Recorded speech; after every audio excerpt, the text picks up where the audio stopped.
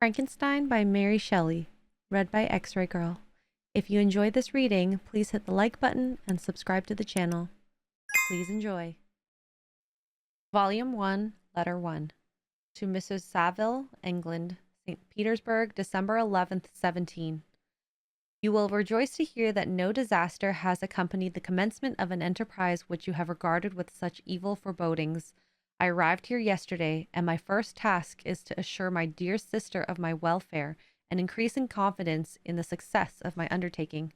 I am already far north of London, and as I walk in the streets of Petersburg, I feel a cold northern breeze play upon my cheeks. Do you understand this feeling? This breeze, which has traveled from the regions towards which I am advancing, giving me a foretaste of these icy climes. Inspirited by this wind of promise, my daydreams become more fervent and vivid. I try in vain to be persuaded that the pole is to the seat of frost and desolation. It ever presents itself to my imagination as the region of beauty and delight. There, Margaret, the sun is forever visible, its broad disk just skirting the horizon and diffusing a perpetual splendor. There, for with your leave, my sister, I will put some trust in preceding navigators. There, snow and frost are banished, and sailing over a calm sea, we may be wafted to a land surpassing in wonders and in beauty every region hitherto discovered on the habitable globe. Its productions and features may be without example, as the phenomena of the heavenly bodies undoubtedly are in those undiscovered solitudes.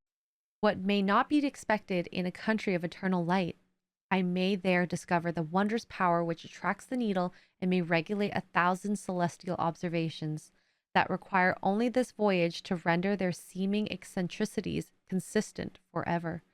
I shall satiate my ardent curiosity with a sight of a part of the world never before visited, and may tread a land never before imprinted by the foot of man. These are my enticements, and they are sufficient to conquer all fear of danger or death, and to induce me to commence this laborious voyage with the joy a child feels when he embarks in a little boat, with his holiday mates on an expedition of discovery up his native river. But, supposing all these conjectures to be false, you cannot contest the inestimable benefit which I shall confer on all mankind to the last generation by discovering a passage near the pole to those countries, to reach which at present so many months are requisite, or by ascertaining the secret of the magnet, which, if at all possible, can only be effected by undertakings such as mine. These reflections have dispelled the agitation with which I began my letter, and I feel my heart glow with an enthusiasm which elevates me to heaven, for nothing contributes so much to tranquilize the mind as a steady purpose, a point on which the soul may fix its intellectual eye. This expedition has been the favorite dream of my early years. I have read with ardor the accounts of the various voyages which have made in the prospect of arriving at the North Pacific Ocean through the seas which surround the pole. You may remember that a history of all the voyages made for purposes of discovery composed the whole of our good Uncle Thomas's library.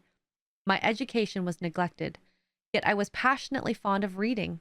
These volumes were my study day and night, and my familiarity with them increased that regret which I had felt as a child, on learning that my father's dying injunction had forbidden my uncle to allow me to embark in a seafaring life. These visions faded when I perused, for the first time, those poets which effusions entranced my soul and lifted it to heaven. I also became a poet, and for 1 year lived in a paradise of my own creation. I imagine that I also might obtain a niche in the temple where the names of Homer and Shakespeare are consecrated. You are well acquainted with my failure and how heavily I bore the disappointment, but just at that time I inherited the fortune of my cousin, and my thoughts were turned to that channel of their earlier bent. 6 years have passed since I resolved on my present undertaking. I can, even now, remember the hour from which I dedicated myself to this great enterprise. I commenced by inuring my body to hardship. I accompanied the whale fishers on several expeditions to the North Sea. I voluntarily endured cold, famine, thirst, and want of sleep. I often worked harder than the common sailors during the day, and devoted my nights to the study of mathematics, the theory of medicine, and those branches of physical science from which a naval adventurer might derive the greatest practical advantage. Twice, I actually hired myself an undermate in the Greenland whaler and acquitted myself to admiration. I must own I felt a little proud when my captain offered me the second dignity in the vessel and entreated me to remain the greatest earnestness, so valuable did he consider my services. And now, dear Margaret, do I not deserve to accomplish some great purpose? My life might have been passed in ease and luxury, but I preferred glory to every enticement that wealth placed in my path. Oh, that some encouraging voice would answer in the affirmative. My courage and my resolution is firm, but my hopes fluctuate, and my spirits are often depressed. I am about to proceed on a long and difficult voyage, the emergencies of which will demand all my fortitude. I am required not only to raise the spirits of others, but sometimes to sustain my own, when others are failing. This is the most favorable period for traveling in Russia. They fly quickly over the snow in their sledges. The motion is pleasant and, in my opinion, far more agreeable than that of an English stagecoach. The cold is not excessive. If you are wrapped in furs, a dress which I have already adopted, for there is a great difference between walking the deck and remaining seated motionless for hours when no exercise prevents the blood from actually freezing in your veins. I have no ambition to lose my life on the post road between St. Petersburg and Archangel. I shall depart for the latter in a fortnight or 3 weeks, and my intention is to hire a ship there, which can easily be done by paying the insurance for the owner, and to engage as many sailors as I think necessary among those who are accustomed to the whale fishing. I do not intend to sail until the month of June, for when shall I return? Ah, dear sister, how can I answer this question? If I succeed, many, many months, perhaps years, will pass before you and I may meet. If I fail, you will see me again soon, or never. Farewell, my dear, excellent Margaret. Heaven shower down blessings on you, and save me, that I may again and again testify my gratitude for all your love and kindness. Your affectionate brother, R. Walton. Letter 2 to Mrs. Saville, England, Archangel, 28th May, 17. How slowly the time passes here, encompassed as I am by frost and snow, yet a second step is taken towards my enterprise. I have hired a vessel and am occupied in collecting my sailors. Those whom I have already engaged appear to be men of whom I can depend and are certainly possessed of dauntless courage. But I have one want which I have never yet been able to satisfy, in the absence of the object of which I now feel as a most severe evil. I have no friend, Margaret. When I am glowing with the enthusiasm of success, there will be none to participate my joy. If I am assailed by disappointment, no one will endeavor to sustain me in dejection. I shall commit my thoughts to paper. It is true, but that is a poor medium for the communication of feeling.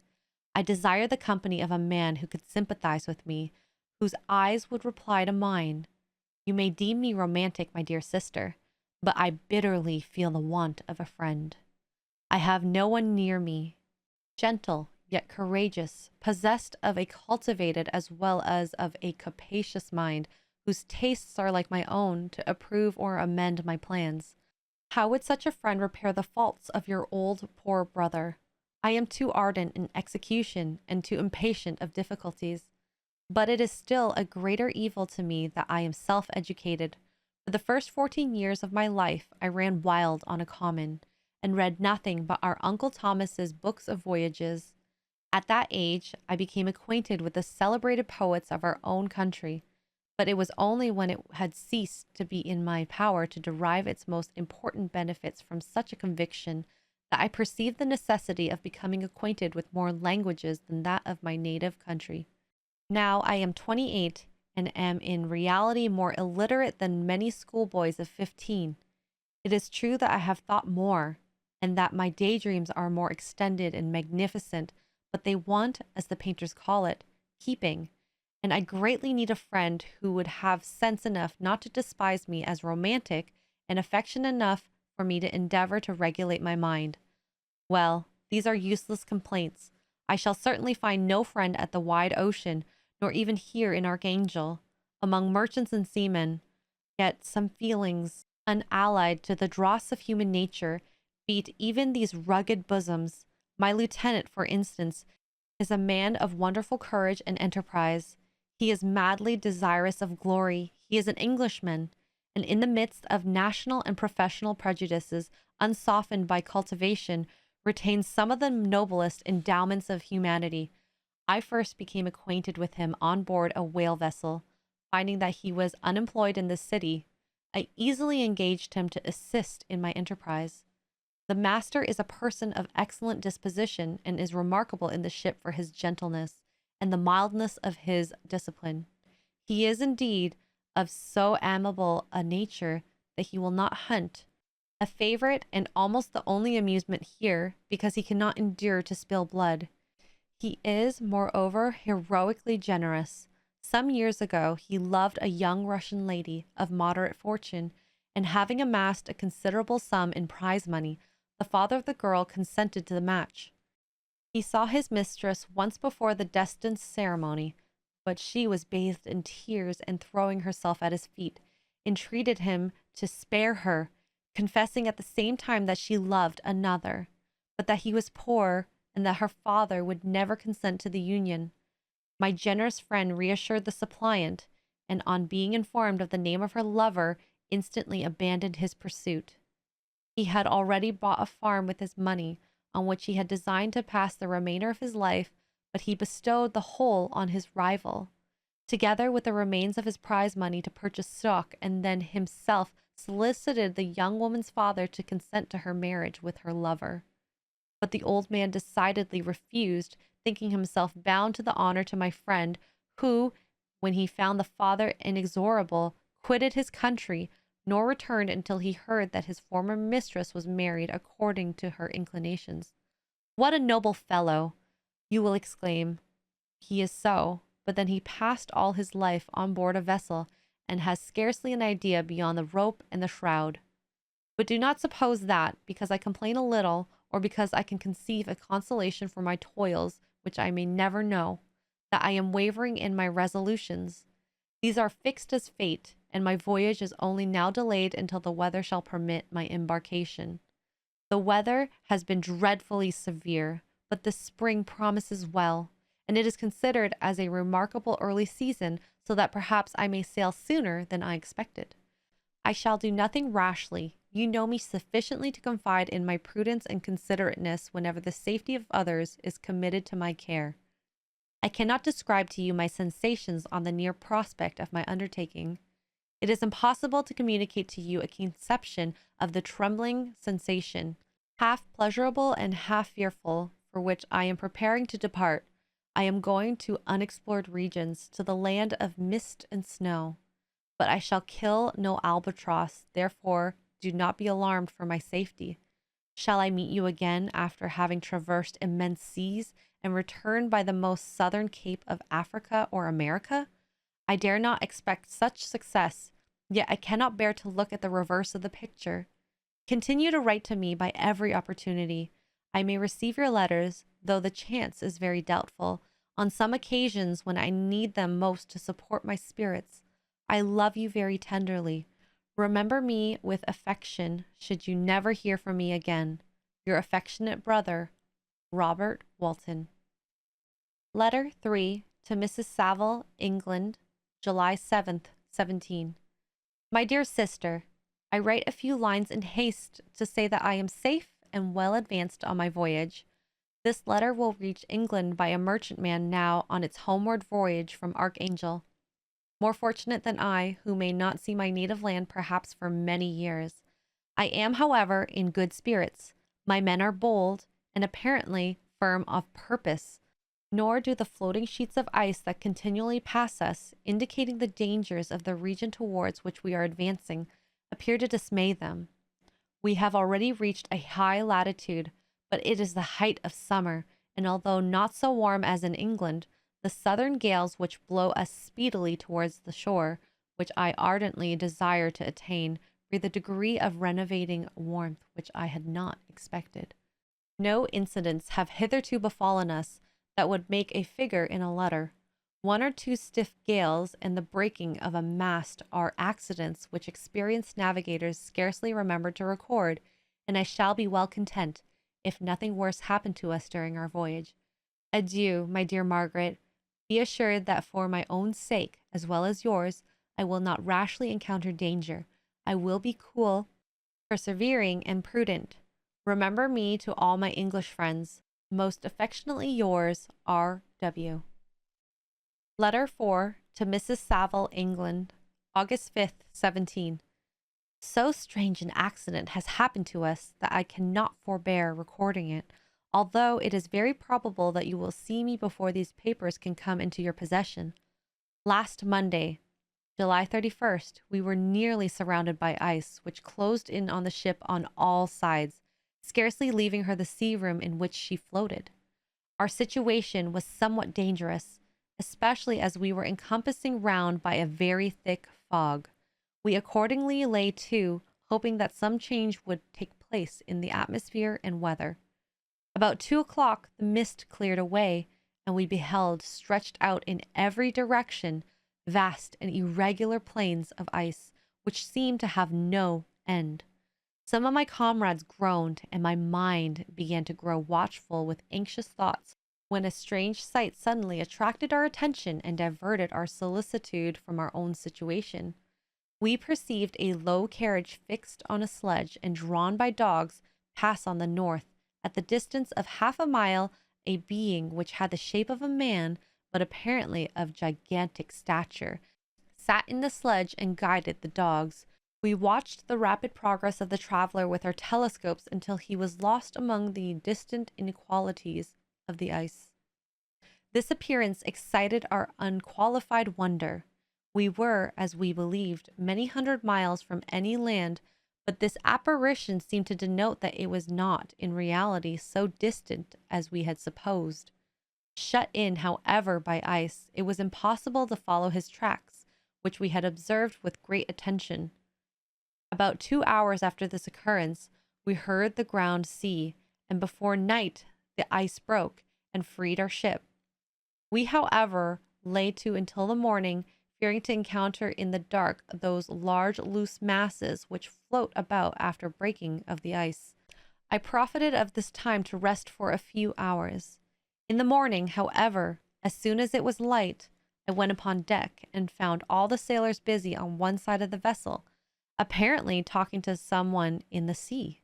It was, in fact, a sledge, like that we had seen before, which had drifted towards us in the night, on a very large fragment of ice.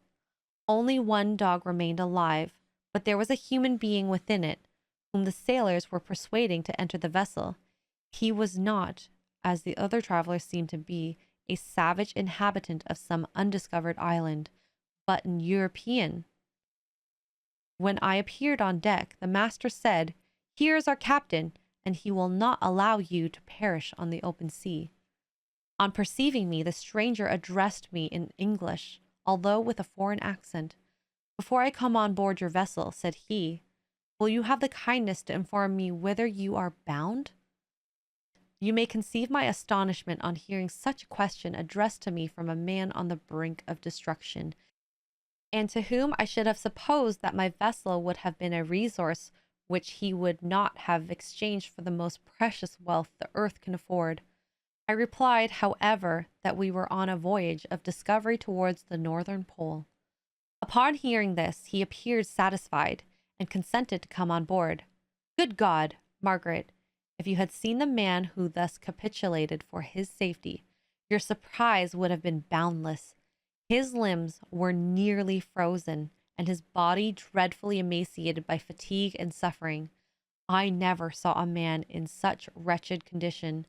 We attempted to carry him into the cabin, but as soon as he had quitted the fresh air, he fainted.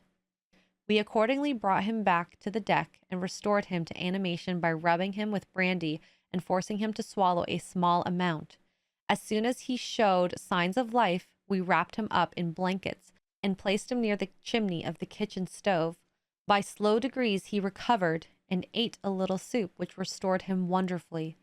2 days passed in this manner before he was able to speak, and I often feared that his suffering, had deprived him of understanding. When he had in some measure recovered, I removed him to my own cabin and attended on him as much as my duty would permit. I never saw a more interesting creature. His eyes have generally an expression of wildness and even madness, but there are moments when, if anyone performs an act of kindness towards him or does him any of the most trifling service, his whole countenance is lighted up as it were with a beam of benevolence and sweetness that I never saw equaled. But he is generally melancholy and despairing, and sometimes he gnashes his teeth as if impatient of the weight of woes that oppresses him. When my guest was a little recovered, I had great trouble to keep off the men who wished to ask him 1,000 questions, but I would not allow him to be tormented by their idle curiosity in a state of body and mind whose restoration evidently depended upon entire repose. Once, however, the lieutenant asked why he had come so far upon the ice in so strange a vehicle. His countenance instantly assumed an aspect of the deepest gloom, and he replied, "To seek one who fled from me." "And did the man whom you pursued travel in the same fashion?" "Yes." "Then I fancy we have seen him, for the day before we picked you up, we saw some dogs drawing a sledge with a man in it across the ice." This aroused the stranger's attention, and he asked a multitude of questions concerning the route which the Damon, as he called him, had pursued. Soon after, when he was alone with me, he said, "I have, doubtless, excited your curiosity as well as that of these good people, but you are too considerate to make inquiries. Certainly, it would indeed be very impertinent and inhuman in me to trouble you with any inquisitiveness of mine. And yet you rescued me from a strange and perilous situation. You have benevolently restored me to life." Soon after this, he inquired if I thought that the breaking of the ice had destroyed the other sledge. I replied that I could not answer with any degree of certainty, for the ice had not broken until midnight, and the traveler might have arrived at a place of safety before that time, but of this I could not judge. From this time the stranger seemed very eager to be upon deck, to watch for the sledge which had before appeared, but I have persuaded him to remain in the cabin, for he is far too weak to sustain the rawness of the atmosphere. But I have promised that someone should watch for him, and give him instant notice if any new object should appear in sight. Such is my journal of what relates to the strange occurrence up to the present day. The stranger has gradually improved in health, but is very silent and appears uneasy when anyone except myself enters his cabin. Yet his manners are so conciliating and gentle that the sailors are all interested in him, although they have had very little communication with him. For my own part, I begin to love him as a brother, and his constant and deep grief fills me with sympathy and compassion. He must have been a noble creature in his better days, being even now in wreck so attractive and amiable. I said in one of my letters, my dear Margaret, that I should find no friend on the wide ocean, yet I have found a man who, before his spirit had been broken by misery, I should have been happy to have possessed as the brother of my heart. I shall continue my journal concerning the stranger at intervals, should I have any fresh incidents to record. August 13th, 17. My affection for my guest increases every day. He excites at once my admiration and my pity to an astonishing degree. How can I see so noble a creature destroyed by misery without feeling the most poignant grief? He is so gentle, yet so wise. His mind is so cultivated, and when he speaks, although his words are culled with the choicest art, yet they flow with rapidity and unparalleled eloquence. He is now much recovered from his illness, and is continually on the deck, apparently watching for the sledge that preceded his own. Yet, although unhappy, he is not so utterly occupied by his own misery, but that he interests himself deeply in the employments of others. He has asked me many questions concerning my design, and I have related my little history frankly to him. He appeared pleased with the confidence, and suggested several alterations in my plan, which I shall find exceedingly useful. There is no pedantry in his manner, but all he does appears to spring solely from the interest he instinctively takes in the welfare of those who surround him. He is often overcome by gloom, and then he sits by himself and tries to overcome all that is sullen and unsocial in his humor. These paroxysms pass from him like a cloud from before the sun, though his dejections never leave him. I have endeavored to win his confidence, and I trust that I have succeeded. One day I mentioned to him the desire I had always felt of finding a friend who might sympathize with me and direct me by his counsel. I said I did not belong to that class of men who are offended by a vice. I am self-educated, and perhaps I hardly rely sufficiently upon my own powers. I wish, therefore, that my companion should be wiser and more experienced than myself to confirm and support me, nor have I believed it impossible to find a true friend. I agree with you, replied the stranger, in believing that friendship is not only a desirable but a possible acquisition. I once had a friend, the most noble of human creatures, and am entitled, therefore, to judge respecting friendship. You have hope and the world before you, and have no cause of despair. But I have lost everything and cannot begin life anew. As he said this, his countenance became expressive of calm, settled grief. That touched me to the heart, but he was silent and presently retired to his cabin.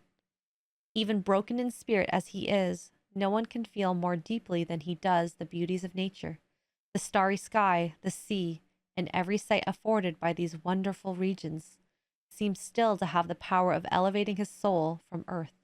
Such a man has a double existence.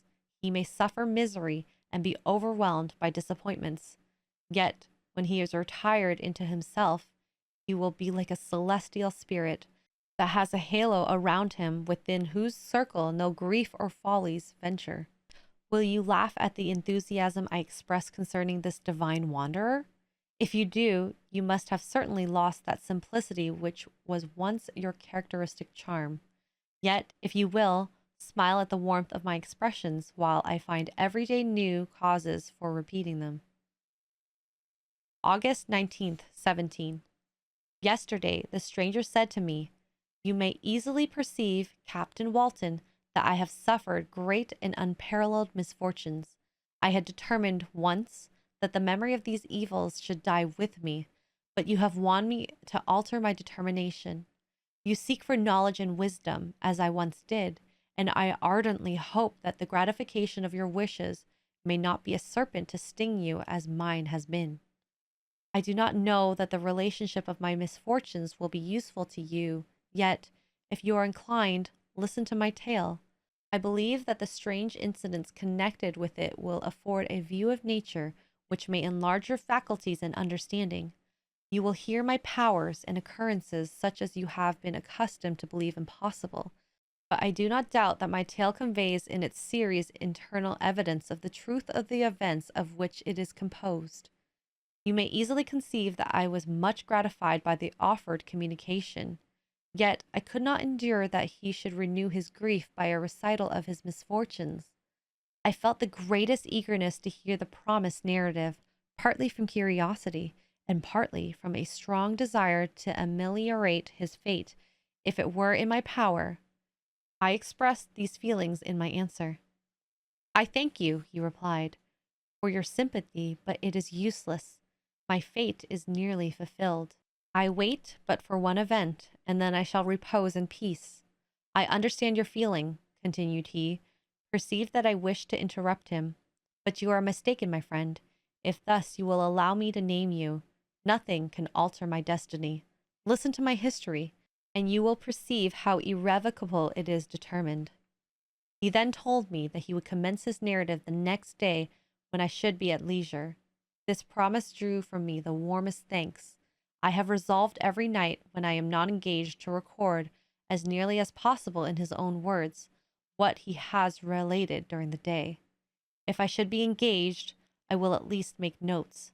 This manuscript will doubtless afford you the greatest pleasure, but to me, who know him, and who hear it from his own lips, with what interest and sympathy shall I read it in some future day.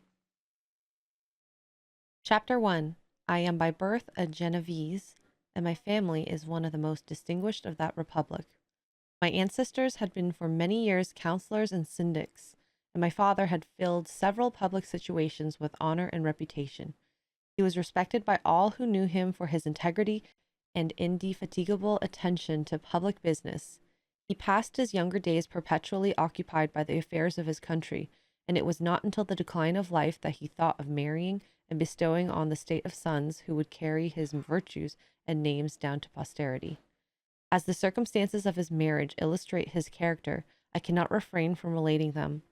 One of his most intimate friends was a merchant who, from a flourishing state, fell through numerous mischances into poverty. This man, whose name was Beaufort, was of a proud and unbending disposition, and could not bear to live in poverty and oblivion in the same country where he had formerly been distinguished for his rank and magnificence. Having paid his debt, therefore, in the most honorable manner, he retreated with his daughter to the town Lucerne, where he lived unknown and in wretchedness.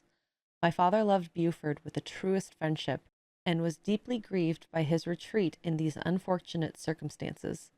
He grieved also for the loss of his society, and resolved to seek him out and endeavor to persuade him to begin the world again through his credit and assistance.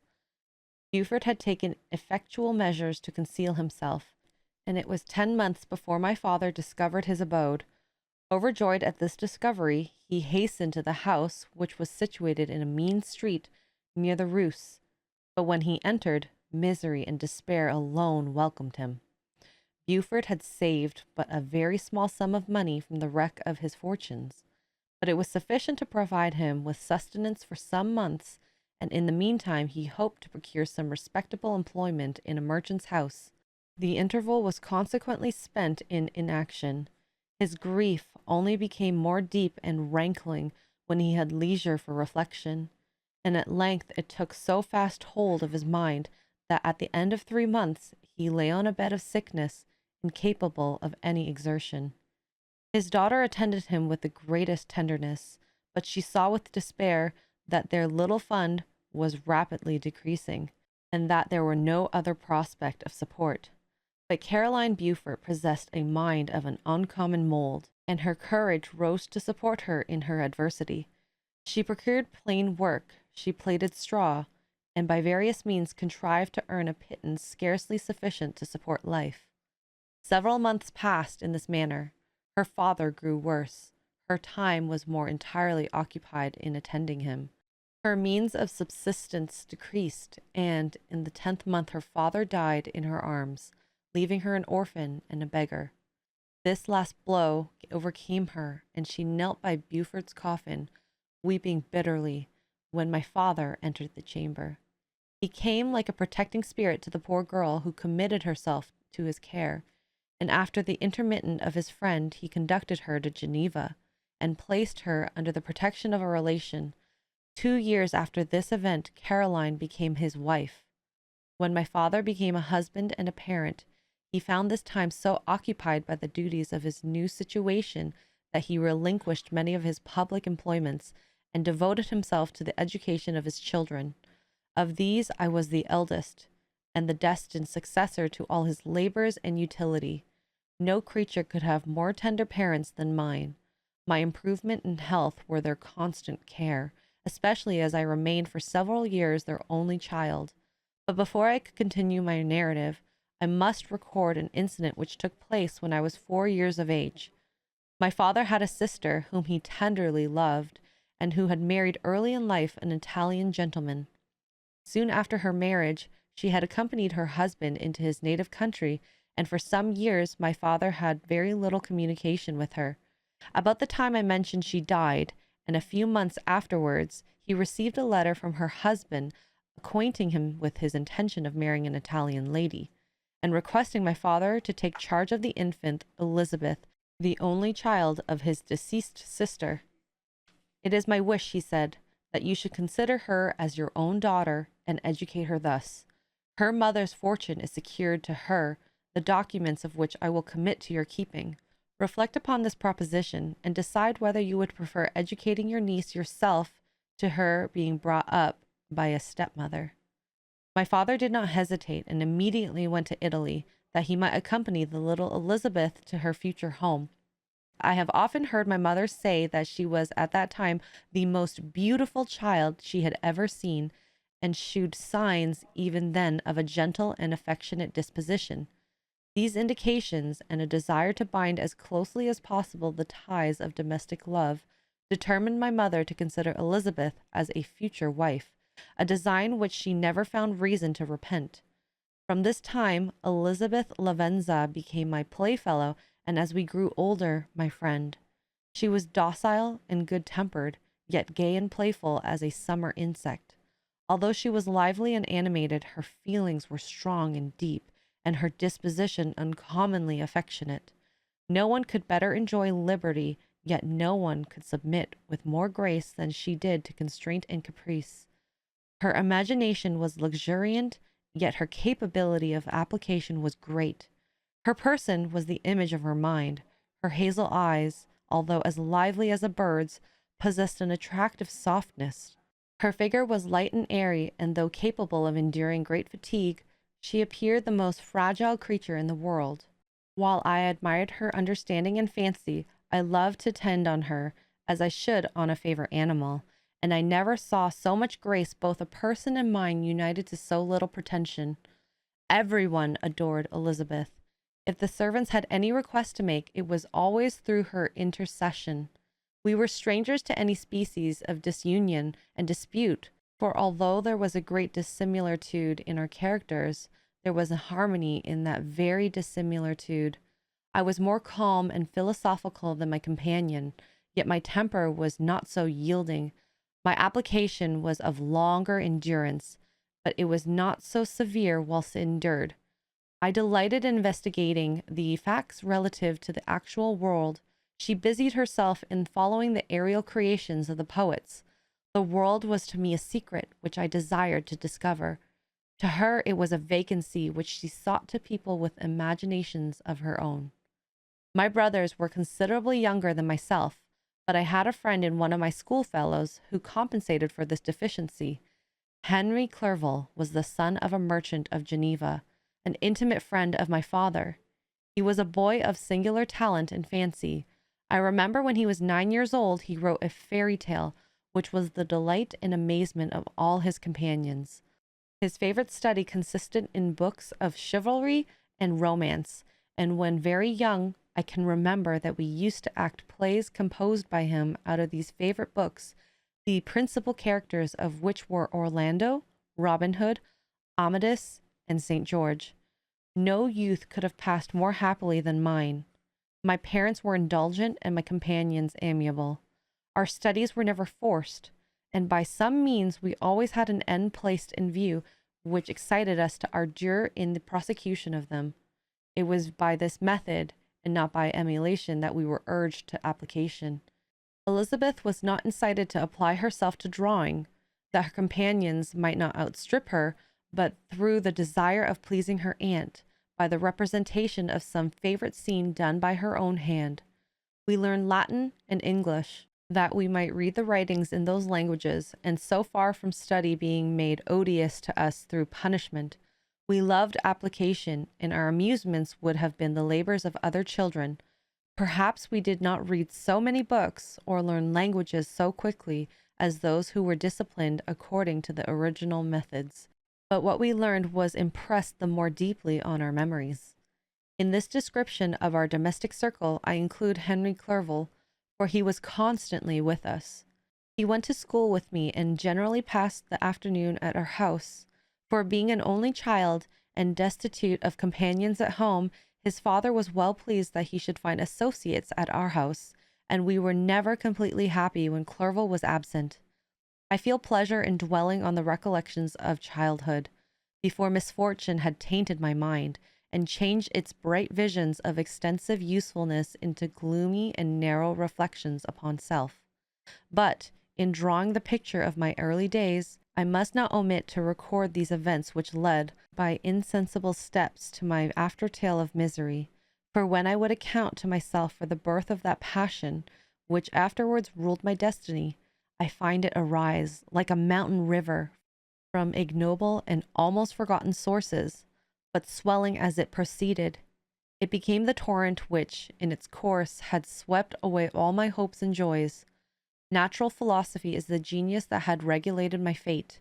I desire, therefore, in this narration, to state those facts which led to my predilection for that science. When I was 13 years of age, we all went on a party of pleasure to the baths near Thonon. The inclemency of the weather obliged us to remain a day confined to the inn. In this house, I chanced to find a volume of works of Cornelius Agrippa. I opened it with apathy. The theory which he attempts to demonstrate and the wonderful facts which he relates soon changed this feeling into enthusiasm. A new light seemed to dawn upon my mind, and bounding with joy, I communicated my discovery to my father. I cannot help remarking here the many opportunities instructors possess of directing the attention of their pupils to useful knowledge, which they utterly neglect. My father looked carelessly at the title page of my book and said, "Ah, Cornelius Agrippa, my dear Victor, do not waste your time upon this. It is sad trash." If, instead of this remark, my father had taken the pains to explain to me that the principles of Agrippa had been entirely exploded, and that a modern system of science had been introduced which possessed much greater powers than the ancient, because of the powers of the latter were chimerical, while those of the former were real and practical. Under such circumstances, I should certainly have thrown Agrippa aside, and with my imagination warmed as it was, should probably have applied myself to the more rational theory of chemistry which has resulted from modern discoveries. It is even possible that the train of my ideas would never have received the fatal impulse that led to my ruin. But the cursory glance my father had taken of my volume by no means assured me that he was acquainted with its contents, and as I continued to read with the greatest avidity. When I returned home, my first care was to procure the whole works of this author, and afterwards of Paracelsus and Albertus Magnus. I read and studied the wild fancies of these writers with delight. They appeared to me treasures known to few besides myself, and although I often wished to communicate these secret stories of knowledge to my father, yet his indefinite censure of my favorite Agrippa always withheld me. I disclosed my discoveries to Elizabeth, therefore under a promise of strict secrecy, but she did not interest herself in the subject, and I was left by her to pursue my studies alone.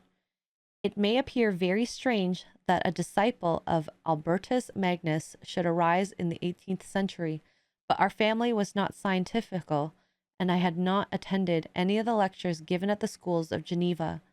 My dreams were, therefore, undisturbed by reality, and I entered with the greatest diligence into the search of the philosopher's stone and the elixir of life.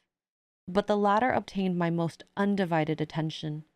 Wealth was an inferior object, but what glory would attend the discovery if I could banish disease from the human frame and render man invulnerable to any but a violent death? Nor were these my only visions. The raising of ghosts or devils was a promise liberally accorded by my favorite authors, the fulfillment of which I most eagerly sought, and if my incantations were always unsuccessful, I attributed the failure rather to my own inexperience and mistake than to a want of skill or fidelity in my instructors.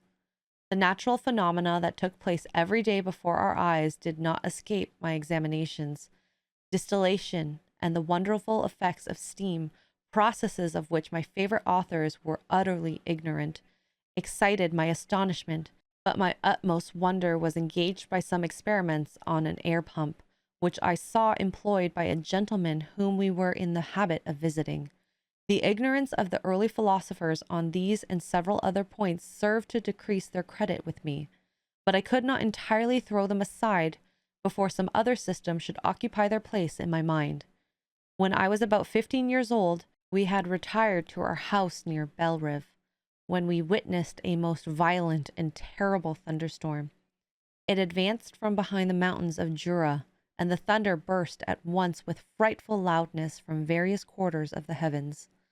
I remained, while the storm lasted, watching its progress with curiosity and delight. As I stood at the door, on a sudden I beheld a stream of fire issue from an old and beautiful oak, which stood about 20 yards from our house, and so soon as the dazzling light vanished, the oak had disappeared, and nothing remained but a blasted stump. When we visited it the next morning, we found the tree shattered in a singular manner. It was not splintered by the shock, but entirely reduced to thin ribbons of wood. I never beheld anything so utterly destroyed. The catastrophe of this tree excited my extreme astonishment, and I eagerly inquired to my father the nature and origin of thunder and lightning. He replied, "Electricity."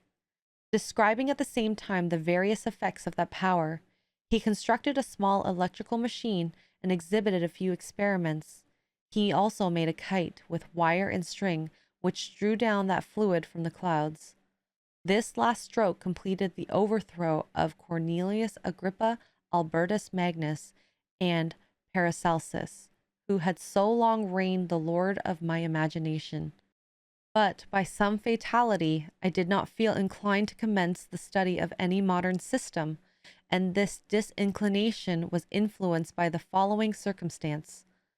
My father expressed a wish that I should attend a course of lectures upon natural philosophy, to which I cheerfully consented.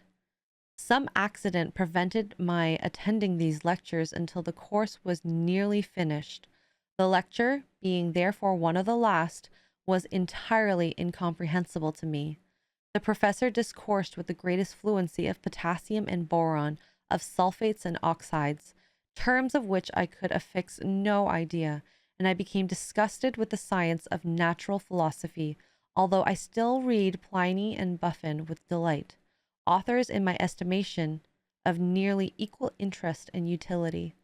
My occupations at this age were principally the mathematics, and most of the branches of study appertaining to that science. I was busily employed in learning languages. Latin was already familiar to me, and I began to read some of the easiest Greek authors without the help of a lexicon. I also perfectly understood English and German. This is the list of my accomplishments at the age of 17, and you may conceive that my hours were fully employed in acquiring and maintaining a knowledge of this various literature. Another task also devolved upon me when I became the instructor of my brothers. Ernest was 6 years younger than myself and was my principal pupil. He had been afflicted with ill health from his infancy, through which Elizabeth and I had been his constant nurses. His disposition was gentle, but he was incapable of any severe application. William, the youngest of our family, was yet an infant, and the most beautiful little fellow in the world. His lively blue eyes, dimpled cheeks, and endearing manner inspired the tenderest affection. Such was our domestic circle, from which care and pain seemed forever banished. My father directed our studies, and my mother partook of our enjoyments. Neither of us possessed the slightest preeminence over the other. The voice of command was never heard amongst us. Mutual affection engaged us all to comply with and obey the slightest desire of each other. Chapter 2. When I had attained the age of 17, my parents resolved that I should become a student at the University of Ingolstadt. I had hitherto attended the schools of Geneva, but my father thought it was necessary for the completion of my education that I should be made acquainted with other customs than those of my native country. My departure was therefore fixed at an early date, but before the day resolved upon could arrive, the first misfortune of my life occurred, an omen, as it were, of my future misery. Elizabeth had caught the scarlet fever, but her illness was not severe, and she quickly recovered. During her confinement, many arguments had been urged to persuade my mother to refrain from attending upon her. She had, at first, yielded to our entreaties, but when she heard that her favorite was recovering, she could no longer debar herself from her society, and entered her chamber long before the danger of infection was past. The consequences of this imprudence were fatal. On the third day, my mother sickened.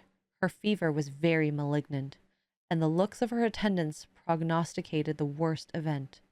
On her deathbed, the fortitude and benignity of this admirable woman did not desert her. She joined the hands of Elizabeth and myself. "My children," she said, My firmest hopes of your future happiness were placed on the prospect of your union. This expectation will now be the consolation of your father. Elizabeth, my love, you must supply my place to your younger cousins. Alas, I regret that I am taken from you, and happy and beloved as I have been. Is it not hard to quit you all? But these are not thoughts befitting me. I will endeavor to resign myself cheerfully to death, and will indulge a hope of meeting you in another world. She died calmly, and her countenance expressed affection even in death. I need not describe the feelings of those whose dearest ties are rent by that most irreparable evil, the void that presents itself to the soul, and the despair that is exhibited on the countenance. It is so long before the mind can persuade itself that she, whom we saw every day, and whose very existence appeared a part of our own, can have departed forever, that the brightness of a beloved eye can have been extinguished, and the sound of a voice so familiar and dear to the ear can be hushed, never more to be heard. These are the reflections of the very first days, but when the lapse of time proves the reality of evil, then the actual bitterness of grief commences. Yet from whom has not that rude hand rent away some dear connection? And why should I describe a sorrow which all have felt and must feel? The time at length arrives when grief is rather an indulgence than a necessity, and the smile that plays upon the lips, although it may be deemed a sacrilege, is not banished. My mother was dead, but we had still duties which we ought to perform. We must continue our course with the rest and learn to think ourselves fortunate, whilst one remains whom the spoiler has not seized. My journey to Ingolstadt, which has been deferred by these events, was now again determined upon. I obtained from my father a respite of some weeks. This period was spent sadly.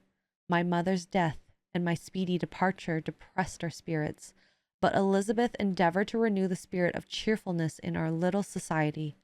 Since the death of her aunt, her mind had acquired new firmness and vigor.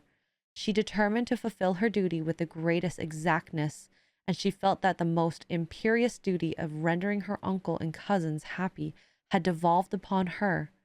She consoled me, amused her uncle, instructed her brothers, and I never beheld her so enchanting as at this time, when she was continually endeavoring to contribute to the happiness of others, entirely forgetting of herself. The day of my departure at length arrived. I had taken leave of all my friends except Clerval, who spent the last evening with us. He bitterly lamented that he was unable to accompany me, but his father could not be persuaded to part with him, intending that he should become a partner with him in business, in compliance with his favorite theory that learning was superfluous in the commerce of ordinary life. Henry had a refined mind. He had no desire to be idle, and was very well pleased to become his father's partner, but he believed that a man might be a very good trader and yet possess a cultivated understanding. We sat late, listening to his complaints and making many little arguments for the future. The next morning I departed. Tears gushed from the eyes of Elizabeth. They proceeded partly from sorrow at my departure, and partly because she reflected that the same journey was to have taken place 3 months before, when a mother's blessing would have accompanied me. I threw myself in the chaise that was to convey me away, and indulged in the most melancholy reflections. I, who had ever been surrounded by amiable companions, continually engaged in endeavoring to bestow mutual pleasure, I was now alone. In the university whither I was going, I must form my own friends, and be my own protector. My life had hitherto been remarkably secluded and domestic, and this had given me the invincible repugnance to new countenances. I loved my brothers, Elizabeth and Clerval. These were old familiar faces, but I believed myself totally unfitted for the company of strangers. Such were my reflections as I commenced my journey, but as I proceeded, my spirits and hopes rose. I ardently desired the acquisition of knowledge. I had often, when at home, thought it hard to remain during my youth cooped up in one place, and had long desired to enter the world, and to take my station among other humans. Now my desires were complied with, and it would, indeed, have been folly to repent. I had sufficient leisure for these and many other reflections during my journey to Ingolstadt, which was long and fatiguing. At length the high white steeple of the town met my eyes. I alighted and was conducted to my solitary apartment to spend the evenings as I pleased. The next morning I delivered my letters of introduction and paid a visit to some of the principal professors, and among them to M. Kremp, professor of natural philosophy. He received me with politeness and asked me several questions concerning my progress in the different branches of science appertaining to natural philosophy. I mentioned, it is true, with fear and trembling, the only authors I had ever read upon these subjects. The professor stared. "Have you," he said, "really spent your time in studying such nonsense?" I replied in the affirmative. "Every minute," continued M. Kremp with warmth. "Every instant that you have wasted on those books is utterly and entirely lost. You have burdened your memory with exploded systems and useless names. Good God! In what desert land have you lived where no one was kind enough to inform you that these fancies which you have so greedily imbibed are 1,000 years old, and as musty as they are ancient? I little expected in this enlightened and scientific age to find a disciple of Albertus Magnus and Paracelsus.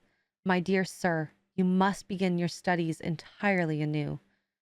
So saying, he stepped aside and wrote down a list of several books treating of natural philosophy which he had desired me to procure, and dismissed me, after mentioning that in the beginning of the following week he intended to commence a course of lectures upon natural philosophy in its general relations, and that M. Waldman, a fellow professor, would lecture upon chemistry the alternate days that he missed. I returned home, not disappointed, for I had long considered those authors useless whom the professor had so strongly reprobated, but I did not feel much inclined to study the books which I procured at his recommendation.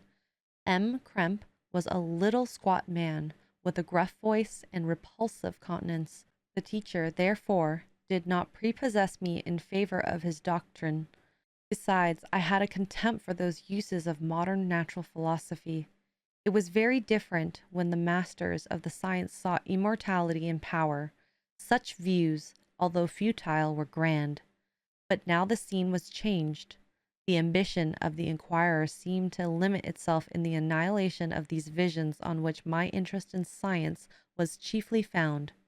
I was required to exchange chimeras of boundless grandeur for realities of little worth. Such were my reflections during the first 2 or 3 days spent almost in solitude, but as the ensuing week commenced, I thought of the information which M. Kremp had given me concerning the lectures, and although I could not consent to go and hear that little conceited fellow deliver sentences out of a pulpit, I recollected that he had said of M. Waldman, whom I had never seen, as he had hitherto been out of town. Partly from curiosity and partly from idleness, I went into the lecturing room, which M. Waldman entered shortly after. This professor was very unlike his colleague. He appeared about 50 years of age, but with an aspect expressive of the greatest benevolence. A few gray hairs covered his temples, but those at the back of his head were nearly black. His person was short but remarkably erect, and his voice the sweetest I had ever heard. He began his lecture by a recapitulation of the history of chemistry and the various improvements made by different men of learning, pronouncing with fervor the names of the most distinguished discoverers. He then took a cursory view of the present state of science, and explained many of its elementary terms. After having made a few preparatory experiments, he concluded with a panegyric upon modern chemistry, the terms of which I shall never forget. "The ancient teachers of this science," said he, "promised impossibilities and performed nothing. The modern masters promise very little. They know that metals cannot be transmuted, and that the elixir of life is a chimera. But these philosophers, whose hands seem only made to dabble in dirt, and their eyes to pore over the microscope or crucible, have indeed performed miracles. They penetrate into the recesses of nature, and shew how she works in her hiding places. They ascend into heavens. They have discovered how the blood circulates and the nature of the air we breathe. They have acquired new and almost unlimited power. They can command the thunders of heaven, mimic the earthquake, and even mock the invisible world with its own shadows. I departed highly pleased with the professor and his lecture, and paid him a visit the same evening. His manners in private were even more mild and attractive than in public, for there was a certain dignity in his mind during the lecture, which in his house was replaced by the greatest affability and kindness. He heard with attention my little narration concerning my studies, and smiled at the names of Cornelius Agrippa and Paracelsus, but without the contempt of M. Krempe had exhibited. He said that these were men to whose indefatigable zeal modern philosophers were indebted for most of the foundations of their knowledge. They had left to us an easier task, to give new names and arrange in connected classifications the facts which they in a great degree had been the instruments of bringing to light. The labors of men of genius, however erroneously directed, scarcely ever fail in ultimately turning to the solid advantage of mankind. I listened to his statement, which was delivered without any presumption or affection, and then added that his lecture had removed my prejudices against modern chemists, and I, at the same time, requested his advice concerning the books I ought to procure. I am happy, said M. Waldman, to have gained a disciple, and if your application equals your ability, I have no doubt of your success. Chemistry is that branch of natural philosophy in which the greatest improvements have been made and may be made. It is on that account that I have made it my peculiar study, but at the same time I have not neglected the other branches of science. A man would make but a very sorry chemist if he attended to that department of human knowledge alone. If your wish is to become really a man of science, and not merely a petty experimentalist, I should advise you to apply to every branch of natural philosophy, including mathematics. He then took me into his lab and explained to me the uses of his various machines, instructing me as to what I ought to procure and promising me the use of his own, when I should have advanced far enough in the science not to derange their mechanism. He also gave me the list of books which I had requested, and I took my leave. Thus ended a day memorable to me. It decided my future destiny. Chapter 3. From this day, natural philosophy, and particularly chemistry, in the most comprehensible sense of the term, became my sole occupation. I read with ardor those works, so full of genius and discrimination, which modern inquirers have written on these subjects. I attended the lectures and cultivated the acquaintance of the men of science of the university, and I found even in M. Krempe a great deal of sound sense and real information, combined, it is true, with a repulsive physiognomy and manners, but not on that account the less valuable. In M. Waldman I found a true friend. His gentleness was never tinged by dogmatism, and his instructions were given with an air of frankness and good nature that banished every idea of pedantry. It was, perhaps, the amiable character of this man that inclined me more to that branch of natural philosophy which he professed, than an intrinsic love for the science itself. But this state of mind had place only in the first steps toward knowledge. The more fully I entered into the science, the more exclusively I pursued it for its own sake. That application, which at first had been a matter of duty and resolution, now became so ardent and eager that the stars often disappeared in the light of morning whilst I was yet engaged in my laboratory. As I applied so closely, it may be easily conceived that I improved rapidly. My ardor was indeed the astonishment of the students, and my proficiency that the masters. Professor Krempe often asked me with a sly smile how Cornelius Agrippa went on, whilst M. Waldman expressed the most heartfelt exultation in my progress. 2 years passed in this manner, during which I paid no visit to Geneva, but was engaged heart and soul in the pursuit of some discoveries which I hoped to make. None but those who have experienced them can conceive the enticements of science. In other studies you go as far as others have gone before you, and there is nothing more to know. But in a scientific pursuit, there is a continual food for discovery and wonder. A mind of moderate capacity, which closely pursues one study, must infallibly arrive at great proficiency in that study. And I, who continually sought the attainment of one object of pursuit, and was solely wrapped up in this, improved so rapidly that, at the end of 2 years, I made some discoveries in the improvement of some chemical instruments, which procured me great esteem and admiration at the university. When I had arrived at this point, and had become as well acquainted with theory and practice of natural philosophy as depended on the lessons of any of the professors at Ingolstadt, my residence there being no longer conducive to my improvements, I thought of returning to my friends and my native town, when an incident happened that protracted my stay. One of the phenomena which had peculiarly attracted my attention was the structure of the human frame, and indeed any animal imbued with life, whence I often asked myself, did the principle of life proceed? It was a bold question, and one which has ever been considered as a mystery. Yet with how many things are we upon the brink of becoming acquainted, if cowardice or carelessness did not restrain our inquiries? I revolved these circumstances in my mind, and determined thenceforth to apply myself more particularly to those branches of natural philosophy which relate to physiology.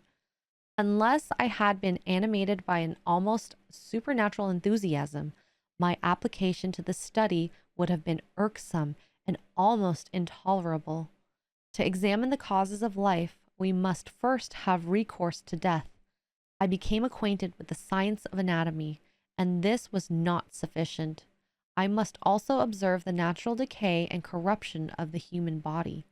In my education, my father had taken the greatest precautions that my mind should be impressed with no supernatural horrors. I do not ever remember to have trembled at a tale of superstition, or to have feared the apparition of a spirit. Darkness had no effect upon my fancy, and a churchyard was to me merely the receptacle of bodies deprived of life, which, from being the seat of beauty and strength, had become food for the worm. Now I was led to examine the cause and progress of this decay, and forced to spend my days and nights in vaults and charnel houses. My attention was fixed upon every object the most insupportable to the delicacy of human feelings. I saw how the fine form of man was degraded and wasted. I beheld the corruption of death succeed to the blooming cheek of life. I saw how the worm inherited the wonders of the eye and brain. I paused, examining and analyzing all the minutiae of causation, as exemplified in the change from life to death and death to life, until from the midst of this darkness a sudden light broke in upon me, a light so brilliant and wondrous, yet so simple, that while I became dizzy with the immensity of the prospect which it illustrated, I was surprised that among so many men of genius who had directed their inquiries towards the same science, that I alone should be reserved to discover so astonishing a secret. Remember, I am not recording the vision of a madman. The sun does not more certainly shine in the heavens than that which I now affirm is true. Some miracle might have produced it, yet the stages of the discovery were distinct and probable. After days and nights of incredible labor and fatigue, I succeeded in discovering the cause of generation and life. Nay, more, I became myself capable of bestowing animation upon lifeless matter. The astonishment which I had at first experienced on this discovery soon gave place to delight and rapture. After so much time spent in painful labor to arrive at once at the summit of my desires, and the most gratifying consummation of my toils. But this discovery was so great and overwhelming that all the steps by which I had been progressively led to it were obliterated, and I beheld only the result. What had been the study and desire of the wisest men since the creation of the world was now within my grasp. Not that, like a magic scene, it all opened upon me at once. The information I had obtained was of a nature rather to direct my endeavors so soon as I should point them towards the object of my search, than to exhibit that object already accomplished. I was like the Arabian who had been buried with the dead and found a passage to life aided by only one glimmering and seemingly ineffectual light. I see by your eagerness and the wonder and hope which your eyes express, my friend, that you expect to be informed of the secret with which I am acquainted. That cannot be. Listen patiently until the end of my story, and you will easily perceive why I am reserved upon that subject. I will not lead you on, unguarded and ardent as I was then, to your destruction and infallible misery. Learn from me, if not by my precepts, at least by my example, how dangerous is the acquirement of knowledge, and how much happier that man is who believes his native town to be the world, than he who aspires to become great than his nature will allow. When I found so astonishing a power placed within my hands, I hesitated a long time concerning the manner in which I should employ it. Although I possessed the capacity of bestowing animation, yet to prepare a frame for the reception of it, with all its intricacies of fibers, muscles, and veins, still remained a work of inconceivable difficulty and labor. I doubted at first whether I should attempt the creation of a being like myself, or one of simpler organization, but my imagination was too much exalted by my first success to permit me to doubt of my ability to give life to an animal as complex and wonderful as man. The materials at present within my command hardly appeared adequate to so arduous an undertaking, but I doubted not that I should ultimately succeed. I prepared myself for a multitude of reverses. My operations might be incessantly baffled, and at last my work be imperfect. Yet, when I considered the improvement which every day takes place in science and mechanics, I was encouraged to hope my present attempts would at least lay the foundation of future success. Nor could I consider the magnitude and complexity of my plan as any argument of its impracticability. It was with these feelings that I began the creation of a human being. As the minuteness of the parts formed a great hindrance to my speed, I resolved, contrary to my first intention, to make the being of a gigantic stature, that is to say, about 8 feet in height and proportionably large. After having formed this determination, and having spent some months in successful collecting and arranging my materials, I began. No one can conceive the variety of feelings which bore me onwards, like a hurricane.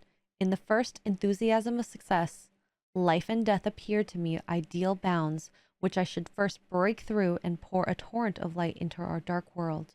A new species would bless me as its creator and source. Many happy and excellent natures would owe their being to me. No father could claim the gratitude of his child so completely as I should deserve theirs. Pursuing these reflections, I thought that if I could bestow animation upon lifeless matter, I might in process of time, although I now found it impossible, renew life where death had apparently devoted the body to corruption. These thoughts supported my spirits, while I pursued my undertaking with unremitting ardor. My cheek had grown pale with study, and my person had become emaciated with confinement. Sometimes, on the very brink of certainty, I failed, yet still I clung to the hope which the next day, on the next hour, might realize. One secret which I alone possessed was the hope to which I had dedicated myself, and the moon gazed on my midnight labors, while, with relaxed and breathless eagerness, I pursued nature to her hiding places. Who shall conceive the horrors of my secret toil as I dabbled among the unhallowed depths of the grave, or tortured the living animal to animate the lifeless clay? My limbs now tremble, and my eyes swim with the remembrance. But then a resistless and almost frantic impulse urged me forward. I seemed to have lost all soul or sensation but for this one pursuit. It was indeed but a passing trance that only made me feel with renewed acuteness so soon as, the unnatural stimulus ceasing to operate, I had returned to my old habits. I collected bones from charnel houses and disturbed with profane fingers the tremendous secrets of the human frame. In a solitary chamber, or rather cell, at the top of the house, and separated from all the other apartments by a gallery and staircase, I kept my workshop of filthy creation. My eyeballs were starting their sockets in attending to the details of my employment. The dissecting room and the slaughterhouse furnished many of my materials, and often did my human nature turn with loathing from my occupation, whilst still urged on by eagerness which perpetually increased, I brought my work near to a conclusion. The summer months passed while I was thus engaged, heart and soul, in one pursuit. It was a most beautiful season. Never did the fields bestow a more plentiful harvest, or the vines yield a more luxuriant vintage. But my eyes were insensible to the charms of nature, and the same feelings which made me neglect the scenes around me caused me to forget those friends who were so many miles absent, and whom I had not seen for so long a time. I knew my silence disquieted them, and I well remembered the words of my father. I know that while you are pleased with yourself, you will think of us with affection, and we shall hear regularly from you. You must pardon me if I regard any interruption in your correspondence as a proof that your only duties are equally neglected. I knew well, therefore, what would be my father's feelings, but I could not tear my thoughts from my employment, loathsome in itself, but which had taken an irresistible hold of my imagination. I wished, as it were, to procrastinate all that related to my feelings of affection until the great object which swallowed up every habit of my nature should be completed. I then thought that my father had been unjust if he ascribed my neglect to vice or faultiness on my part, but I am now convinced that he was justified in conceiving that I should not be altogether free from blame. A human being in perfection ought to always preserve a calm and peaceful mind, and never to allow passion or transitory desire to disturb his tranquillity. I do not think that the pursuit of knowledge is an exception to this rule. If the study to which you apply yourself has a tendency to weaken your affections and to destroy your taste for those simple pleasures in which no alloy can possibly mix, then that study is certainly unlawful, that is to say, not befitting the human mind. If this rule were always observed, if no man allowed any pursuit whatsoever to interfere with the tranquillity of his domestic affections, Greece had not been enslaved, Caesar would have spared his country, America would have been discovered more gradually, and the empires of Mexico and Peru had not been destroyed.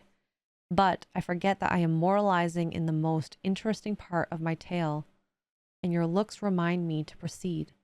My father made no reproach in his letters, and only took notice of my silence by inquiring into my occupations more particularly than before. Winter, spring, and summer passed away during my labors, and I did not watch the blossom or the expanding leaves.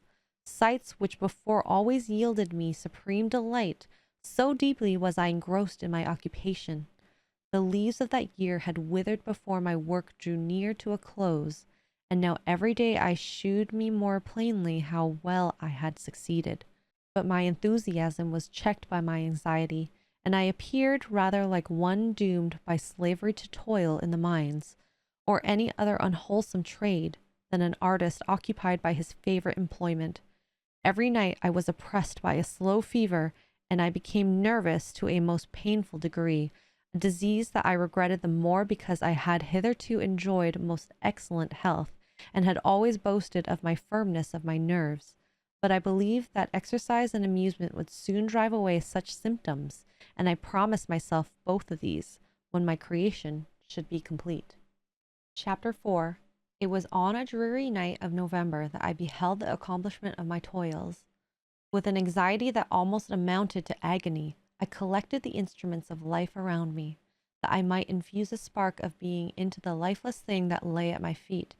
It was already 1 in the morning, the rain pattered dismally against the panes, and my candle was nearly burnt out, when, by the glimmer of the half-extinguished light, I saw the dull yellow eye of the creature open.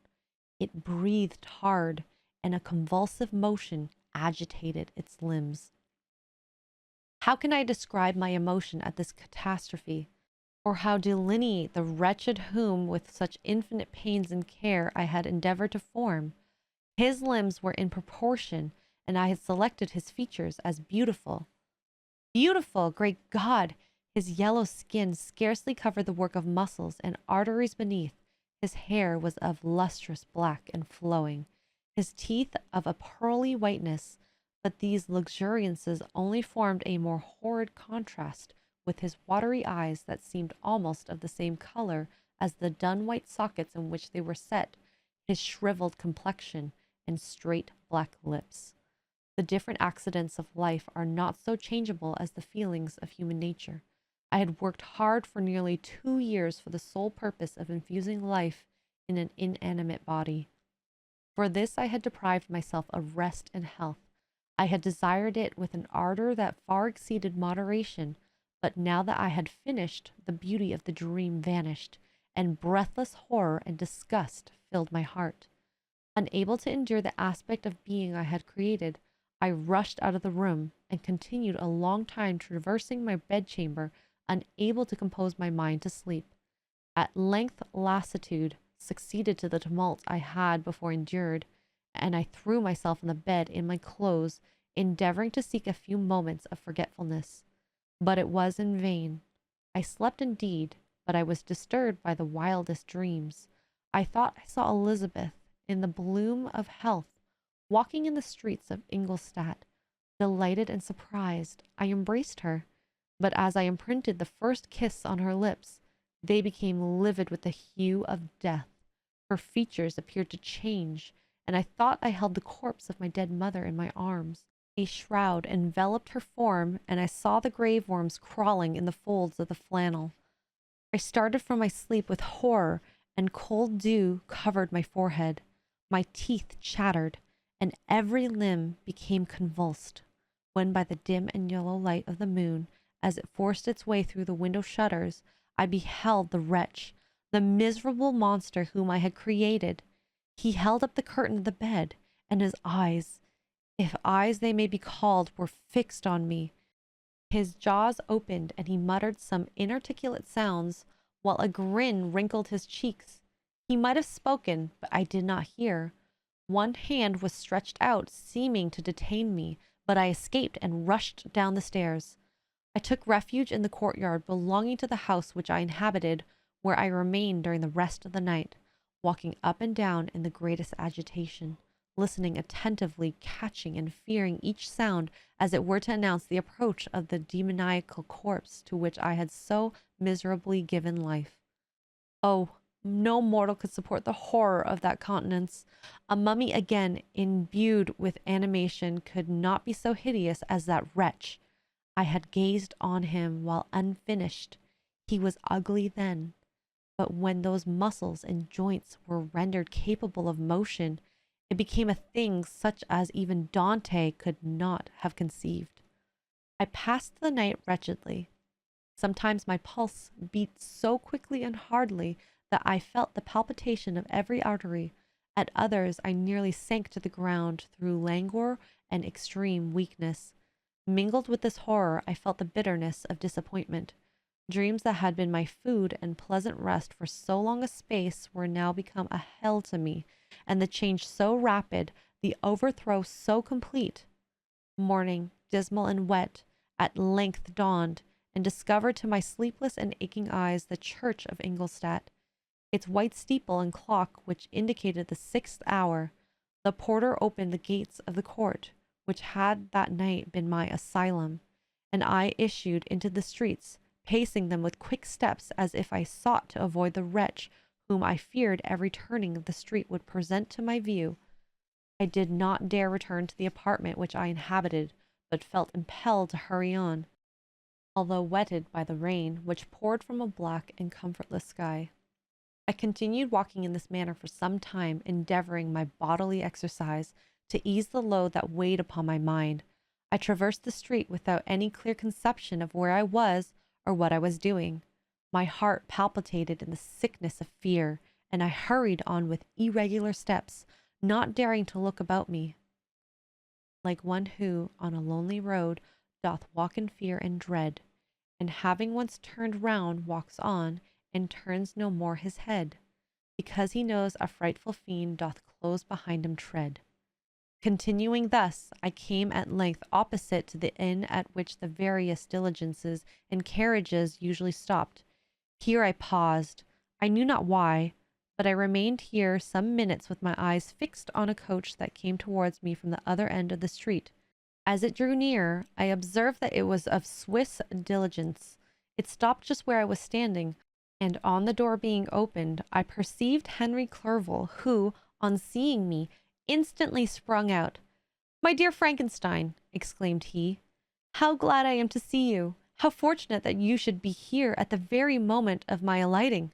Nothing could equal my delight on seeing Clerval. His presence brought back thoughts of my father, Elizabeth, and all those scenes of home so dear to my recollection. I grasped his hand, and in a moment forgot my horror and misfortune.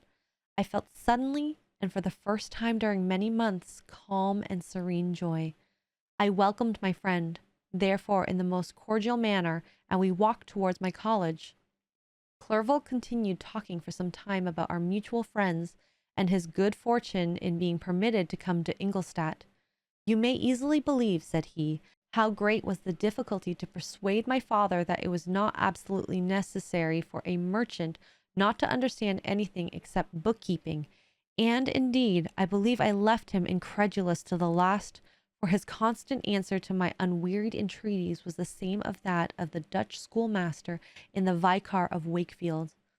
I have 10,000 florins a year without Greek. I eat heartily without Greek." But his affection for me at length overcame his dislike of learning, and he has permitted me to undertake a voyage of discovery to the land of knowledge. It gives me the greatest delight to see you. But tell me how you left my father, brothers, and Elizabeth. "Very well and very happy, only a little uneasy that they hear from you so seldom. By the by, I mean to lecture you a little upon your account myself. But my dear Frankenstein," continued he, stopping short and gazing full in my face, "I did not before remark how very ill you appear, so thin and pale. You look as if you had been watching for several nights." "You have guessed right. I have lately been so deeply engaged in one occupation that I have not allowed myself sufficient rest, as you see. But I sincerely hope, that all my employments are now at an end, and that I am at length free." I trembled excessively.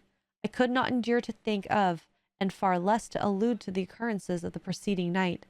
I walked with a quick pace, and we soon arrived at my college. I then reflected, and the thought made me shiver, that the creature whom I had left in my apartment might still be there, alive and walking about. I dreaded to behold this monster, but I feared still more that Henry should see him. Entreating him, therefore, to remain a few minutes at the bottom of the stairs, I darted up towards my own room. My hand was already on the lock of the door before I recollected myself. I then paused, and a cold shivering came over me. I threw the door forcibly open, as children are accustomed to do when they expect a spectre to stand in waiting for them on the other side. But nothing appeared. I stepped fearfully in. The apartment was empty, and my bedroom was also freed from its hideous guest. I could hardly believe that so great a good fortune could have befallen me, and when I became assured that my enemy had indeed fled, I clapped my hands for joy and ran down to Clerval. We ascended into my room, and the servant presently brought breakfast, and I was unable to contain myself. It was not joy only that possessed me. I felt my flesh tingle with excess sensitiveness, and my pulse beat rapidly. I was unable to remain for a single instant in the same place.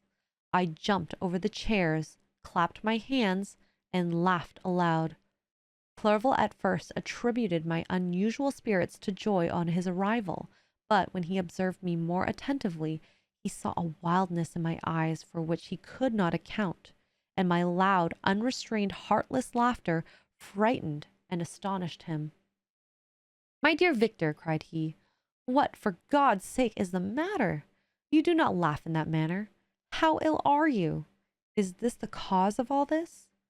"Do not ask me," cried I, putting my hands before my eyes, for I thought I saw the dreaded spectre glide into the room. "He can tell. Oh, save me! Save me!" I imagined that the monster seized me. I struggled furiously and fell down in a fit. Poor Clerval, what must have been his feelings? A meeting, which he anticipated with such joy, so strangely turned to bitterness. But I was not the witness of his grief, for I was lifeless, and did not recover my senses for a long time. This was the commencement of a nervous fever which confined me for several months. During all that time, Henry was my only nurse. I afterwards learned that, knowing my father's advanced age and unfitness for so long a journey, and how wretched my sickness would make Elizabeth, he spared them this grief by concealing the extent of my disorder. He knew that I could not have a more kind and attentive nurse than himself, and firm in the hope he felt of my recovery, he did not doubt that, instead of doing harm, he performed the kindest act that he could towards them. But I was in reality very ill, and surely nothing but the unbounded and unremitting attention of my friend could have restored me to life. The form of the monster of whom I had bestowed existence was for ever before my eyes, and I raved incessantly concerning him. Doubtless my words surprised Henry. He at first believed them to be the wanderings of my disturbed imagination, but the pertinacity with which I continually recurred to the same subject persuaded him that my disorder indeed owed its origin to some uncommon and terrible event. By very slow degrees, and with frequent relapses that alarmed and grieved my friend, I recovered. I remember the first time I became capable of observing outward objects with any kind of pleasure. I perceived that the fallen leaves had disappeared, and that the young buds were shooting forth from the trees that shaded my window. It was a divine spring, and the season contributed greatly to my convalescence. I felt also sentiments of joy and affection revive in my bosom. My gloom disappeared, and in short time I became as cheerful as before I was attacked by fatal passion. Dearest Clerval, exclaimed I, how kind, how very good you are to me. This whole winter, instead of being spent in study as you promised yourself, has been consumed in my sick room. How shall I ever repay you? I feel the greatest remorse for the disappointment of which I had been the occasion, but you will forgive me? You will repay me entirely if you do not discompose yourself, but get well as fast as you can. And since you appear in such good spirits, I may speak to you on one subject, may I not? I trembled. One subject? What could it be? Could he allude to an object on whom I dared not even think? Compose yourself, said Clerval, who observed my change of color. I will not mention it if it agitates you, but your father and cousin would be very happy if you received a letter from you in your own handwriting. They hardly know how ill you have been, and are uneasy at your long silence. Is that all, my dear Henry? How could you suppose that my first thought would not fly towards these dear, dear friends whom I love, and who are so deserving of my love? If this is your present temper, my friend, you will perhaps be glad to see a letter that has been lying here some days for you. It is from your cousin, I believe. Chapter 5. Clerval then put the following letter in my hands. To V. Frankenstein. My dear cousin, I cannot describe to you the uneasiness we have all felt concerning your health. We cannot help imagining that your friend Clerval conceals the extent of your disorder, for it is now several months since we have seen your handwriting. You have been obliged to dictate your letters to Henry. Surely, Victor, you must have been exceedingly ill, and this makes us all very wretched, as much so nearly as after the death of your dear mother.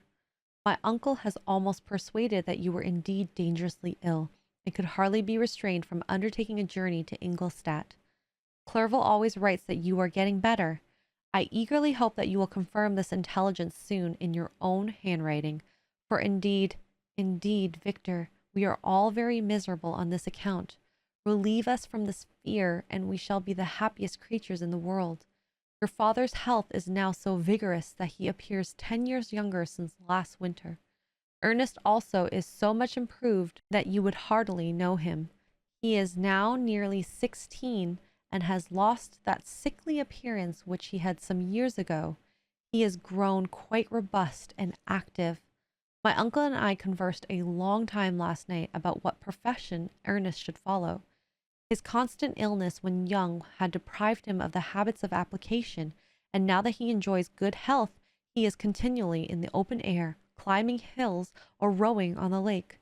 I therefore propose that he should be a farmer, which you know, cousin, is a favorite scheme of mine.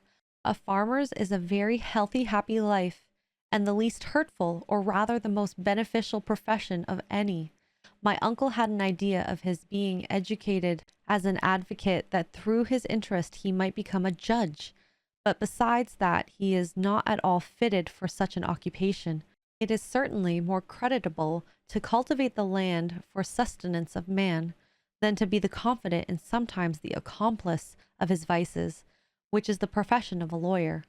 I said that the employments of a prosperous farmer, if they were not a more honorable man, they were at least a happier species of occupation than that of a judge, whose misfortune it was always to meddle with the dark side of human nature. My uncle smiled and said that I ought to be an advocate myself, which put an end to the conversation on that subject. And now I must tell you a little story that will please, or perhaps amuse you. Do you not remember Justine Moritz? Perhaps you do not. I will relate her history, therefore, in a few words. Madame Moritz, her mother, was a widow of 4 children, of whom Justine was the third.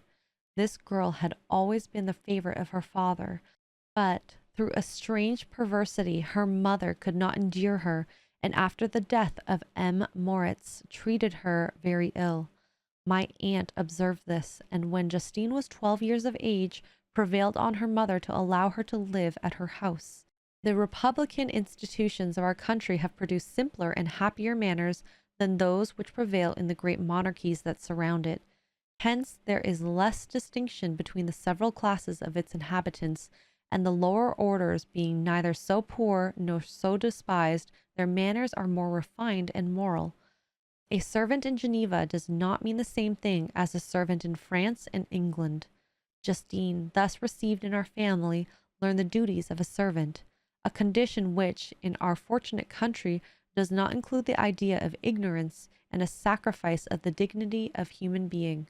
After what I have said, I dare say you well remember the heroine of my little tale, for Justine was a great favorite of yours, and I recollect that you once remarked that if you were in an ill humor, one glance from Justine would dissipate it, for the same reason that Ariosto gives concerning the beauty of Angelica.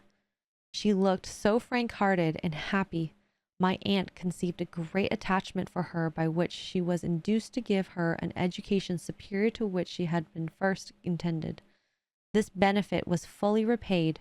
Justine was the most grateful little creature in the world. I do not mean that she made any professions. I never heard one pass her lips, but you could see by her eyes that she almost adored her protectress. Although her disposition was gay and in many respects inconsiderate, yet she paid the greatest attention to every gesture of my aunt.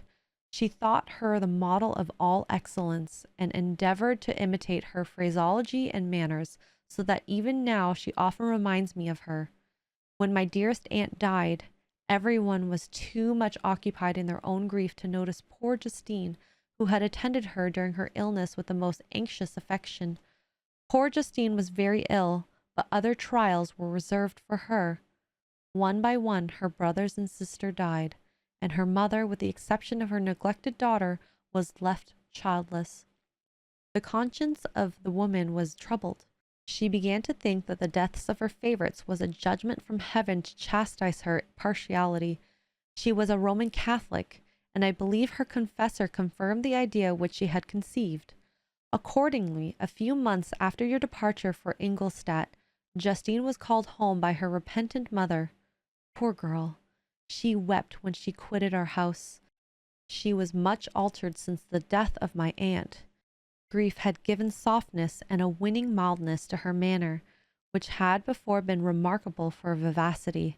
Nor was her residence at her mother's house of a nature to restore her gaiety. The poor woman was very vacillating in her repentance, and she sometimes begged Justine to forgive her unkindness, but much oftener accused her of having caused the death of her brothers and sister. Perpetually fretting, at length threw Madame Moritz into decline, which at first increased her irritability, but she is now at peace forever. She died on the first approach of cold weather. At the beginning of this last winter, Justine had returned to us. I assure you I love her tenderly. She is very clever and gentle, and extremely pretty. As I mentioned before, her mind and her expressions continually remind me of my dear aunt. I must also say a few words to you, my dear cousin, of little darling William. I wish you could see him. He is very tall for his age, with sweet, laughing blue eyes, dark eyelashes, and curling hair. When he smiles, 2 little dimples appear on each cheek, which are rosy with health. He has already had 1 or 2 little wives, but Louisa Biron is his favorite, a pretty little girl of 5 years of age. Now, dear Victor, I dare say you wish to be indulged in a little gossip concerning the good people of Geneva. The pretty Miss Mansfield has already received the congratulatory visits on her approaching marriage with a young Englishman, John Melbourne, Esquire. Her ugly sister, Manon, married Monsieur de Villard, the rich banker, last autumn. Your favorite schoolfellow, Louis Menoir, has suffered several misfortunes since the departure of Clerval from Geneva, but he has already recovered his spirits and is reported to be on the point of marrying a very lively, pretty Frenchwoman, Madame Tavernier. She is a widow and much older than Menoir, but she is very much admired and a favorite with everybody. I have written myself into good spirits, dear cousin, yet I cannot conclude with again anxiously inquiring concerning your health. Dear Victor, if you are not very ill, write yourself, and make your father and all of us happy. Or I cannot bear to think of the other side of the question. My tears already flow. Adieu, my dearest cousin, Elizabeth Lavenza. Geneva, March 18th, 17. Dear, dear Elizabeth, I exclaimed when I had read her letter, I will write instantly and relieve them from the anxiety they must feel. I wrote, and this exertion greatly fatigued me, but my convalescence had commenced and proceeded regularly. In another fortnight, I was able to leave my chamber. One of my first duties on my recovery was to introduce Clerval to the several professors of the university. In doing this, I underwent a kind of rough usage, ill befitting the wounds that my mind has sustained. Ever since the fatal night, the end of my labors and the beginning of my misfortunes, I had conceived a violent antipathy even to the name of natural philosophy. When I was otherwise quite restored to health, the sight of a chemical instrument would renew all the agony of my nervous symptoms. Henry saw this and had removed all my apparatus from my view. He also changed my apartment, for he perceived that I had acquired a dislike for the room which had previously been my laboratory. But these cares of Clerval had made no avail when I visited the professors. Waldman inflicted torture when he praised with kindness and warmth the astonishing progress I had made in the sciences. He soon perceived that I disliked that subject, but not guessing the real cause, he attributed my feelings to modesty and changed the subject from my improvement to the science itself, with a desire, as I evidently saw, of drawing me out. What could I do? He meant to please me, and he tormented me. I felt as if he had placed carefully, one by one, in my view those instruments which were to be afterwards used in putting me to a slow and cruel death. I writhed under his words, yet dared not exhibit the pain I felt. Clerval, whose eyes and feelings were always quick in discerning the sensation of others, declined the subject, alleging in excuse his total ignorance, and the conversation took a more general turn. I thanked my friend from my heart, and I did not speak. I saw plainly that he was surprised, but he never attempted to draw my secret from me, and although I loved him with a mixture of affection and reverence that knew no bounds, yet I could never persuade myself to confide to him that event which was so often present in my recollection, but which I feared the detail to another would only impress more deeply. Krempe was not equally docile, and in my condition at the time of almost insupportable sensitiveness, his harsh blunt encomiums gave me more pain than the benevolent approbation of Waldman. "The fellow," cried he, "why, Clerval, I assure you he has outstripped us all. I stare if you please, but it is nevertheless true. A youngster who, but a few years ago, believed Cornelius Agrippa as firmly as the gospel, has now set himself at the head of the university, and if he is not soon pulled down, we shall all be out of countenance. Ay, continued he, observing my face expressive of suffering. Frankenstein is modest, an excellent quality in a young man. Young men should be different of themselves, you know. Clerval, I was myself when young, but what wears out in a very short time.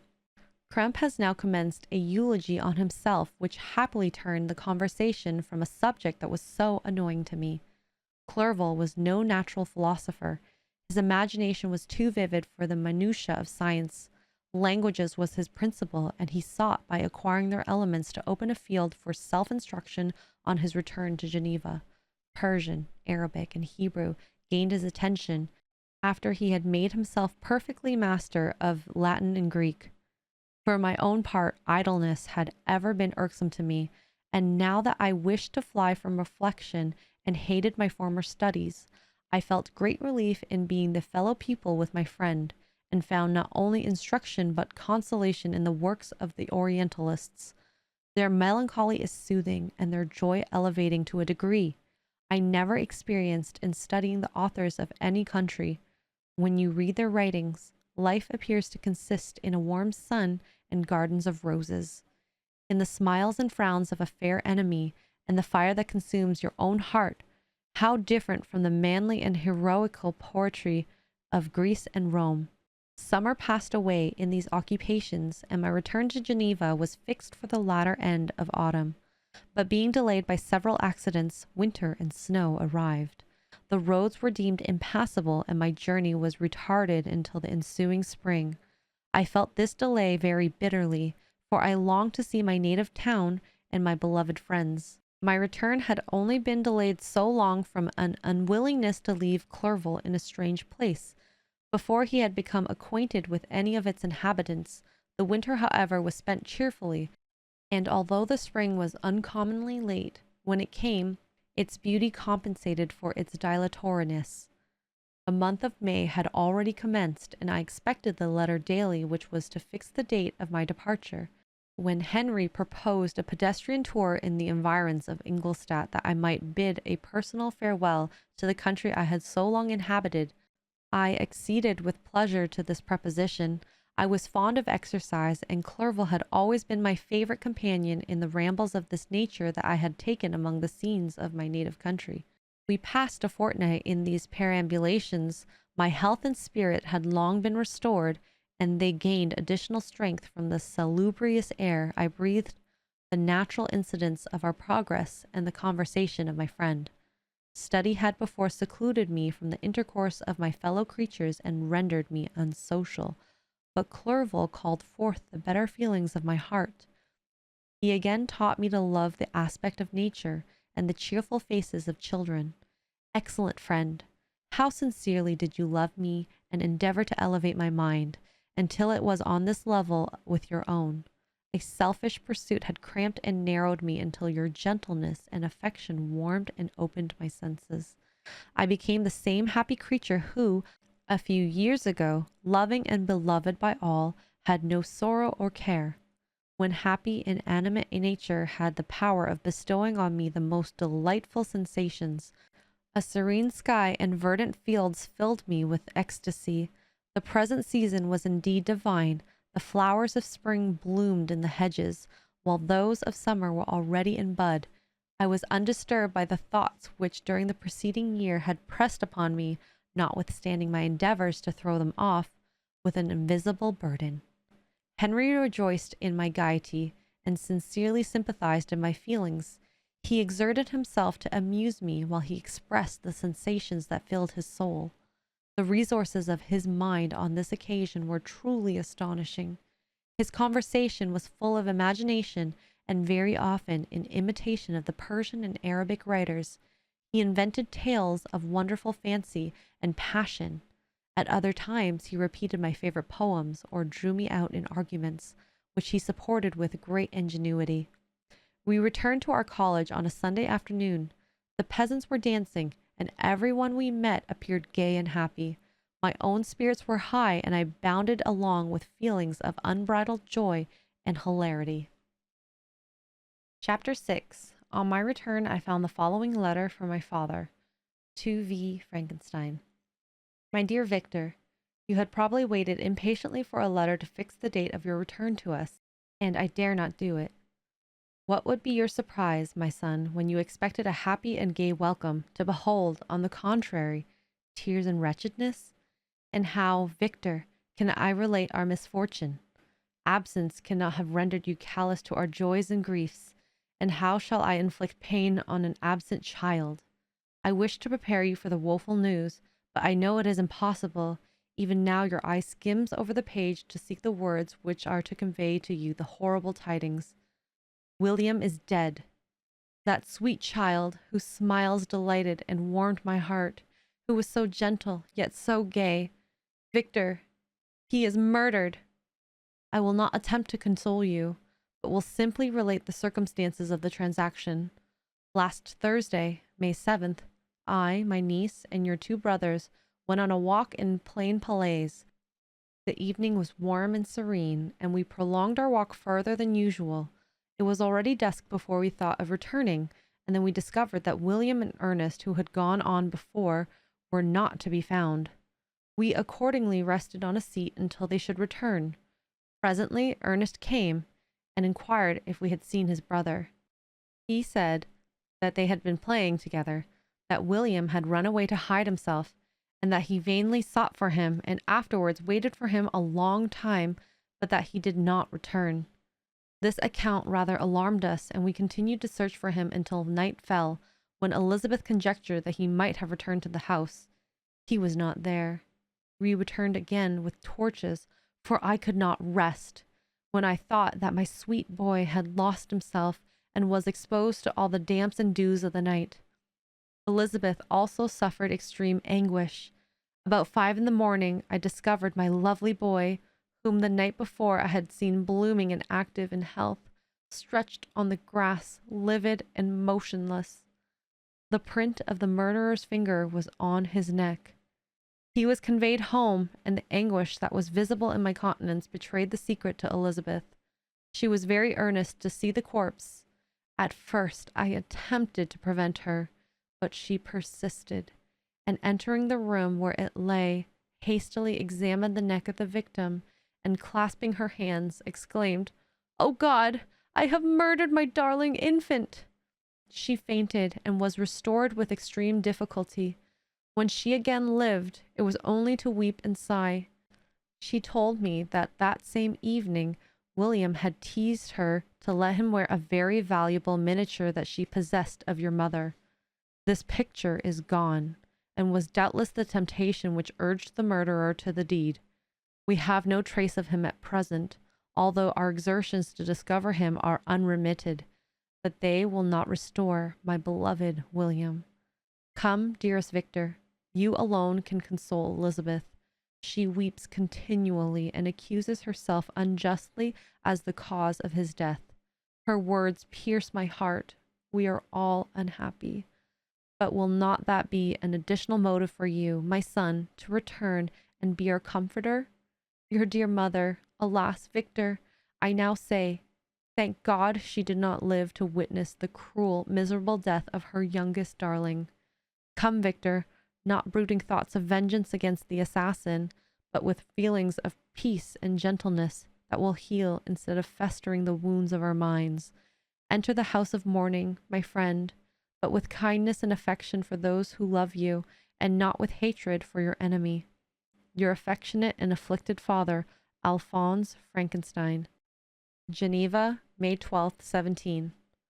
Clerval, who had watched my countenance as I read this letter, was surprised to observe the despair that succeeded to the joy I at first expressed on receiving news from my friends. I threw the letter on the table and covered my face with my hands. "My dear Frankenstein," exclaimed Henry, when he perceived me weep with bitterness, "are you always to be unhappy? My dear friend, what has happened?" I motioned to him to take up the letter, while I walked up and down the room in the extremest agitation. Tears also gushed from the eyes of Clerval as he read the account of my misfortune. "I can offer you no consolation, my friend," said he. "Your disaster is irreparable. What do you intend to do?" "To go instantly to Geneva. Come with me, Henry, to order the horses." During our walk, Clerval endeavored to raise my spirits. He did not do this common topics of consolation, but by exhibiting the truest sympathy. "Poor William," said he, "that dear child, he now sleeps with his angel mother. His friends mourn and weep, but he is at rest. He does not now feel the murderer's grasp. A sod covers his gentle form, and he knows no pain. He can no longer be a fit subject for pity. The survivors are the greatest sufferers, and for them time is the only consolation. Those maxims of the Stoics, that death was no evil, and that the mind of man ought to be superior to despair on the eternal absence of a beloved object, ought not to be urged. Even Cato wept over the dead body of his brother." Clerval spoke thus as we hurried through the streets. The words impressed themselves on my mind, and I remembered them afterwards in solitude. But now, as soon as the horses arrived, I hurried into the cabriole and bade farewell to my friend. My journey was very melancholy. At first I wished to hurry on, for I longed to console and sympathize with my loved and sorrowing friends. But when I drew near my native town, I slackened my progress. I could hardly sustain the multitude of feelings that crowded into my mind. I passed through the scenes familiar to my youth, but which I had not seen for nearly 6 years. How altered everything might be during that time! One sudden and desolating change had taken place, but 1,000 little circumstances might have by degrees worked other alterations which, although they were done more tranquilly, might not be the less decisive. Fear overcame me. I dared not advance, dreading 1,000 nameless evils that made me tremble, although I was unable to define them. I remained 2 days at Lausanne in this painful state of mind. I contemplated the lake. The waters were placid, all around was calm, and the snowy mountains, the palaces of nature, were not changed. By degrees the calm and heavenly scene restored me, and I continued my journey towards Geneva. The road ran by the side of the lake, which became narrower as I approached my native town. I discovered more distinctly the black sides of Jura and the bright summit of Mont Blanc. I wept like a child. Dear mountains, my own beautiful lake, how do you welcome your wanderer? Your summits are clear. The sky and lake are blue and placid. Is this to prognosticate peace or to mock at my unhappiness? I fear, my friend, that I shall render myself tedious by dwelling on these preliminary circumstances. But there were days of comparative happiness, and I think of them with pleasure. My country, my beloved country, who but a native can tell the delight I took in again beholding thy streams, thy mountains, and more than all, thy lovely lake. Yet, as I drew near home, grief and fear again overcame me. Night also closed around, and when I could hardly see the dark mountains, I felt still more gloomily. The picture appeared a vast and dim scene of evil, and I foresaw obscurely that I was destined to become the most wretched of human beings. Alas, I prophesied truly, and failed only in one single circumstance, that in all the misery I imagined and dreaded, I did not conceive the 100th part of the anguish I was destined to endure. It was completely dark when I arrived in the environs of Geneva. The gates of the town were already shut, and I was obliged to pass the night at Secheron, a village half a league to the east of the city. The sky was serene, and as I was unable to rest, I resolved to visit the spot where my poor William had been murdered. As I could not pass through the town, I was obliged to cross the lake in a boat to arrive at Plain Palais. During this short voyage, I saw the lightnings play on the summit of Mont Blanc in the most beautiful figures. The storm appeared to approach rapidly, and on landing, I ascended a low hill that I might observe its progress. It advanced. The heavens were clouded, and I soon felt the rain coming slowly in large drops, and its violence quickly increased. I quitted my seat and walked on, although the darkness and the storm increased every minute and the thunder burst with a terrific clash over my head. It was echoed from Sélève, the Jura, and the Alps of Savoy. Vivid flashes of lightning dazzled my eyes, illuminating the lake, making it appear like a vast sheet of fire. Then, for an instant, everything seemed of a pitchy darkness, until the eye recovered itself from the preceding flash. The storm, as it often is the case in Switzerland, appeared at once in various parts of the heavens. The most violent storm hung exactly north of the town, over that part of the lake which lies between the promontory of Belle-Rive and the village of Chpater. Another storm enlightened Jura with faint flashes, and another darkened and sometimes disclosed the mole, the peaked mountain to the east of the lake. While I watched the storm, so beautiful yet terrific, I wandered on with a hasty step. This noble war in the sky elevated my spirits. I clasped my hands and exclaimed aloud, "William, dear angel, this is thy funeral, this thy dirge." As I said these words, I perceived in the gloom a figure which stole from behind a clump of trees near me. I stood fixed, gazing intently. I could not be mistaken. A flash of lightning illuminated the object and discovered its shape plainly to me. Its gigantic stature and the deformity of its aspect, more hideous than belongs to humanity, instantly informed me that it was the wretch, the filthy demon to whom I had given life. What did he there?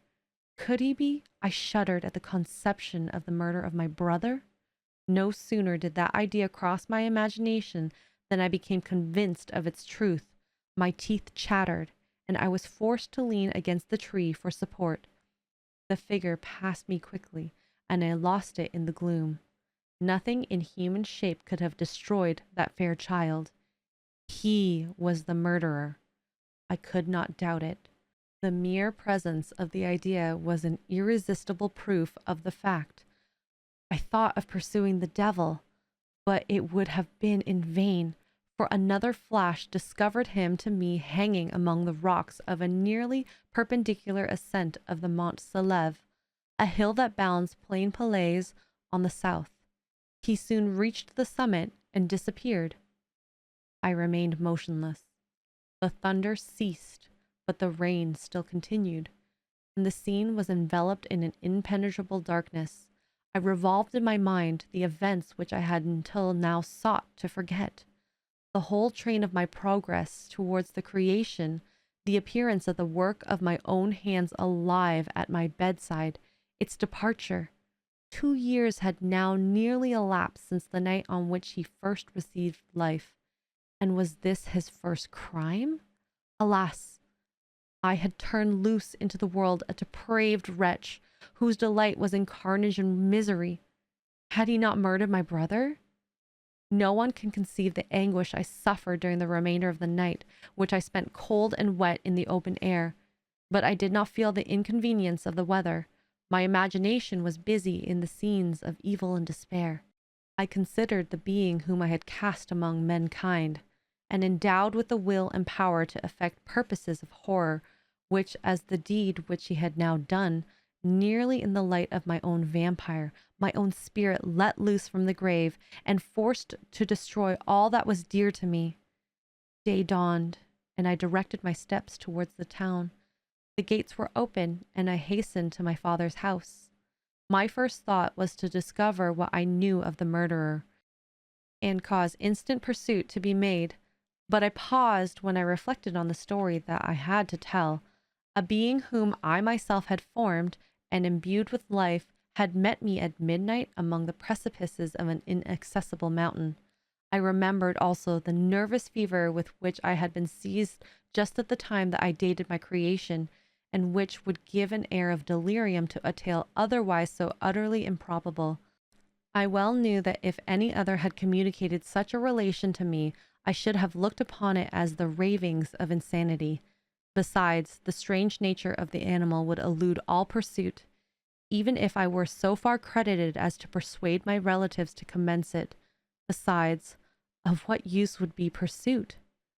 Who would arrest a creature capable of scaling the overhanging sides of Mont Saleve? These reflections determined me, and I resolved to remain silent. It was about 5 in the morning when I entered my father's house. I told the servants not to disturb the family and went into the library to attend their usual hour of rising. 6 years had elapsed, passed as a dream, but for one indelible trace, and I stood in the same place where I had last embraced my father before my departure for Ingolstadt. Beloved and respectable parent, he still remained to me. I gazed on the picture of my mother, which stood over the mantelpiece. It was an historical subject, painted at my father's desire, and represented Caroline Beaufort in an agony of despair, kneeling by the coffin of her dead father. Her garb was rustic and her cheek pale, but there was an air of dignity and beauty that hardly permitted the sentiment of pity. Below this picture was a miniature of William, and my tears flowed when I looked upon it. While I was thus engaged, Ernest entered. He had heard me arrive and hastened to welcome me. He expressed a sorrowful delight to see me. "Welcome, my dearest Victor," said he. "Ah, I wish you had come 3 months ago, and then you would have found us all joyous and delighted. But we are now unhappy, and I am afraid tears instead of smiles will be your welcome. Our father looks so sorrowful. This dreadful event seems to have revived in his mind his grief on the death of Mamma. Poor Elizabeth also is quite inconsolable." Ernest began to weep as he said these words. "Do not," said I, "welcome me thus. Try to be more calm, that I may not be absolutely miserable the moment I enter my father's house after so long an absence. But tell me, how does my father support his misfortunes? And how is my poor Elizabeth?" "She indeed requires consolation. She accused herself of having caused the death of my brother, and that made her very wretched. But since the murderer has been discovered—" "The murderer discovered? Good God! How can that be? Who could attempt to pursue him? It is impossible. One might as well try to overtake the winds, or confine a mountain stream with a straw." "I do not know what you mean, but we were all very unhappy when she was discovered. No one would believe it at first, and even now Elizabeth will not be convinced, notwithstanding all the evidence. Indeed, who would credit that Justine Moritz, who was so amiable and fond of all the family, could all at once become so extremely wicked?" "Justine Moritz? Poor girl! Is she the accused? But it is wrongfully. Everyone knows that. No one believes it. Surely, Ernest." "No one did at first, but several circumstances came out that have almost forced the conviction upon us, and her own behavior has been so confused as to add to the evidence of facts a weight that, I fear, leaves no hope for doubt.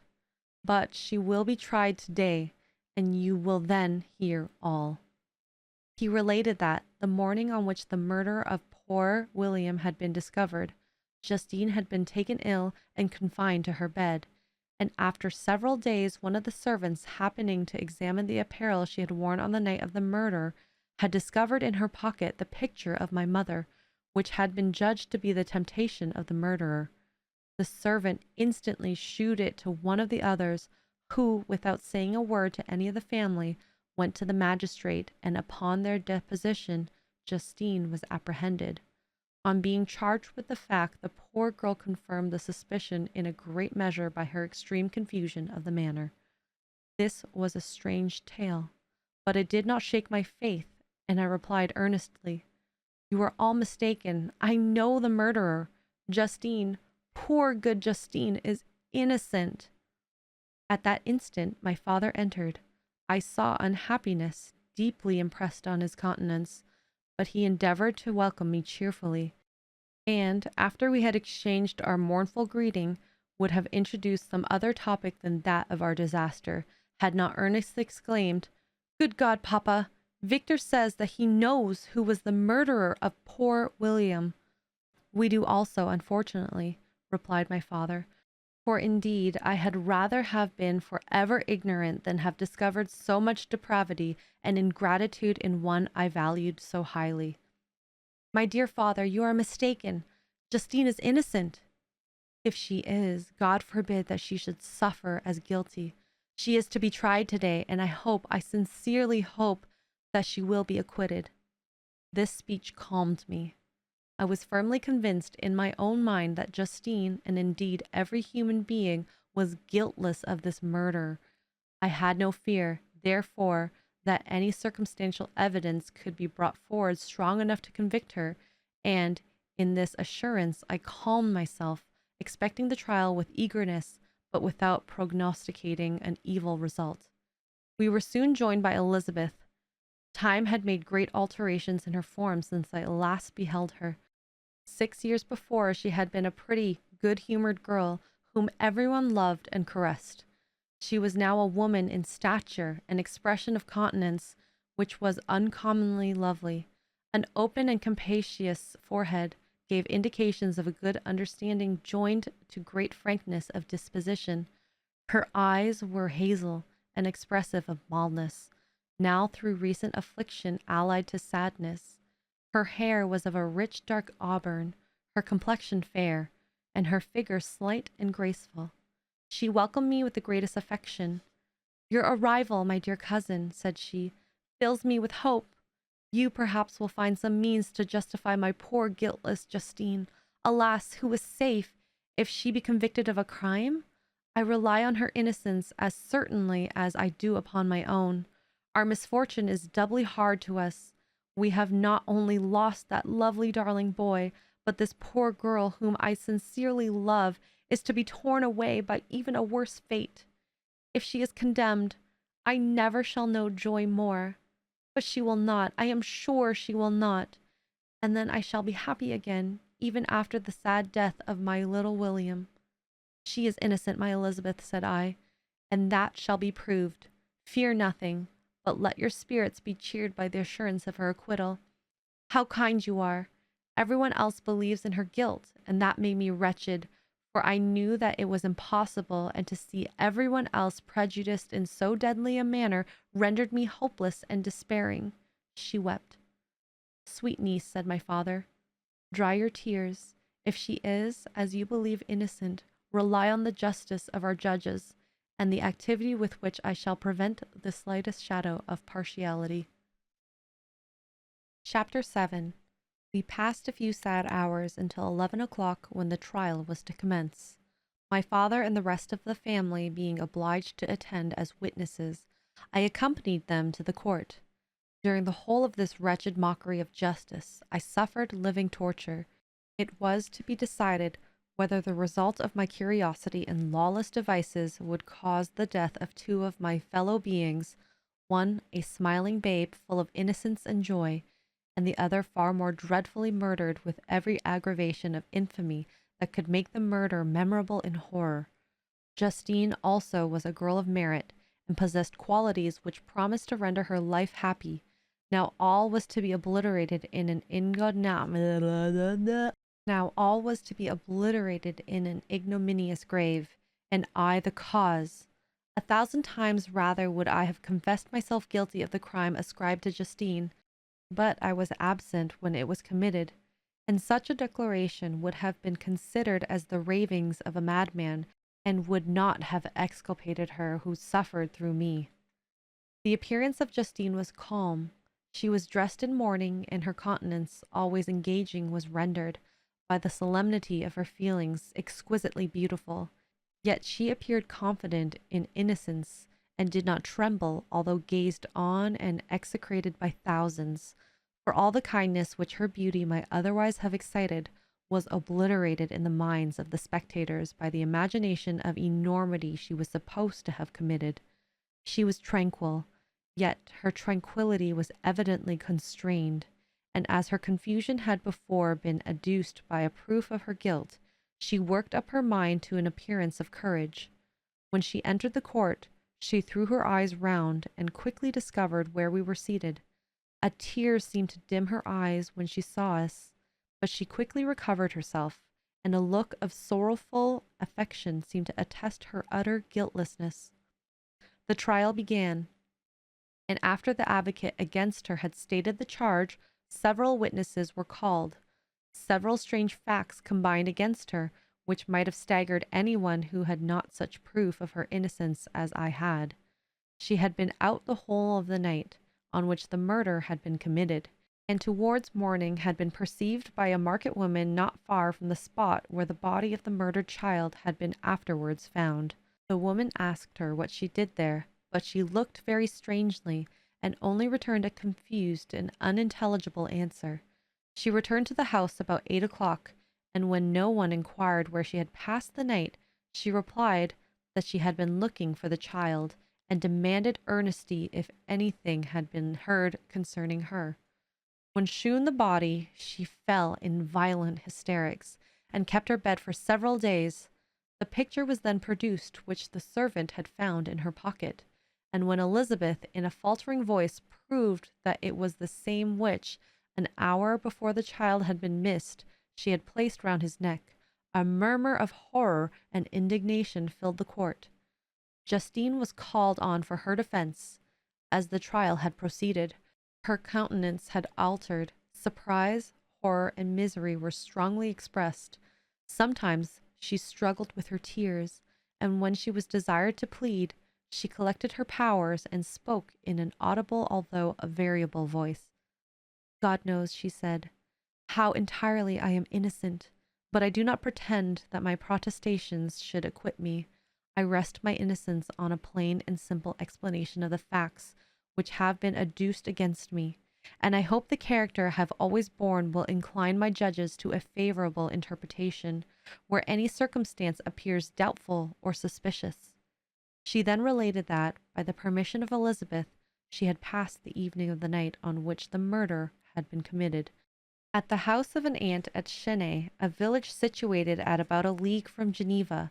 On her return, at about 9 o'clock, she met a man who asked her if she had seen anything of the child who was lost. She was alarmed by this account, and passed several hours in looking for him, when the gates of Geneva were shut, and she was forced to remain several hours of the night in a barn belonging to a cottage, being unwilling to call up the inhabitants, to whom she was well known. Unable to sleep or rest, she quitted her asylum early, that she might again endeavor to find my brother.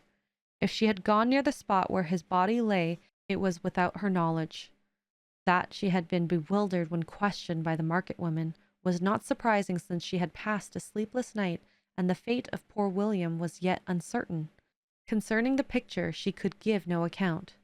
I know, continued the unhappy victim, how heavily and fatally this one circumstance weighs against me, but I have no power of explaining it, and when I have expressed my utter ignorance, I am only left to conjecture concerning the probabilities by which it might have been placed in my pocket. But here also I am checked. I believe that I have no enemy on earth, and none surely would have been so wicked as to destroy me wantonly.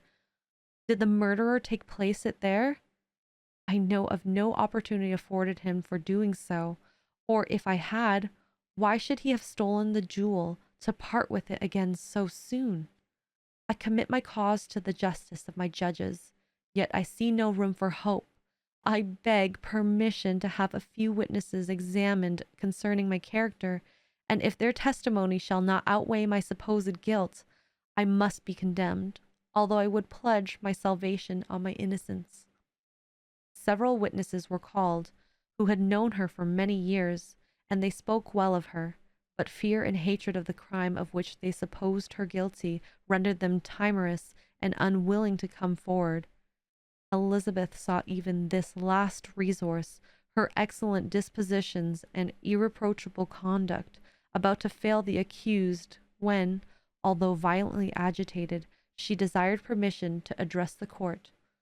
I am, said she, the cousin of the unhappy child who was murdered, or rather his sister, for I was educated by and have lived with his parents ever since, and even long before this birth.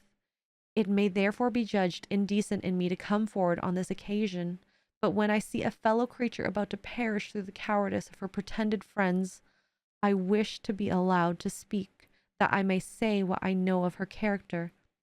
I am well acquainted with the accused. I have lived in the same house with her, at one time for 5, and at another for nearly 2 years. During all that period, she appeared to me the most amiable and benevolent of human creatures. She nursed Madame Frankenstein, my aunt, in her last illness with the greatest affection and care, and afterwards attended her own mother during a tedious illness, in a manner that excited the admiration of all who knew her. After which she once lived in my uncle's house, where she was beloved by all the family. She was warmly attached to the child who was now dead, and acted towards him like the most affectionate mother. For my own part, I do not hesitate to say that, notwithstanding all the evidence produced against her, I believe and rely on her perfect innocence. She had no temptation for such an action. As to the bauble on which the chief proof rests, if she had earnestly desired it, I should have willingly given it to her, so much do I esteem and value her. Excellent Elizabeth. A murmur of approbation was heard, but it was excited by her generous interference, and not in favor of poor Justine, on whom the public indignation was turned with renewed violence, charging her with the blackest ingratitude. She herself wept as Elizabeth spoke, but she did not answer. My own agitation and anguish was extreme during the whole trial. I believe in her innocence. I knew it.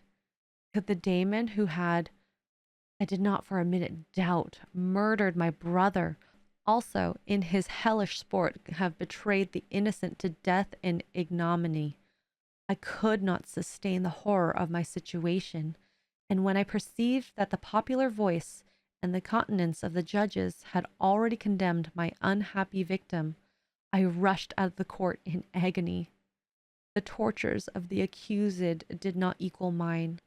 She was sustained by innocence, but the fangs of remorse tore my bosom and would not forego their hold. I passed a night of unmingled wretchedness. In the morning, I went to the court. My lips and throat were parched. I dared not ask the fatal question, but I was known, and the officer guessed the cause of my visit. The ballots had been thrown. They were all black, and Justine was condemned. I cannot pretend to describe that I then felt. I had before experienced sensations of horror, and I have endeavored to bestow upon them adequate expressions, but words cannot convey an idea of the heart-sickening despair that I then endured. The person to whom I addressed myself added that Justine had already confessed her guilt. That evidence, he observed, was hardly required in so glaring a case, but I am glad of it, and, indeed, none of our judges like to condemn a criminal upon circumstantial evidence, be it ever so decisive. When I returned home, Elizabeth eagerly demanded the result. My cousin, replied I, it is decided as you may have expected. All judges had rather that 10 innocent should suffer than that one guilty should escape. But she has confessed. This was a dire blow to poor Elizabeth, who had relied with firmness upon Justine's innocence. Alas, said she, how shall I ever again believe in human benevolence? Justine, whom I loved and esteemed as my sister, how could she put on those smiles of innocence only to betray? Her mild eye seemed incapable of any severity or ill humor, and yet she has committed a murder. Soon after, we heard that the poor victim had expressed a wish to see my cousin. My father wished her not to go, but said that he left it to her own judgment and feelings to decide. Yes, said Elizabeth, I will go, although she is guilty, and you, Victor, shall accompany me. I cannot go alone. The idea of this visit was torture to me, yet I could not refuse. We entered the gloomy prison chamber, and beheld Justine sitting on some straw at the further end. Her hands were manacled, and her head rested on her knees. She rose on seeing us enter, and when we were left alone with her, she threw herself at the feet of Elizabeth, weeping bitterly. My cousin wept also. Oh, Justine, said she, why did you rob me of my last consolation? I relied on your innocence, and although I was then very wretched, I was not so miserable as I am now. And do you also believe that I am so very, very wicked? Do you also join with my enemies to crush me, Her voice was suffocated with sobs. "Rise, my poor girl," said Elizabeth. "Why do you kneel if you are innocent? I am not one of your enemies. I believe you guiltless, notwithstanding every evidence, until I heard that you had yourself declared your guilt. That report, you say, is false, and be assured, dear Justine, that nothing can shake my confidence in you for a moment but your own confession." "I did confess, but I confessed a lie. I confessed that I might obtain absolution. But now that falsehood lies heavier at my heart than all my other sins. The God of heaven forgive me! Ever since I was condemned, my confessor has besieged me. He threatened and menaced until I almost began to think I was the monster that he said I was. He threatened excommunication and hellfire in my last moments if I continue obdurate. Dear lady, I had none to support me. All looked on me as a wretch doomed to ignominy and perdition. What could I do? In an evil hour I subscribed to a lie, and now only am I truly miserable." She paused, weeping, and then continued. "I thought with horror, my sweet lady, that you should believe your Justine, whom your blessed aunt had so highly honored, and with whom you loved, was a creature capable of crime, which none but the devil himself could have perpetrated. Dear William, dearest blessed child, I shall see you again in heaven, where we shall all be happy, and that consoles me, going as I am to suffer ignominy and death. Oh, Justine, forgive me for having for one moment distrusted you. Why did you confess? But do not mourn, my dear girl. I will everywhere proclaim your innocence and force belief. Yet you must die, you, my playfellow, my companion, my more than sister. I never can survive so horrible a misfortune. Dear sweet Elizabeth, do not weep. You ought to raise me with your thoughts of a better life and elevate me from the petty cares of this world of injustice and strife. Do not you, excellent friend, drive me to despair. I will try to comfort you, but this, I fear, is an evil too deep and poignant to admit of consolation, for there is no hope. Yet heaven bless thee, my dearest Justine, with resignation and a confidence elevated beyond this world. Oh, how I hate its shoes and mockeries. When one creature is murdered, another is immediately deprived of life in a slow, torturing manner. Then the executioners, their hands yet reeking with the blood of innocence, believe that they have done a great deed. They call this retribution. Hateful name. When that word is pronounced, I know greater and more horrid punishments are going to be inflicted than the gloomiest tyrant has ever invented to satiate his utmost revenge. Yet this is not consolation for you, my Justine, unless indeed that you may glory in escaping from so miserable a den. Alas, I would I were in peace with my aunt and my lovely William, escaped from a world which is hateful to me and the visages of men which I abhor. Justine smiled languidly. This, dear lady, is despair and not resignation. I must not learn the lesson that you would teach me. Talk of something else, something that will bring peace and not increase of misery. During this conversation, I had retired to a corner of the prison room where I could conceal the horrid anguish that possessed me. Despair! Who dared talk of that? The poor victim who on the morrow was to pass the dreary boundary between life and death felt not as I did, such deep and bitter agony. I gnashed my teeth and ground them together, uttering a groan that came from my inmost soul. Justine started. When she saw who it was, she approached me and said, "Dear sir, you are very kind to visit me. You, I hope, do not believe I am guilty." I could not answer. "No, Justine," said Elizabeth. "He is more convinced of your innocence than I was, for even when he heard that you had confessed, he did not credit it." I truly thank him. In these last moments, I feel the sincerest gratitude towards those who think of me with kindness. How sweet is the affection of others to such a wretch as I am. It removes more than half my misfortune, and I feel as if I could die in peace. now that my innocence is acknowledged by you, dear lady, and your cousin." Thus the poor sufferer tried to comfort others and herself. She indeed gained the resignation she desired, but I, the true monster, felt the never-dying worm alive in my bosom, which allowed of no hope or consolation. Elizabeth also wept and was unhappy, but hers also was the misery of innocence, which, like a cloud that passes over the fair moon, for a while hides, but cannot tarnish its brightness. Anguish and despair had penetrated into the core of my heart. I bore a hell within me, which nothing could extinguish. We stayed several hours with Justine, and it was with great difficulty that Elizabeth could tear herself away. "I wish," cried she, "that I were to die with you. I cannot live in this world of misery." Justine assumed an air of cheerfulness, while she with difficulty repressed her bitter tears. She embraced Elizabeth and said in a voice of half-suppressed emotion, "Farewell, sweet lady, dearest Elizabeth, my beloved and only friend.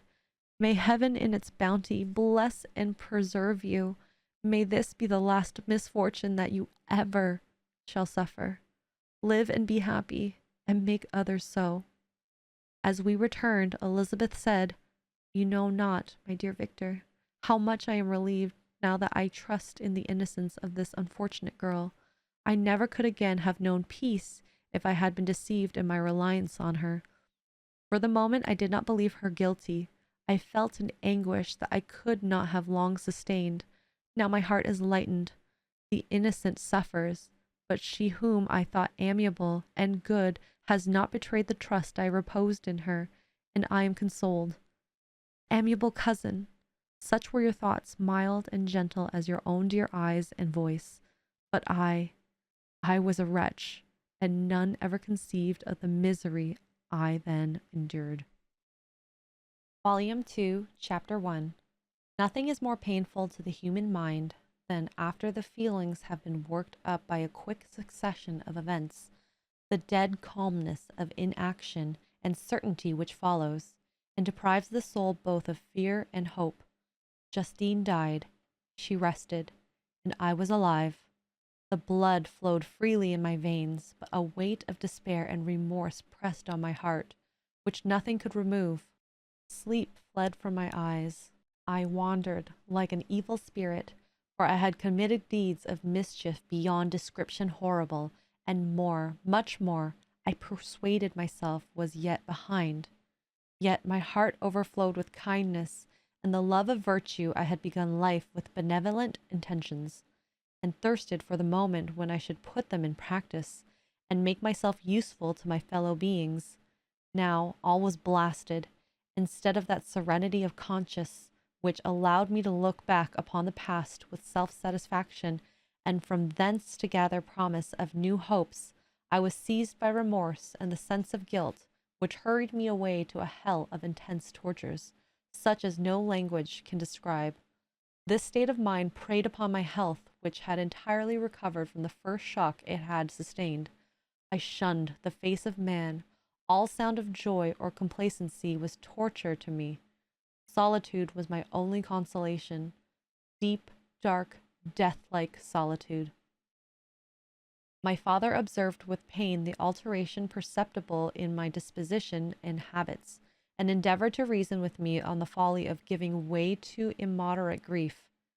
"Do you think, Victor," said he, "that I do not suffer also?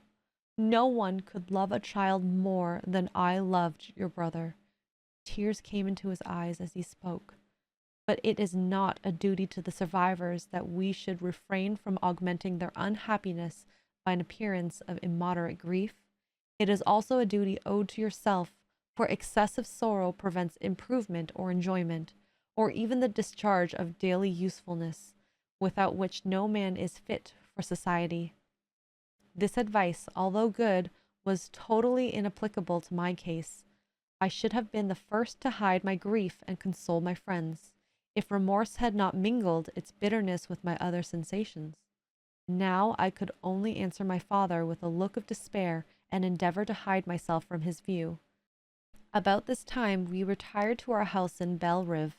This change was particularly agreeable to me.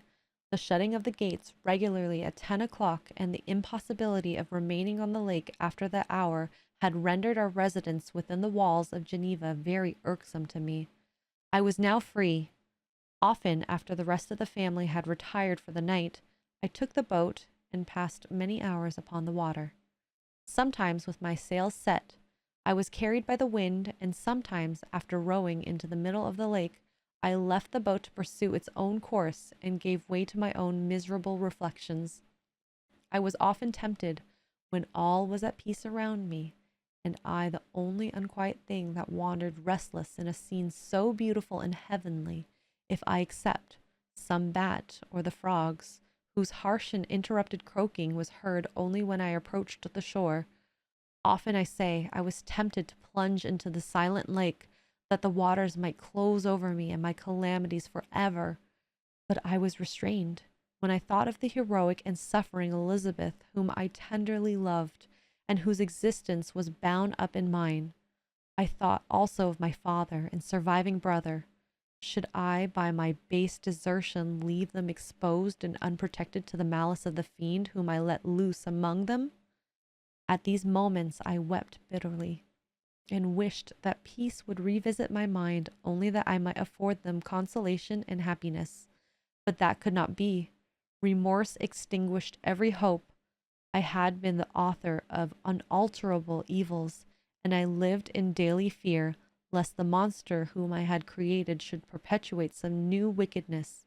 I had an obscure feeling that all was not over, and that he would still commit some signal crime which by its enormity should almost efface the recollection of the past. There was always scope for fear as long as anything I loved remained behind. My abhorrence of this fiend cannot be conceived. When I thought of him, I gnashed my teeth, my eyes became inflamed, and I ardently wished to extinguish that life which I had so thoughtlessly bestowed. When I reflected on his crimes and malice, my hatred and revenge burst all sounds of moderation. I would have made a pilgrimage to the highest peak of the Andes, could I, when there, have precipitated him to the base. I wished to see him again, that I might wreak the utmost extent of anger on his head, and avenge the deaths of William and Justine. Our house was the house of mourning. My father's health was deeply shaken by the horror of the recent events. Elizabeth was sad and desponding. She no longer took delight in her ordinary occupations. All pleasure seemed to her sacrilege towards the dead. Eternal woe and tears, she then thought, was the just tribute she should pay to innocence so blasted and destroyed.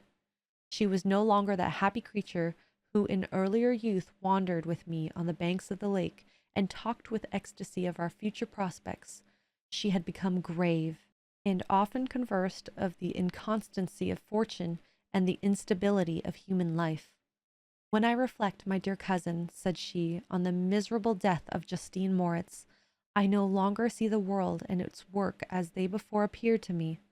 Before, I looked upon the accounts of vice and injustice that I read in books or heard from others as tales of ancient days or imaginary evils. At least they were remote and more familiar to reason than to the imagination.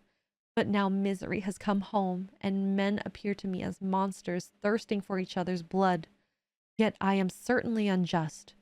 Everybody believed that poor girl to be guilty, and if she could have committed the crime for which she suffered, assuredly she would have been the most depraved of human creatures. For the sake of a few jewels, to have murdered the son of her benefactor and friend, a child whom she had nursed from its birth and appeared to love as if it had been her own. I could not consent to the death of any human being, but certainly I should have thought such a creature unfit to remain in the society of men. Yet she was innocent. I know, I feel she was innocent. You are of the same opinion, and that confirms me. Alas, Victor, when falsehood can look so like the truth, who can assure themselves of certain happiness? I feel as if I were walking on the edge of the precipice, towards which thousands are crowding and endeavoring to plunge me into the abyss. William and Justine were assassinated, and the murderer escapes. He walks about the world free, and perhaps respected. But even if I were condemned to suffer on the scaffold for the same crimes, I would not change places with such a wretch. I listened to this discourse with the extremest agony. I, not indeed, but in effect, was the true murderer. Elizabeth read my anguish in my countenance, and kindly taking my hand, said, "My dearest cousin, you must calm yourself. These events have affected me, God knows how deeply, but I am not so wretched as you are. There is an expression of despair and sometimes of revenge in your countenance that make me tremble. Be calm, my dear Victor. I would sacrifice my life to your peace. We surely shall be happy, quiet in our native country and not mingling in the world. What can disturb our tranquility?" She shed tears as she said this, distrusting the very solace that she gave, but at the same time she smiled that she might chase away the fiend that lurked in my heart. My father, who saw in the unhappiness that was painted in my face only an exaggeration of that sorrow which I might feel naturally, thought that an amusement suited to my taste would be the best means of restoring to me my wonted serenity.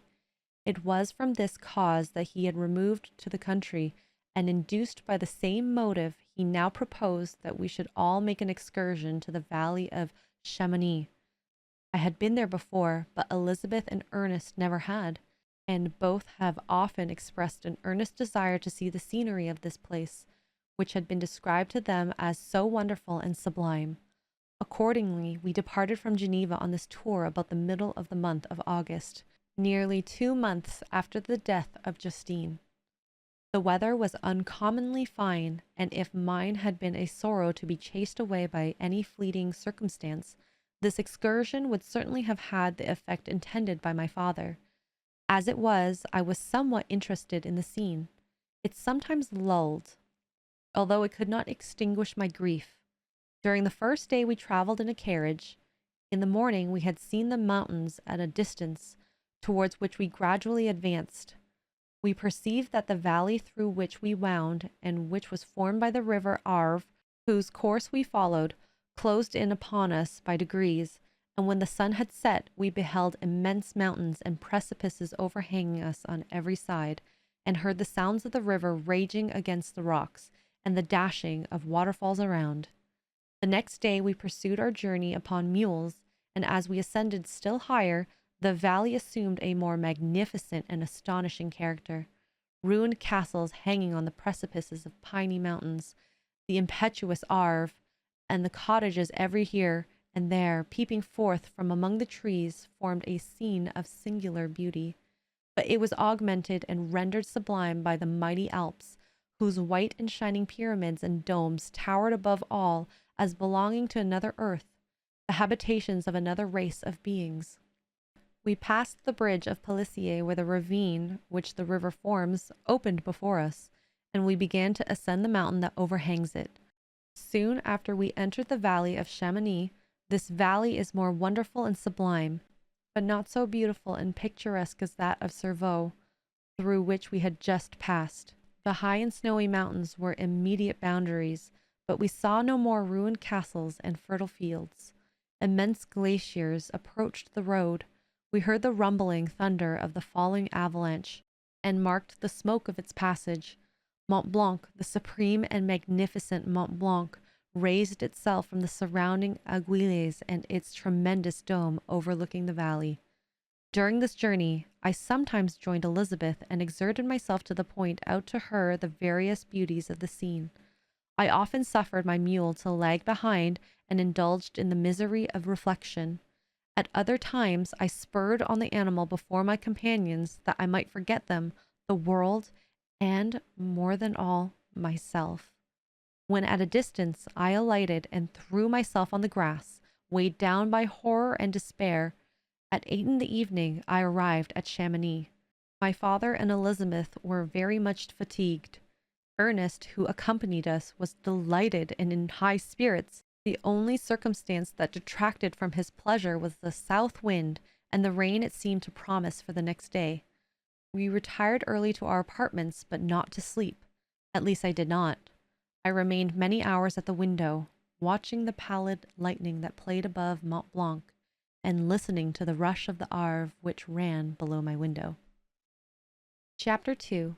The next day, contrary to the prognostications of our guides, was fine although clouded. We visited the source of the Arveiron and rode about the valley until evening. These sublime and magnificent scenes afforded me the greatest consolation that I was capable of receiving.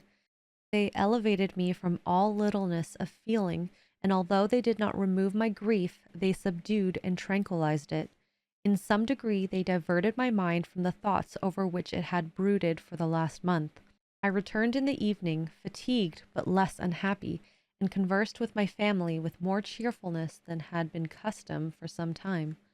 My father was pleased, and Elizabeth overjoyed. "My dear cousin," said she, "you see what happiness you diffuse when you are happy. Do not relapse again." The following morning the rain poured down in torrents and thick mists hid the summits of the mountain. I rose early, but felt unusually melancholy. The rain depressed me, my old feelings recurred, and I was miserable. I knew how disappointed my father would be at this sudden change, and I wished to avoid him until I had recovered myself so far as to be enabled to conceal those feelings that overpowered me. I knew that they would remain that day at the inn, and as I had ever inured myself to rain, moisture, and cold, I resolved to go alone to the summit of Montanvert. I remembered the effect that the view of the tremendous and ever-moving glacier had produced upon my mind when I first saw it. It had then filled me with a sublime ecstasy that gave wings to the soul, and allowed it to soar from the obscure world to light and joy. The sight of the awful and majestic in nature had indeed always the effect of solemnizing my mind, and causing me to forget the passing cares of life. I determined to go alone, for I was well acquainted with the path, and the presence of another would destroy the solitary grandeur of the scene. The ascent is precipitous, and the path is cut into continual and short windings, which enable you to surmount the perpendicularity of the mountain. It is a scene terrifically desolate. In 1,000 spots, the traces of the winter avalanche may be perceived, where trees lie broken and strewed on the ground, some entirely destroyed, others bent, leaning upon the jutting rocks of the mountain, or transversely upon other trees. The path, as you ascend higher, is intersected by ravines of snow, down which stones continually roll from above. One of them is particularly dangerous, as the slightest sound, such as even speaking in a loud voice, produces a concussion of air sufficient to draw destruction upon the head of the speaker. The pines are not tall or luxuriant, but they are somber and add an air of severity to the scene. I looked at the valley beneath. Vast mists were rising from the rivers which ran through it, and curling in thick wreaths around the opposite mountains, whose summit were hidden in the uniform clouds, while rain poured from the dark sky and added to the melancholy impression I received from the objects around me. Alas! Why does man boast of sensibilities superior to those apparent in the brute? It only renders them more necessary beings. If our impulses were confined to hunger, thirst, and desire, we might be free nearly. But now we are moved by every wind that blows, and a chance word or scene that word may convey to us. We rest. A dream has power to poison sleep. We rise. One wandering thought pollutes the day. We feel, conceive, or reason, laugh or weep, embrace fond woe, or cast our cares away. It is the same, for be it joy or sorrow, the path of its departure still is free. Man's yesterday may ne'er be like his morrow, naught may endure but mutability. It was nearly noon when I arrived at the top of the ascent. For some time I sat upon the rock that overlooks the sea of ice. A mist covered both that and the surrounding mountains. Presently a breeze dissipated the cloud, and I descended upon the glacier. The surface is very uneven, rising like the waves of a troubled sea, descending low and interspersed by rifts that sink deep. The field of ice is almost a league in width, but I spent nearly 2 hours in crossing it. The opposite mountain is a bare perpendicular rock. From the side where I now stood, Montanvert was exactly opposite, at the distance of a league, and above it rose Mont Blanc in awful majesty. I remained in a recess of the rock, gazing on this wonderful and stupendous scene. The sea, or rather the vast river of ice, wound among its dependent mountains, whose aerial summits hung over its recesses. Their icy and glittering peaks shone in the sunlight over the clouds. My heart, which was before sorrowful, now swelled with something like joy. I exclaimed, "Wandering spirit, if indeed you wander and do not rest in your narrow beds, allow me this faint happiness, or take me, as your companion, away from the joys of life." As I said this, I suddenly beheld the figure of a man at some distance, advancing towards me with superhuman speed. He bounded over the crevices in the ice, among which I had walked with caution. His stature also, as he approached, seemed to exceed that of a man. I was troubled. A mist came over my eyes, and I felt a faintness seize me. But I was quickly restored by the cold gale of the mountains. I perceived, as the shape came near, slight, tremendous, and abhorred, that it was the wretch whom I had created. I trembled with rage and horror, resolving to wait his approach, and then close with him in mortal combat. He approached. His countenance bespoke bitter anguish, combined with the disdain and malignity, while its unearthly ugliness rendered it almost too horrible for human eyes. But I scarcely observed this. Anger and hatred had at first deprived me of utterance, and I recovered only to overwhelm him with words expressive of furious detestation and contempt. "Devil!" I exclaimed, "do you dare approach me? Or do not you fear the fierce vengeance of my arm wreaked on your miserable head? Begone, vile insect, or rather stay, that I may trample you to dust. And oh, that I could, with the extinction of your miserable existence, restore those victims you have so diabolically murdered." "I expected this reception," said the daemon. "All men hate the wretched. How then must I be hated, who am miserable beyond all living things? Yet you, my creator, detest and spurn me, thy creature, to whom thou art bound by ties only dissoluble by annihilation of one of us. You propose to kill me. How dare you sport thus with life? Do your duty towards me, and I will do mine towards you and the rest of mankind. If you will comply with my conditions, I will leave them and you at peace. But if you refuse, I will glut the maw of death until it be satiated with the blood of your remaining friends." "Abhorred monster, fiend that thou art! The tortures of hell are too mild a vengeance for thy crimes. Wretched devil, you reproach me with your creation. Come on then, that I may extinguish the spark which I negligently bestowed." My rage was without bounds. I sprang on him, impelled by all the feelings which can arm one being against the existence of another. He easily eluded me, and said, "Be calm. I entreat you to hear me before you give vent to your hatred on my devoted head. Have I not suffered enough, that you seek to increase my misery? Life, although it may only be an accumulation of an anguish, is dear to me, and I will defend it. Remember, thou hast made me more powerful than thyself. My height is superior to thine, my joints more supple, but I will not be tempted to set myself in opposition to thee. I am thy creature, and I will be even mild and docile to my natural lord and king, if thou wilt also perform thy part. The which thou owest me, O Frankenstein, be not equitable to every other, and trample upon me alone, to whom thy justice and even thy clemency and affection is most due. Remember that I am thy creature. I ought to be thy Adam, but I am rather the fallen angel, whom thou drivest from joy no misdeed. Everywhere I see bliss, from which I alone am irrevocably excluded. I was benevolent and good. Misery made me a fiend. Make me happy, and I shall again be virtuous.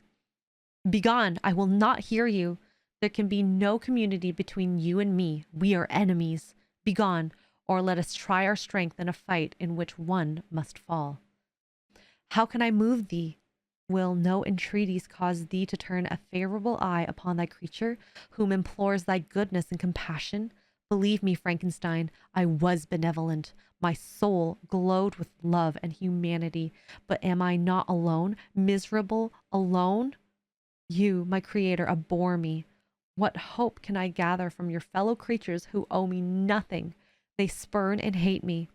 The desert mountains and dreary glaciers are my refuge. I have wandered here many days. The caves of ice, which I only do not fear, are a dwelling to me, and the only one which man does not grudge. These bleak skies I hail, for they are kinder to me than your fellow beings. If the multitude of mankind knew of my existence, they would do as you do, and arm themselves for my destruction. Shall I not then hate them who abhor me? I will keep no terms with my enemies. I am miserable, and they shall share my wretchedness. Yet it is in your power to recompense me and deliver from an evil which it only remains for you to make so great that not only you and your family, but thousands of others shall be swallowed up in the whirlwinds of its rage. Let your compassion be moved, and do not disdain me. Listen to my tale. When you have heard that, abandon or commiserate me, as you shall judge that I deserve. But hear me. The guilty are allowed, by human laws, bloody as they may be, to speak in their own defense before they are condemned. Listen to me, Frankenstein. You accuse me of murder, and yet you would, with a satisfied conscience, destroy your own creature. Oh, praise the eternal justice of man.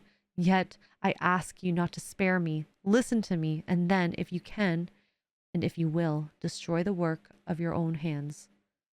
Why do you call me to my remembrance circumstances of which I shudder to reflect, that I have been the miserable origin and author?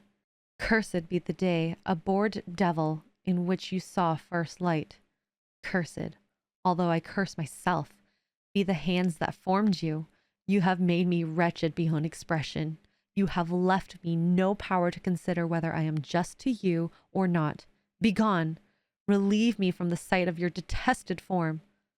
Thus I relieved thee, my creator, he said, and placed his hated hands before my eyes, which I flung from me with violence. Thus I take from thee a sight which you abhor. Still thou canst listen to me, and grant me thy compassion. By the virtues that I once possessed, I demand this from you. Hear my tale. It is long and strange, and the temperature of this place is not fitting to your fine sensations. Come to my hut upon the mountain. The sun is yet high in the heavens before it descends to hide itself behind yon snowy precipices and illuminate another world. You will have heard my story and can decide. On you it rests whether I quit forever the neighborhood of man and lead a harmless life, or become the scourge of your fellow creatures and the author of your speedy ruin. As he said this, he led the way across the ice. I followed. My heart was full, and I did not answer him, but as I proceeded, I weighed the various arguments that he had used, and determined at least to listen to his tale. I was partly urged by curiosity, and compassion confirmed my resolution. I had hitherto supposed him to be the murderer of my brother, and I eagerly sought a confirmation or denial of this opinion. For the first time, also, I felt what the duties of a creator towards his creature were, and that I ought to render him happy before I complained of his wickedness. These motives urged me to comply with his demand. We crossed the ice, therefore, and ascended the opposite rock. The air was cold, and the rain again began to descend.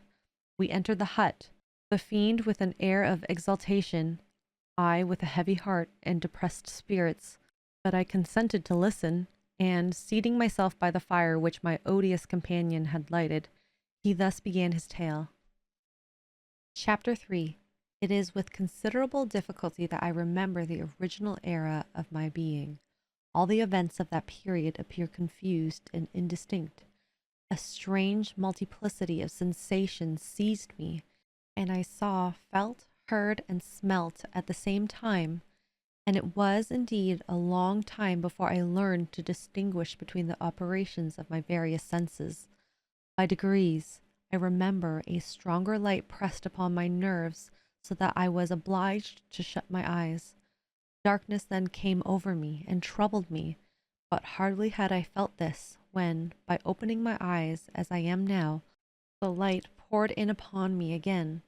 I walked, and I believe descended, but I presently found a great alteration in my senses.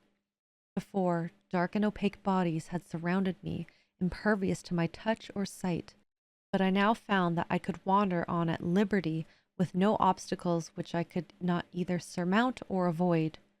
The light became more and more oppressive to me, and the heat wearying me as I walked.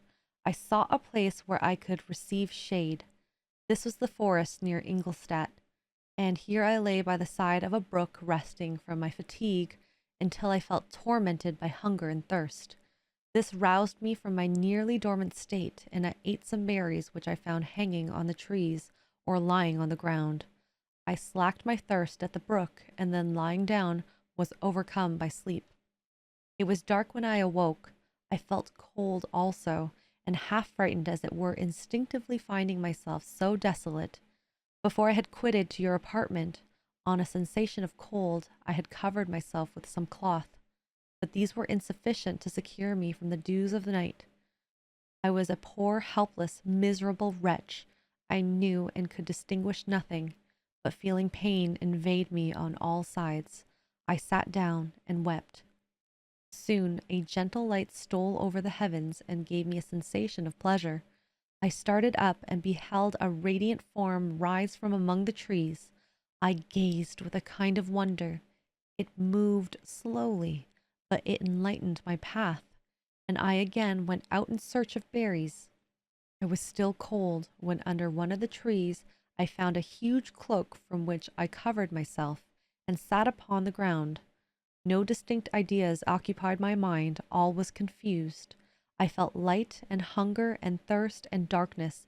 Innumerable sounds rung in my ear, and on all sides various scents saluted me. The only object that I could distinguish was the bright moon, and I fixed my eye on that with pleasure. Several changes of days and nights passed, and the orb of night had greatly lessened when I began to distinguish my sensations from each other. I gradually saw plainly the clear stream that supplied me with drink, and the trees that shaded me with their foliage. I was delighted when I first discovered that a pleasant sound, which often saluted my ears, proceeded from the throats of the little winged animals who had often intercepted the light from my eyes. I began also to observe with great accuracy the forms that surrounded me, and to perceive the boundaries of that radiant roof of light which canopied me. Sometimes I tried to imitate the pleasant songs of the birds, but was unable. Sometimes I wished to express my sensations in my own mode, but the uncouth and inarticulate sounds which broke from me frightened me into silence again. The moon had disappeared from the night, and again, with a lessened form, shewed itself, while I still remained in the forest. My sensations had, by this time, become distinct, and my mind received every day additional ideas. My eyes became accustomed to the light, and to perceive objects in their right form.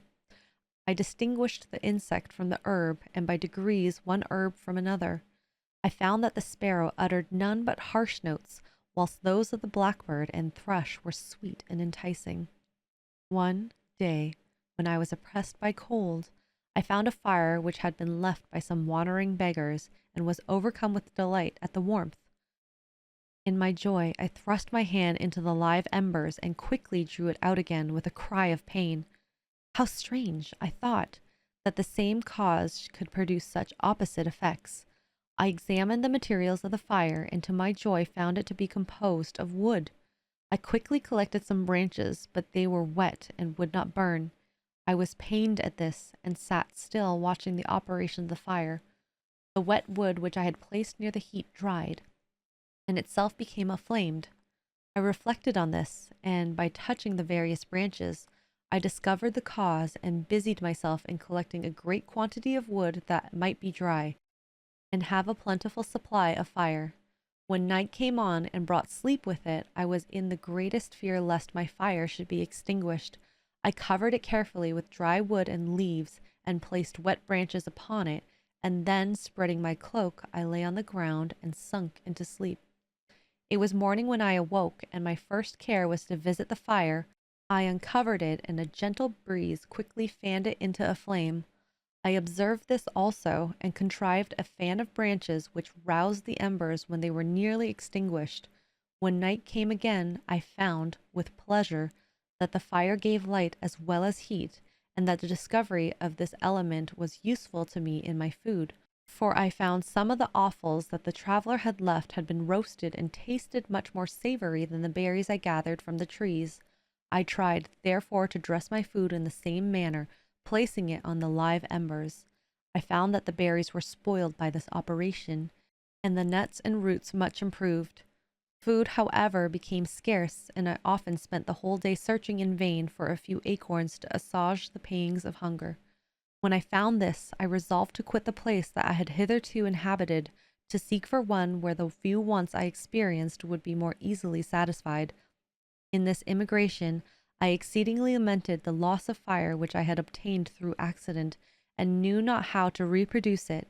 I gave several hours to the serious consideration of this difficulty, but I was obliged to relinquish all attempts to supply it, and wrapping myself in my cloak, I struck across the woods toward the setting sun.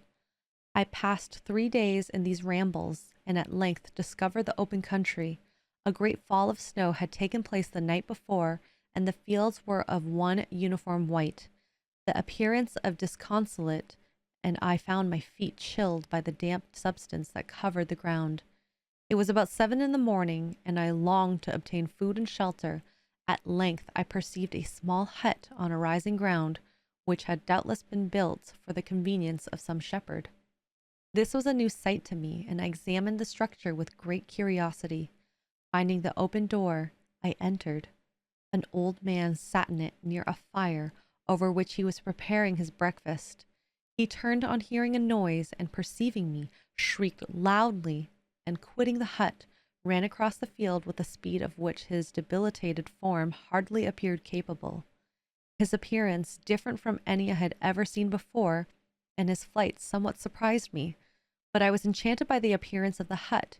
Here the snow and rain could not penetrate. The ground was dry, and it presented to me then as exquisite and divine a retreat as pandemonium appeared to the demons of hell after their suffering in the lake of fire. I greedily devoured the remnants of the shepherd's breakfast, which consisted of bread, cheese, milk, and wine. The latter, however, I did not like. Then, overcome by fatigue, I lay down among some straw and fell asleep. It was noon when I awoke, and allured by the warmth of the sun, which shone brightly on the white ground, I determined to recommence my travels, and depositing the remains of the peasant's breakfast in a wallet I found, I proceeded across the field for several hours until at sunset I arrived at a village. How miraculous did this appear! The huts, the neater cottages, and stately houses engaged my admiration by turns. The vegetables in the gardens, the milk and cheese that I saw placed at the windows of some of the cottages, allured my appetite. One of the best of these I entered, but I had hardly placed my foot within the door before the children shrieked, and one of the women fainted.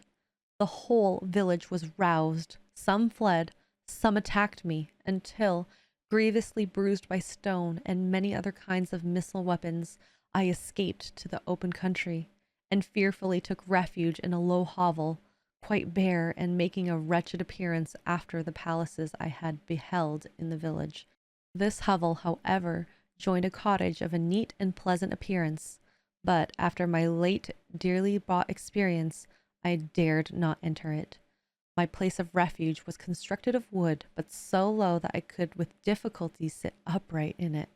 No wood, however, was placed on the earth which formed the floor, but it was dry, and although the wind entered it by innumerable chinks, I found it an agreeable asylum from the snow and rain. Here then I retreated and lay down, happy to have found a shelter, however miserable from the inclemency of the season, and still more from the barbarity of man. As soon as morning dawned, I crept from my kennel that I might view the adjacent cottage and discover if I could remain in the habitation I had found. It was situated against the back of the cottage, and surrounded on the sides, which were exposed by a pigsty and a clear pool of water.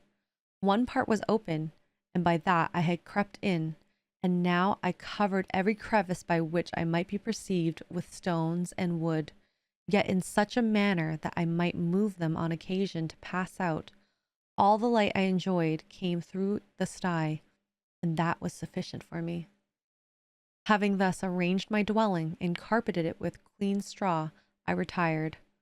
For I saw the figure of a man at a distance, and I remembered too well my treatment the night before to trust myself in his power. I had first, however, provided for my sustenance that day by a loaf of coarse bread which I purloined, and a cup with which I could drink, more conveniently than from my hand, of the pure water which flowed by my retreat.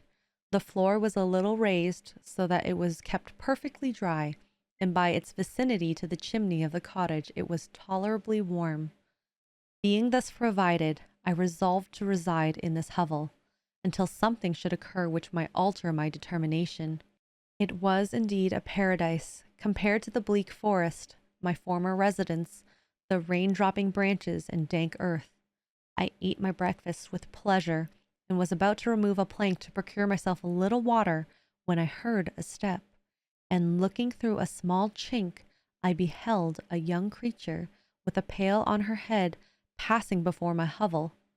The girl was young and of gentle demeanor, unlike what I have found since cottagers and farmhouse servants to be. Yet she was meanly dressed, a coarse blue petticoat and a linen jacket being her only garb. Her fair hair was plaited, but not adorned. She looked patient, yet sad. I lost sight of her, and in about a quarter of an hour she returned, bearing the pail, which was now partly filled with milk. As she walked along, seemingly incommoded by the burden, a young man met her, whose countenance expressed a deeper despondence. Uttering a few sounds with an air of melancholy, he took the pail from her head and bore it to the cottage himself. She followed, and they disappeared. Presently I saw the young man again, with some tools in his hand, cross the field behind the cottage, and the girl was also busied, sometimes in the house and sometimes in the yard. On examining my dwelling, I found that one of the windows of the cottage had formerly occupied a part of it, but the panes had been filled up with wood. In one of these was a small and almost imperceptible chink, through which the eye could just penetrate. Through this crevice a small room was visible, whitewashed and clean, and very bare of furniture. In one corner, near a small fire, sat an old man, leaning his head on his hands in a disconsolate attitude. The young girl was occupied in arranging the cottage, but presently she took something out of a drawer which employed her hands, and she sat down beside the old man, who, taking up an instrument, began to play, and to produce sounds sweeter than the voice of the thrush or the nightingale. It was a lovely sight, even to me, poor wretch, who had never beheld aught beautiful before. The silver hair and benevolent countenance of the aged cottager won my reverence, while the gentle manners of the girl enticed my love. He played a sweet mournful air, which I perceived drew tears from the eyes of his amiable companion, of which the old man took no notice until she sobbed audibly. He then pronounced a few sounds, and the fair creature, leaving her work, knelt at his feet. He raised her, and smiled with such kindness and affection that I felt sensations of a peculiar and overpowering nature. They were a mixture of pain and pleasure, such as I had never before experienced, either from hunger or cold, warmth or food, and I withdrew from the window, unable to bear these emotions. Soon after this, the young man returned, bearing on his shoulder a load of wood. The girl met him at the door, helped to relieve him of his burden, and taking some of the fuel into the cottage, placed it on the fire. Then she and the youth went apart into a nook of the cottage, and he shewed her a large loaf and a piece of cheese. She seemed pleased, and went into the garden for some roots and plants, which she placed in water and then upon the fire. She afterwards continued her work, whilst the young man went into the garden and appeared busily employed in digging and pulling up roots. After he had employed thus about an hour, the young woman joined him, and they entered the cottage together. The old man had, in the meantime, been pensive, but, On the appearance of his companions, he assumed a more cheerful air, and they sat down to eat. The meal was quickly dispatched. The young woman was again occupied in arranging the cottage. The old man walked before the cottage in the sun for a few minutes, leaning on the arm of the youth. Nothing could exceed in the beauty the contrast between these two excellent creatures. One was old, with silver hairs and a countenance beaming with benevolence and love.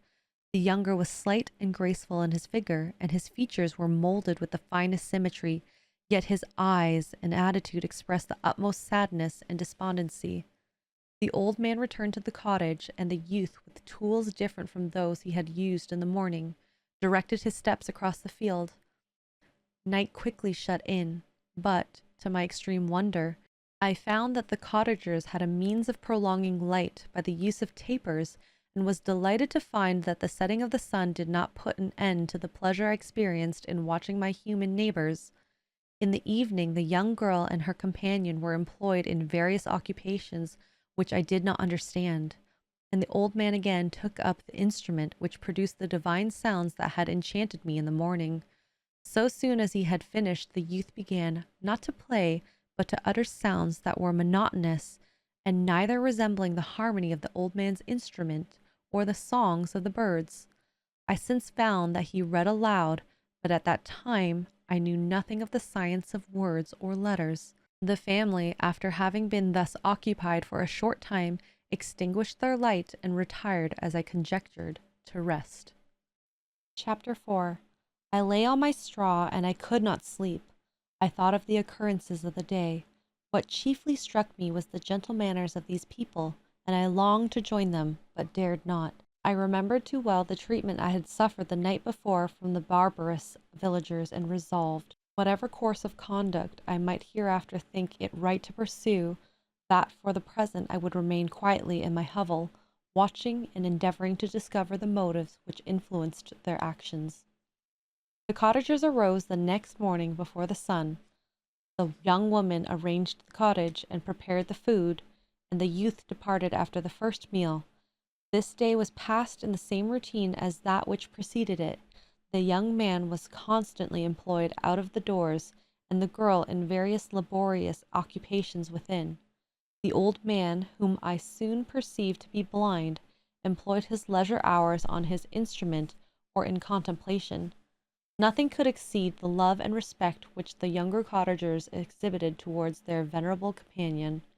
They performed towards him every little office of affection and duty with gentleness, and he rewarded them by his benevolent smiles. They were not entirely happy. The young man and his companion often went apart, and appeared to weep. I saw no cause for their unhappiness, but I was deeply affected by it. If such lovely creatures were miserable, it was less strange that I, an imperfect and solitary being, should be wretched. Yet why were these gentle beings unhappy? They possessed a delightful house, for such it was in my eyes, and every luxury. They had a fire to warm them when chill, and delicious viands when hungry. They were dressed in excellent clothes, and still more, they enjoyed one another's company and speech, interchanging each day looks of affection and kindness. What did their tears imply? Did they really express pain? I was at first unable to solve these questions, but perpetual attention and time explained to me many appearances which were at first enigmatic. A considerable period elapsed before I discovered one of the causes of the uneasiness of this amiable family. It was poverty, and they suffered that evil in a very distressing degree. Their nourishment consisted entirely of the vegetables of their garden, and the milk of one cow who gave very little during the winter, when its masters could scarcely procure food to support it. They often, I believe, suffered the pangs of hunger very poignantly, especially the two younger cottagers, for several times they placed food before the old man when they reserved none for themselves. This trait of kindness moved me sensibly. I had become accustomed during the day to steal a part of their store for my own consumption, but when I found that in doing this I inflicted pain on the cottagers, I abstained, and satisfied myself with berries, nuts, and roots, which I gathered from a neighboring wood. I discovered also another means through which I was enabled to assist their labors. I found that the youth spent a great part of the day collecting wood for the family fire, and during the night I often took his tools, the use of which I quickly discovered and brought home firing sufficient for the consumption of several days. I remember the first time that I did this. The young woman, when she opened the door in the morning, appeared greatly astonished on seeing a great pile of wood on the outside. She uttered some words in a loud voice, and the youth joined her, who also expressed surprise. I observed with pleasure that he did not go to the forest that day, but spent it repairing the cottage and cultivating the garden. By degrees, I made a discovery of still greater moment. I found that these people possessed a method of communicating their experience and feelings to one another by articulate sounds. I perceived that the words they spoke sometimes produced pleasure or pain, smiles or sadness, in the minds and countenances of the hearers. This was indeed a godlike science, and I ardently desired to become acquainted with it. But I was baffled in every attempt I made for this purpose. Their pronunciation was quick, and the words they uttered, not having any apparent connection with visible objects, I was unable to discover any clue by which I could unravel the mystery of their reference. By great application, however, and after having remained during the space of several revolutions of the moon in my hovel, I discovered the names that were given to some of the most familiar objects of discourse. I learned and applied the words fire, milk, bread, and wood.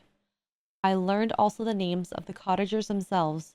The youth and his companion had each of them several names, but the old man had only one, which was father. The girl was also called sister or Agatha, and the youth Felix, brother or son. I cannot describe the delight I felt when I learned the ideas appropriated to each of these sounds and was able to pronounce them. I distinguished several other words without being able as yet to understand or apply them, such as good, dearest, unhappy. I spent the winter in this manner. The gentle manners and beauty of the cottagers greatly endeared them to me. When they were unhappy, I felt depressed. When they rejoiced, I sympathized in their joy. I saw few human beings besides them, and if any other happened to enter the cottage, their harsh manners and rude gait only enhanced to me the superior accomplishments of my friends. The old man, I could perceive, often endeavored to encourage his children, as sometimes I found that he called them to cast off their melancholy. He would talk in cheerful accent with an expression of goodness that bestowed pleasure even upon me. Agatha listened with respect. Her eyes sometimes filled with tears, which she endeavored to wipe away unperceived, but I generally found that her countenance and tone were more cheerful after having listened to the exhortations of her father. It was not thus with Felix. He was always the saddest of the group, and even to my unpracticed senses, he appeared to have suffered more deeply than his friends. But if his countenance was more sorrowful, his voice was more cheerful than that of his sister, especially when he addressed the old man. I could mention innumerable instances which, although slight, marked the dispositions of those amiable cottagers. In the midst of poverty and want, Felix carried with pleasure to his sister the first little white flower that peeped out from beneath the snowy ground. Early in the morning, before she had risen, he cleared away the snow that obstructed her path to the milk-house, drew water from the well, and brought the wood from the outhouse, where, to his perpetual astonishment, he found his store always replenished by an invisible hand. In the day, I believe, he worked sometimes for a neighboring farmer, because he often went forth and did not return until dinner, yet brought no wood with him. At other times he worked in the garden, but as there was little to do in the frosty season, he read to the old man and Agatha. This reading had puzzled me extremely at first, but by degrees I discovered that he uttered many of the same sounds when he read as when he talked. I conjectured, therefore, that he found on the paper signs for speech which he understood, and I ardently longed to comprehend these also. But how was that possible when I did not even understand the sounds for which they stood as signs? I improved, however, sensibly in this science, but not sufficiently to follow up any kind of conversation, although I applied my whole mind to the endeavor, for I easily perceived that, although I eagerly longed to discover myself to the cottagers, I ought not to make the attempt until I had first become master of their language, which knowledge might enable me to make them overlook the deformity of my figure, for with this also the contrast perpetually presented to my eyes had made me acquainted. I had admired the perfect forms of my cottagers, their grace, beauty, and delicate complexions, but how was I terrified when I viewed myself in a transparent pool. At first I started back, unable to believe that it was indeed I who was reflected in the mirror, and when I became fully convinced that I was in reality the monster that I am, I was filled with the bitterest sensations of despondence and mortification. Alas, I did not yet entirely know the fatal effects of this miserable deformity. As the sun became warmer and the light of the day longer, the snow vanished, and I beheld the bare trees and the black earth. From this time Felix was more employed, and the heart-moving indications of impending famine disappeared. Their food, as I afterwards found, was coarse, but it was wholesome, and they procured a sufficiency of it. Several new kinds of plants sprung up in the garden, which they dressed, and these signs of comfort increased daily as the season advanced. The old man, leaning on his son, walked each day at noon, when it did not rain, as I found it was called when the heavens poured forth its water.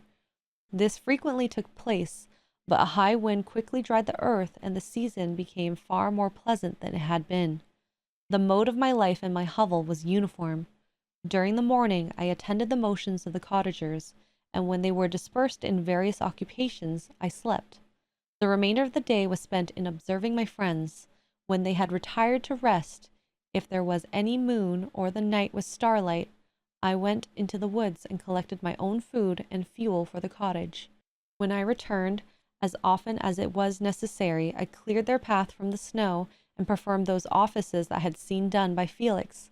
I afterwards found that these labors, performed by an invisible hand, greatly astonished them, and once or twice I heard them, on these occasions, utter the words, "Good Spirit, wonderful," but I did not then understand the significance of these terms. My thoughts now became more active, and I longed to discover the motives and feelings of these lovely creatures.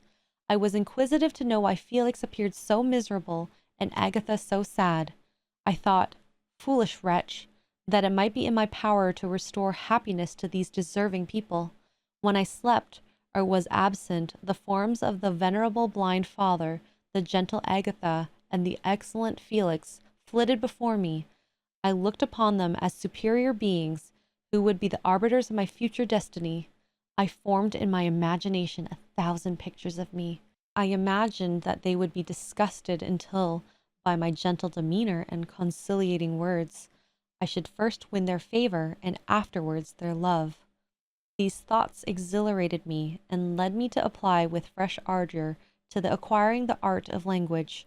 My organs were indeed harsh but supple, and although my voice was very unlike the soft music of their tones, yet I pronounced such words as I understood with tolerable ease. It was as the ass and the lapdog, yet surely the gentle ass, whose intentions were affectionate, although his manners were rude, deserved better treatment than blows and execration. The pleasant showers and genial warmth of spring greatly altered the aspect of the earth. Men, who before this change seemed to have been hid in caves, dispersed themselves and were employed in various arts of cultivation. The birds sang in more cheerful notes, and the leaves began to bud forth on the trees. Happy, happy earth! Fit habitations for gods, which so short a time before was bleak, damp, and unwholesome. My spirits were elevated by the enchanting appearance of nature. The past was blotted from my memory. The present was tranquil, and the future gilded by bright rays of hope and anticipations of joy.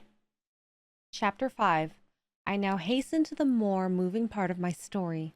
I shall relate events that impressed me with feelings which, from what I was, have made me what I am.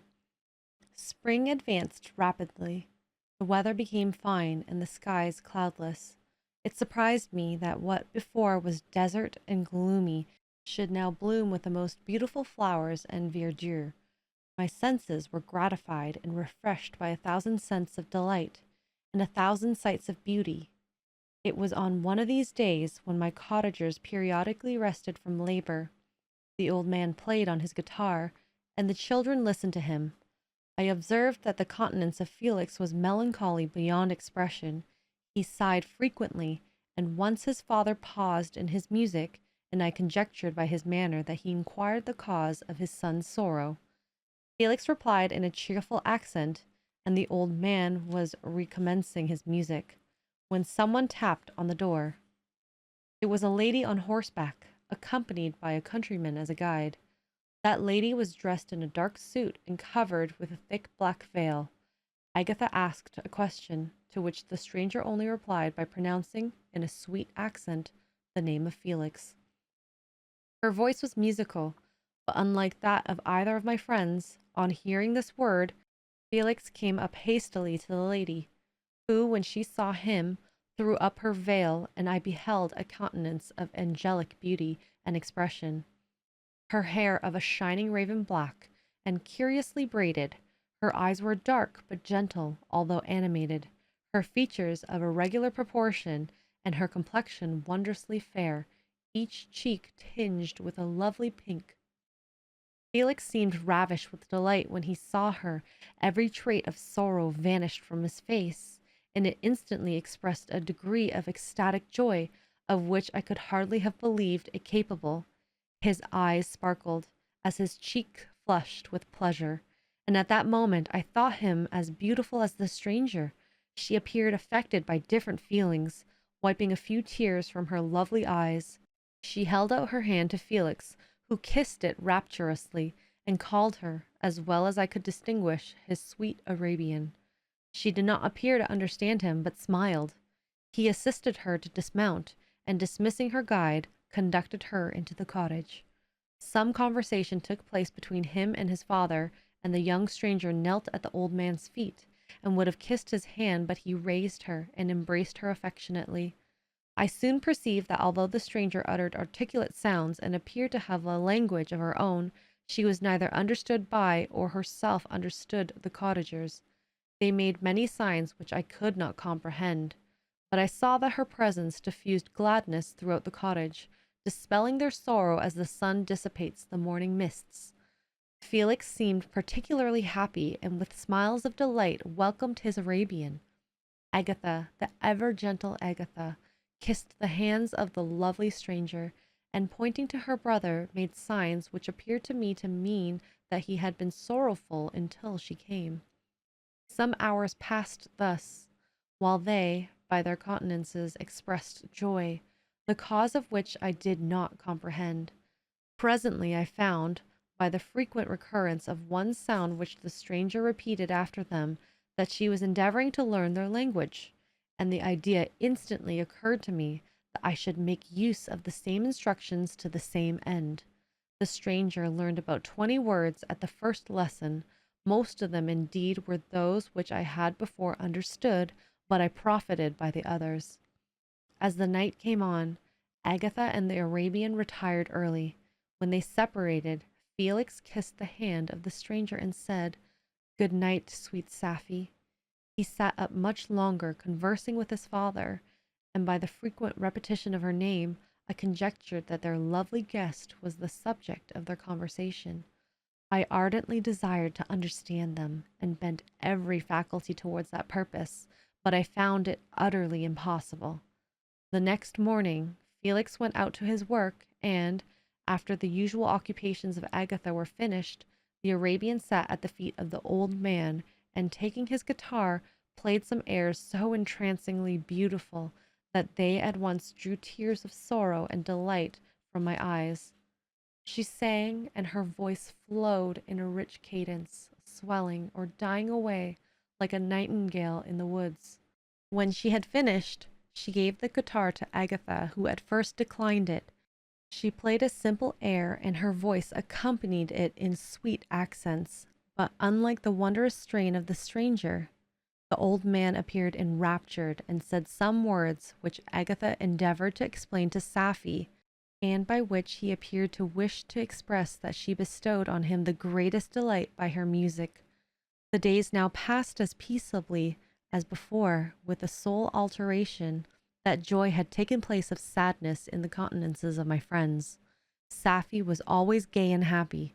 She and I improved rapidly in the knowledge of language, so that in 2 months I began to comprehend most of the words uttered by my protectors. In the meanwhile, also the black ground was covered with herbage, and the green banks interspersed with innumerable flowers, sweet to the scent and the eyes, stars of pale radiance among the moonlight woods. The sun became warmer, the nights clear and balmy, and my nocturnal rambles were an extreme pleasure to me, although they were considerably shortened by the late setting and early rising of the sun, for I never ventured abroad during daylight, fearful of meeting with the same treatment as I had formerly endured in the first village which I entered. My days were spent in close attention that I might more speedily master the language, and I may boast that I improved more rapidly than the Arabian, who understood very little and conversed in broken accents, whilst I comprehended and could imitate almost every word that was spoken. While I improved my speech, I also learned the science of letters, as it was taught to the stranger, and this opened before me a wide field for wonder and delight. The book from which Felix instructed Safie was Volney's Runes of Empires. I should not have understood the purport of this book had not Felix, in reading it, given very minute explanations. He had chosen this work, he said, because of declamatory style was framed in imitation of Eastern authors. Through this work I obtained a cursory knowledge of history and a view of several empires at present existing in the world. It gave me an insight into the manners, governments, and religions of the different nations of the earth. I heard of the slothful Asiatics, of the stupendous genius and mental activity of the Grecians, of the wars and wonderful virtue of the early Romans, of their subsequent degeneration, of the decline of that mighty empire, of chivalry, Christianity, and kings. I heard of the discovery of the American hemisphere, and wept with Safie over the hapless fate of its original inhabitants. These wonderful narrations inspired me with strange feelings. Was man indeed at once so powerful, so virtuous and magnificent, yet so vicious and base? He appeared at one time a mere scion of the evil principle, and at another as all that can be conceived of noble and godlike. To be a great and virtuous man appeared the highest honor that can befall a sensitive being. To be base and vicious, as many on record have been, appeared the lowest degradation, a condition more abject than that of the blind mole or harmless worm. For a long time I could not conceive how one man could go forth to murder his fellow, or even why there were laws and governments. But when I heard details of vice and bloodshed, my wonder ceased, and I turned away with disgust and loathing. Every conversation of the cottagers now opened new wonders to me. While I listened to the instructions which Felix bestowed upon the Arabian, the strange system of human society was explained to me. I heard of the division of property, of immense wealth and squalid poverty, of rank, descent, and noble blood. The words induced me to turn towards myself. I learned that the possessions most esteemed by your fellow creatures were high and unsullied descent united with riches. A man might be respected with only one of these acquisitions, but without either he was considered, except in very rare instances, as a vagabond and a slave, doomed to waste his powers for the profit of the chosen few. And what was I? Of my creation and my creator I was absolutely ignorant, but I knew that I possessed no money, no friends, no kind of property. I was, besides, endowed with a figure hideously deformed and loathsome. I was not even of the same nature as man. I was more agile than they, and could subsist upon coarser diet. I bore the extremes of heat and cold with less injury to my frame. My stature far exceeded theirs. When I looked around, I saw and heard of none like me. Was I then a monster, a blot upon the earth from which all men fled, and whom all men disowned?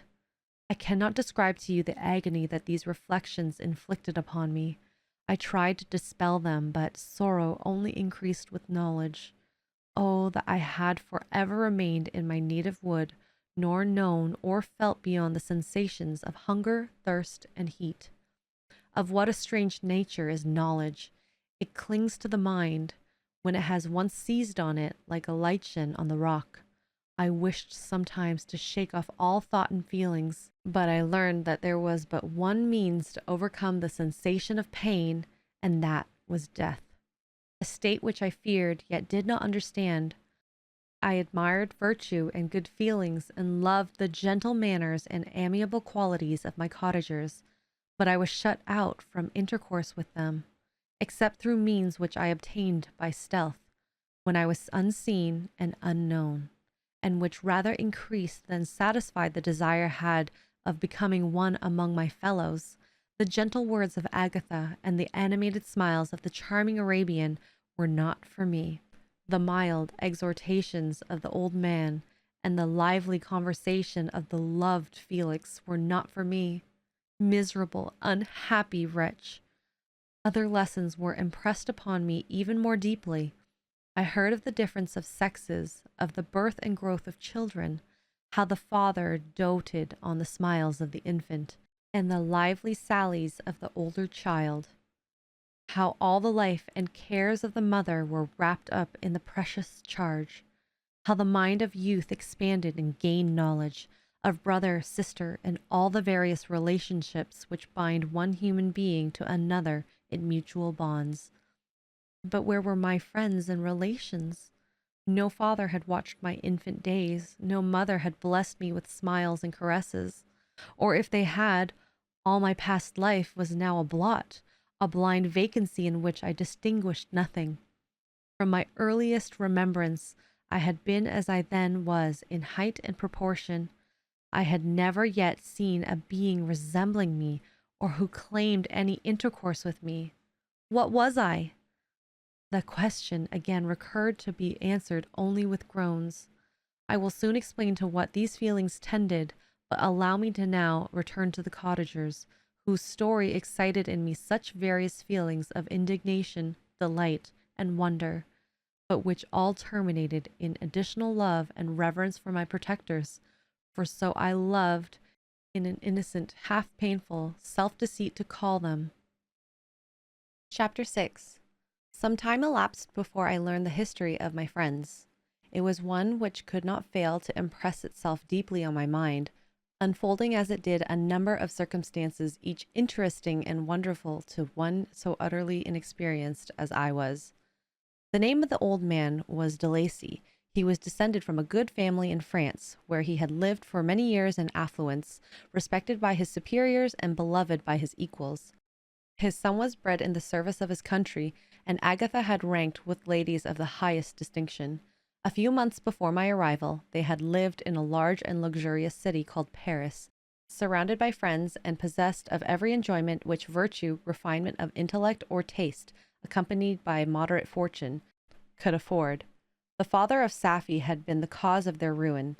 He was a Turkish merchant, and had inhabited Paris for many years, when, for some reason which I could not learn, he became obnoxious to the government. He was seized and cast into prison the very day that Safie arrived from Constantinople to join him. He was tried and condemned to death. The injustice of his sentence was very flagrant. All Paris was indignant, and it was judged that his religion and wealth, rather than the crime alleged against him, had been the cause of his condemnation. Felix had been present at the trial. His horror and indignation were uncontrollable when he heard the decision of the court. He made at that moment a solemn vow to deliver him, and then looked around for the means. After many fruitless attempts to gain admittance to the prison, he found a strongly grated window in an unguarded part of the building, which lighted the dungeon of the unfortunate Mahometan, who, loaded with chains, waited in despair the execution of the barbarous sentence. Felix visited the grate at night and made known to the prisoner his intentions in his favor. The Turk, amazed and delighted, endeavored to kindle the zeal of his deliverer by promises of reward and wealth. Felix rejected his offers with contempt, yet when he saw the lovely Safie, who was allowed to visit her father, and who, by her gestures, expressed her lively gratitude, the youth could not help owning to his mind that the captive possessed a treasure which would fully reward his toil and hazard. The Turk quickly perceived the impression that his daughter had made of the heart of Felix, and endeavored to secure him more entirely in his interests by the promise of her hand in marriage, so soon as he should be conveyed to a place of safety. Felix was too delicate to accept this offer, yet he looked forward to the probability of that event as to the consummation of his happiness.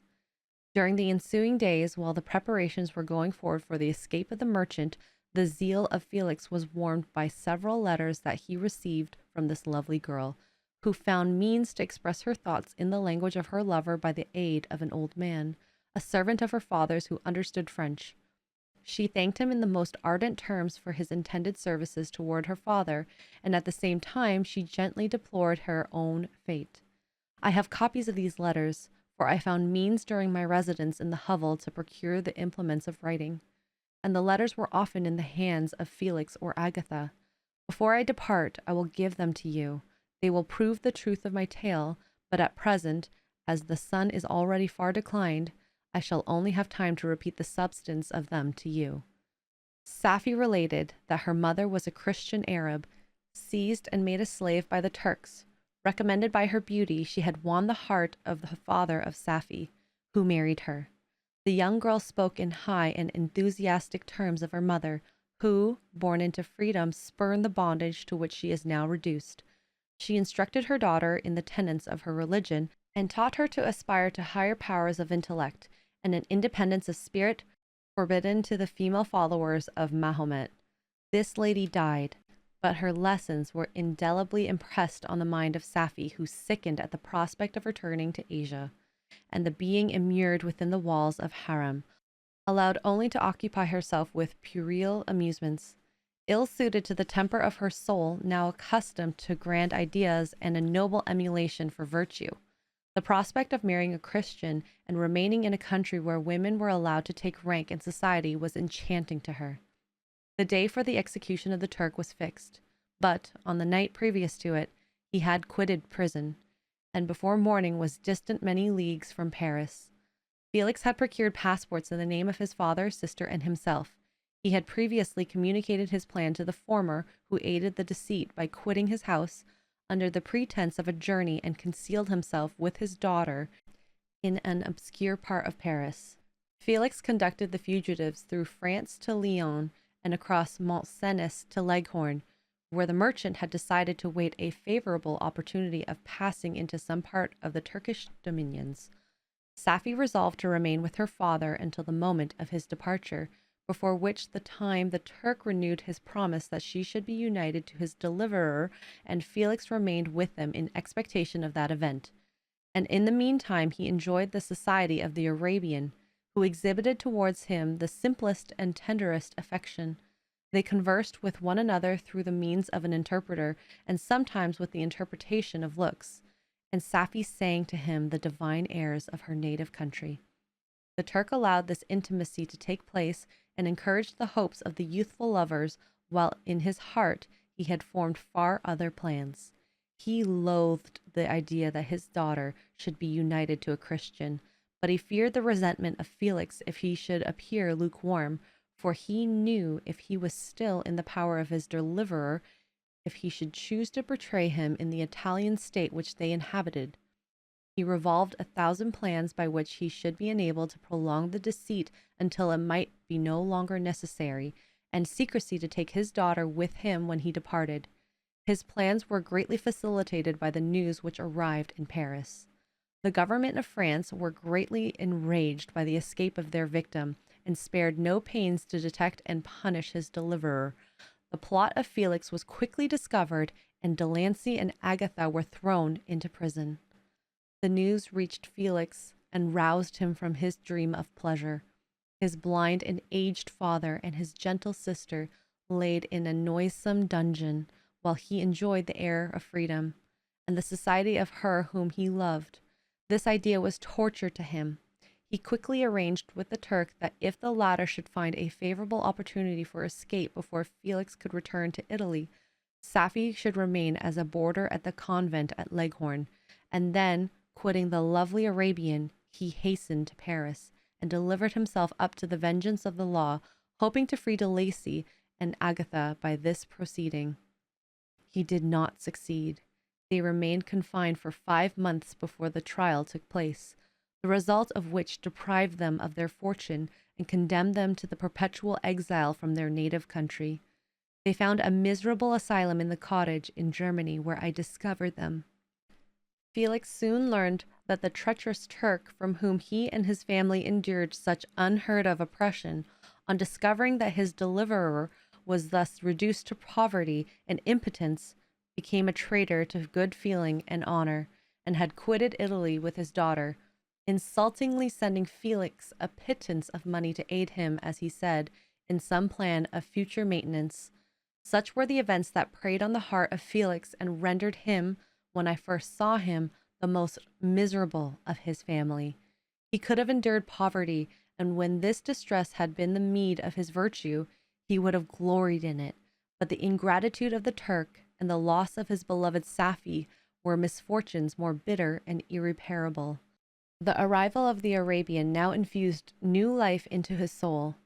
When the news reached Leghorn that Felix was deprived of his wealth and rank, the merchant commanded his daughter to think no more of her lover, but to prepare to return with him to her native country.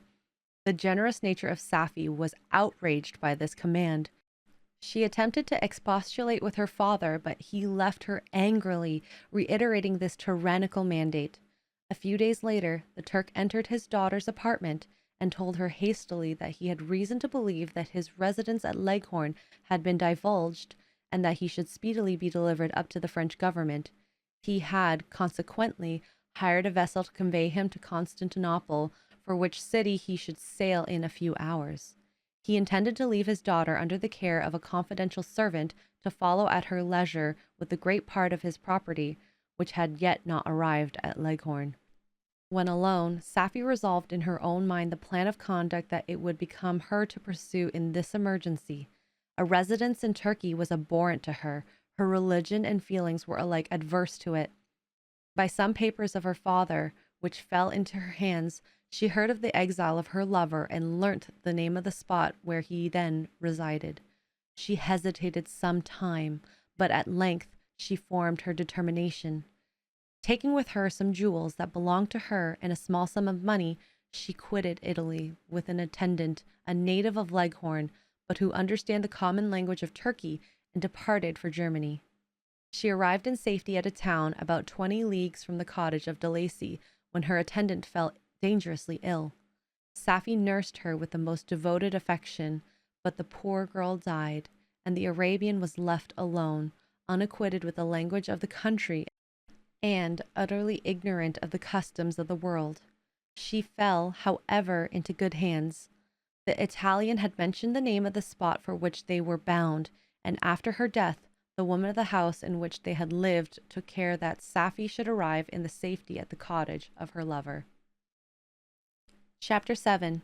Such was the history of my beloved cottagers. It impressed me deeply. I learned, from the views of social life which it developed, to admire their virtues, and to deprecate the vices of mankind. As yet I looked upon crime as a distant evil. Benevolence and generosity were ever present before me, inciting within me a desire to become an actor in the busy scene where so many admirable qualities were called forth and displayed. But, in giving an account of the progress of my intellect, I must not omit a circumstance which occurred in the beginning of the month of August of the same year. One night, during my accustomed visit to the neighboring wood, where I collected my own food and brought home firing for my protectors, I found on the ground a leathern portmanteau containing several articles of dress and some books. I eagerly seized the prize and returned it to my hovel. Fortunately, the books were written in the language of the elements which I had acquired at the cottage. They consisted of Paradise Lost, a volume of Plutarch's Lives, and the Sorrows of Werther.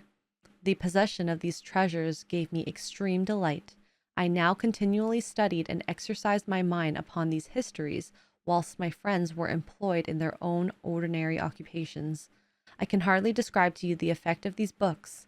They produced in me an infinity of new images and feelings that sometimes raised me to ecstasy, but more frequently sunk me into the lowest dejection.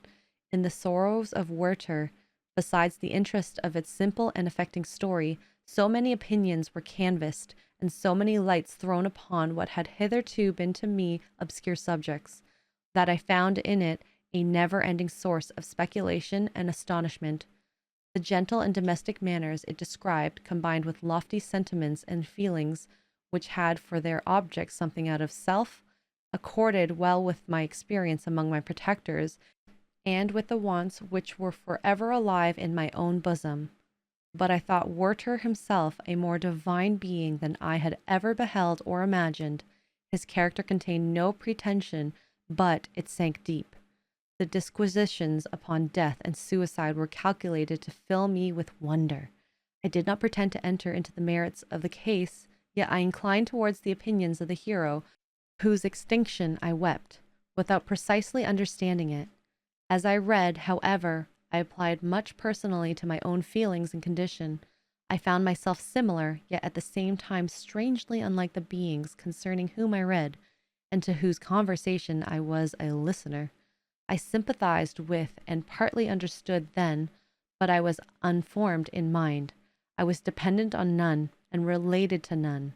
The path of my departure was free, and there was none to lament my annihilation. My person was hideous, and my stature gigantic. What did this mean? Who was I? What was I? Whence did I come? What was my destination? These questions continually recurred, but I was unable to solve them. The volumes of Plutarch's Lives which I possessed contained the histories of the first founders of the ancient republics. This book had a far different effect upon me from the sorrows of Werther. I learned from Werther's imaginations despondency and gloom, but Plutarch taught me high thoughts. He elevated me above the wretched sphere of my own reflections to admire and love the heroes of past ages. Many things I read surpassed my understanding and experience. I had a very confused knowledge of kingdoms, wide extents of country, and mighty rivers and boundless seas, but I was perfectly unacquainted with towns and large assemblages of man. The cottage of my protectors had been the only school in which I had studied human nature, but this book developed new and mightier scenes of action. I read of men concerned in public affairs, governing or massacring their species. I felt the greatest ardor for virtue rise within me. The abhorrence for vice, as far as I understood the significance of those terms, relevant as they were, as I applied them to pleasure and pain alone. Induced by these feelings, I was of course led to admire peaceable lawgivers Numa, Solon, and Lycurgus in preference to Romulus and Theseus. The patriarchal lives of my protectors caused these impressions to take a firm hold on my mind. Perhaps, if my first introduction to humanity had been made by a young soldier burning for glory and slaughter, I should have been imbued with different sensations. But Paradise Lost excited different and far deeper emotions. I read it, as I had read the other volumes which had fallen into my hands, as a true history. It moved every feeling of wonder and awe that the picture of an omnipotent God warring with his creatures was capable of exciting. I often referred the several situations as their similarity struck me to my own. Like Adam, I was created apparently united by no link to any other being in existence, but his state was far different from mine in every other respect.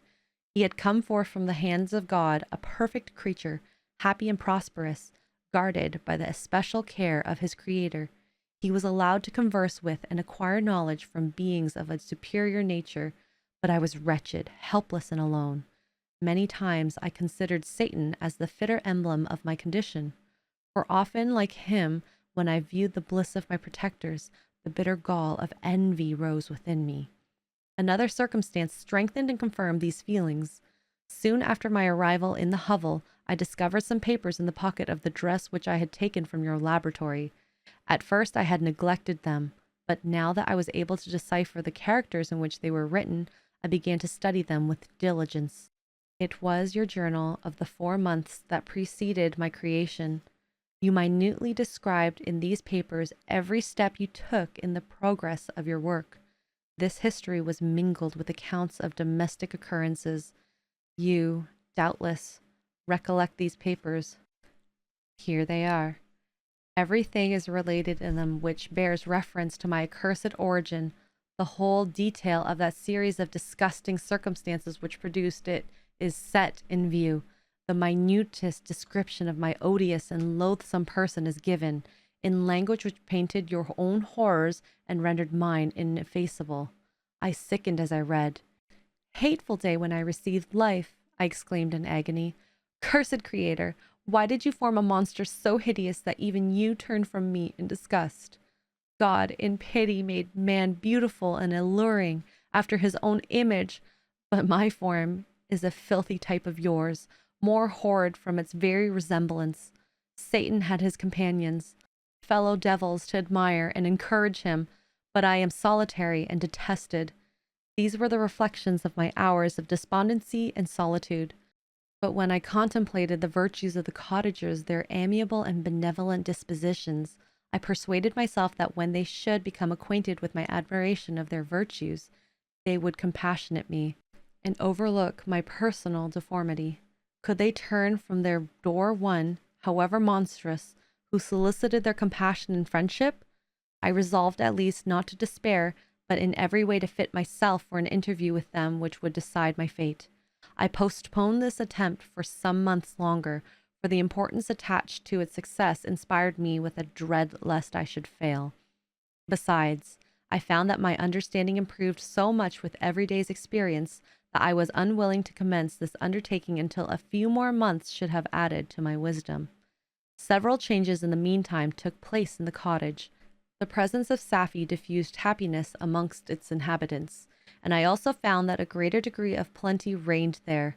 Felix and Agatha spent more time in amusement and conversation, and were assisted in their labors by servants. They did not appear rich, but they were contented and happy. Their feelings were serene and peaceful, while mine became every day more tumultuous. Increase of knowledge only discovered to me more clearly what a wretched outcast I was. I cherished hope, it is true, but it vanished when I beheld my person reflected in water, or my shadow in the moonshine, even as that frail image in that inconstant shade. I endeavored to crush those fears, and to fortify myself for the trial which in a few months I resolved to undergo, and sometimes I allowed my thoughts, unchecked by reason, to ramble in the fields of paradise, and dared to fancy amiable and lovely creatures sympathizing with my feelings and cheering my gloom. Their angelic countenances breathed smiles of consolation, but it was all a dream. No Eve soothed my sorrows or shared my thoughts. I was alone. I remembered Adam's supplication to his Creator, but where was mine? He had abandoned me, and, in the bitterness of my heart, I cursed him. Autumn passed thus. I saw with surprising grief the leaves decay and fall, and nature again assume the barren and bleak appearance it had worn when I first beheld the woods and the lovely moon. Yet I did not heed the bleakness of the weather. I was better fitted by my conformation for the endurance of cold than heat, but my chief delights were the sight of the flowers, the birds, and all the gay apparel of summer. When those desert me, I turned with more attention towards the cottagers. Their happy was not decreased by the absence of summer. They loved and sympathized with one another, and their joys, depending on each other, were not interrupted by the casualties that took place around them. The more I saw of them, the greater became my desire to claim their protection and kindness. My heart yearned to be known and loved by these amiable creatures. To see their sweet looks turned towards me with affection was the utmost limit of my ambition. I dared not think that they would turn them from me with disdain and horror. The poor that stopped at their door were never driven away. I asked, it is true, for greater treasures than a little food or rest. I required kindness and sympathy, but I did not believe myself utterly unworthy of it. The winter advanced, and an entire revolution of the season had taken place since I awoke in my life. My attention at this time was solely directed towards my plan of introducing myself into the cottage of my protectors. I revolved many projects, but that on which I finally fixed was to enter the dwelling when the blind old man should be alone. I had sagacity enough to discover that the unnatural hideousness of my person was the chief object of horror with those who had formerly beheld me. My voice, although harsh, had nothing terrible in it. I thought, therefore, that if, in the absence of his children, I could gain the goodwill and the mediation of the old de Lacy, I might by his means be tolerated by my younger protectors. One day, when the sun shone on the red leaves that strewed the ground and diffused cheerfulness, although it denied warmth, Safie, Agatha, and Felix departed on a long country walk, and the old man, at his own desire, was left alone in the cottage. When his children had departed, he took up his guitar and played several mournful but sweet airs, more sweet and mournful than I had ever heard him play before. At first his countenance was illuminated with pleasure, but as he continued, thoughtfulness and sadness succeeded. At length, laying aside the instrument, he sat absorbed in reflection. My heart beat quick. This was the hour and moment of trial, which would decide my hopes or realize my fears. The servants were gone to a neighboring fair. All was silent in and around the cottage. It was an excellent opportunity, yet, when I proceeded to execute my plan, my limbs failed me, and I sunk to the ground. Again I rose, and exerting all the firmness of which I was master, removed the planks which I had placed before my hovel to conceal my retreat. The fresh air revived me, and with renewed determination I approached the door of their cottage. I knocked. "Who is there?" said the old man. "Come in." I entered. "Pardon this intrusion," said I. "I am a traveler in want of a little rest. You would greatly oblige me if you would allow me to remain a few minutes before the fire." "Enter," said de Lacy, "and I will try in what manner I can relieve your wants, but, unfortunately, my children are far from home, and as I am blind, I am afraid I shall find it difficult to procure food for you." "Do not trouble yourself, my kind host. I have food. It is warmth and rest only that I need." I sat down, and a silence ensued. I knew that every minute was precious to me, yet I remained irresolute in what manner to commence the interview, when the old man addressed me. "By your language, stranger, I suppose you are my countryman? Are you French?" "No, but I was educated by a French family, and understood that language only. I am now going to claim the protection of some friends whom I sincerely love, and of those favor I have some hopes." "Are they Germans?" "No, they are French. But let us change the subject. I am an unfortunate and deserted creature. I look around, and I have no relation or friend upon earth. These amiable people to whom I go have never seen me, or know little of me. I am full of fears, for if I fail there, I am an outcast in the world forever." "Do not despair. To be friendless is indeed to be unfortunate, but the hearts of men, when unprejudiced by any obvious self-interest, are full of brotherly love and charity.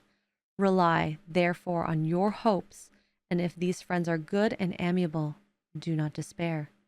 They are kind, they are the most excellent creatures in the world, but unfortunately they are prejudiced against me. I have good dispositions, my life has been hitherto harmless, and, in some degrees, beneficial, but a fatal prejudice clouds their eyes, and where they ought to see feeling and kind friend, they behold only a detestable monster. That is indeed unfortunate, but if you are really blameless, cannot you undeceive them? I am about to undertake that task, and it is on that account that I feel so many overwhelming fears. I tenderly love these friends. I have, unknown to them, been for many months in the habits of daily kindness towards them, but they believe that I wish to injure them, and it is that prejudice which I wish to overcome." "Where do these friends reside?" "Near this spot." The old man paused and then continued. "If you will unreservedly confide to me the particulars of your tale, I perhaps may be of use in undeceiving them. I am blind and cannot judge of your countenance, but there is something in your words which persuades me that you are sincere. I am poor and an exile, but it will afford me true pleasure to be in any way serviceable to a human creature.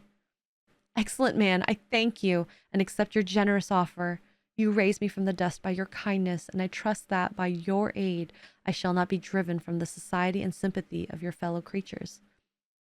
Heaven forbid, even if you were really criminal, for that can only drive you to desperation and not instigate you to virtue. I also am unfortunate. I and my family have been condemned, although innocent. Judge, therefore, if I do not feel for your misfortunes. How can I thank you, my best and only benefactor? From your lips first have I heard the voice of kindness directed towards me. I shall be forever grateful, and your present humanity assures me of success with those friends whom I am on the point of meeting. May I know the names of the residents of those friends? I paused. This, I thought, was the moment of decision, which was to rob me of, or bestow happiness on me forever. I struggled vainly for firmness sufficient to answer him, but the effort destroyed all my remaining strength. I sank on the chair and sobbed aloud. At that moment, I heard the steps of my younger protectors. I had not a moment to lose, but, seizing the hand of the old man, I cried, "Now is the time. Save and protect me. You and your family are the friends whom I seek. Do not you desert me in the hour of trial." "Great God!" exclaimed the old man. "Who are you?" At that instant, the cottage door was open, and Felix, Safie, and Agatha entered. Who can describe their horror and consternation on beholding me? Agatha fainted, and Safie, unable to attend to her friend, rushed out of the cottage. Felix darted forward, and with supernatural force tore me from his father, to whose knees I clung. In a transport of fury, he dashed me to the ground, and struck me violently with a stick. I could have torn him limb from limb, as the lion rends the antelope. But my heart sunk within me as with bitter sickness, and I refrained. I saw him on the point of repeating his blow, when, overcome by pain and anguish, I quitted the cottage, and in the general tumult, escaped unperceived to my hovel. Chapter 8. Cursed, cursed Creator! Why did I live? Why, in that instant, did I not extinguish the spark of existence which you had so wantonly bestowed? I know not. Despair had not yet taken possession of me. My feelings were those of rage and revenge. I could with pleasure have destroyed the cottage and its inhabitants, and have glutted myself with their shrieks and misery. When night came, I quitted my retreat, and wandered into the wood. And now, no longer restrained by the fear of discovery, I gave vent to my anguish in fearful howlings. I was like a wild beast that had broken the toils, destroying the objects that obstructed me, and ranging through the wood with a stag-like swiftness. Oh, what a miserable night I passed! The cold stars shone in mockery, and the bare trees waved their branches above me. Now and then the sweet voice of a bird burst forth amidst the universal stillness. All, save I, were at rest or in enjoyment. I, like the arch-fiend, bore a hell within me, and, finding myself unsympathized with, wished to tear up the trees, spread havoc and destruction around me, and then to have sat down and enjoyed the ruin. But this was a luxury of sensation that could not endure. I became fatigued with excess of bodily exertion, and sank on the damp grass in the sick impotence of despair. I was none amongst the myriads of men that existed who would pity or assist me, but should I feel kindness towards my enemies? No. From that moment I declared everlasting war against the species, and, more than all, against him who had formed me and sent me forth to this insupportable misery. The sun rose. I heard the voices of men, and knew that it was impossible to return to my retreat during that day. Accordingly, I hid myself in some thick underwood, determining to devote the ensuing hours to reflection of my situation. The pleasant sunshine and the pure air of the day restored me to some degree of tranquillity, and when I considered what had passed at the cottage, I could not help believing that I had been too hasty in my conclusions. I had certainly acted imprudently. It was apparent that my conversation had interested the father in my behalf, and I was a fool in having exposed my person to the horror of his children. I ought to have familiarized the old De Lacy to me, and by degrees have discovered myself to the rest of his family, when they should have been prepared for my approach. But I did not believe my errors to be irretrievable, and, after much consideration, I resolved to return to the cottage, seek the old man, and by representations win him to my party. These thoughts calmed me, and in the afternoon I sank into a profound sleep, but the fever of my blood did not allow me to be visited by peaceful dreams.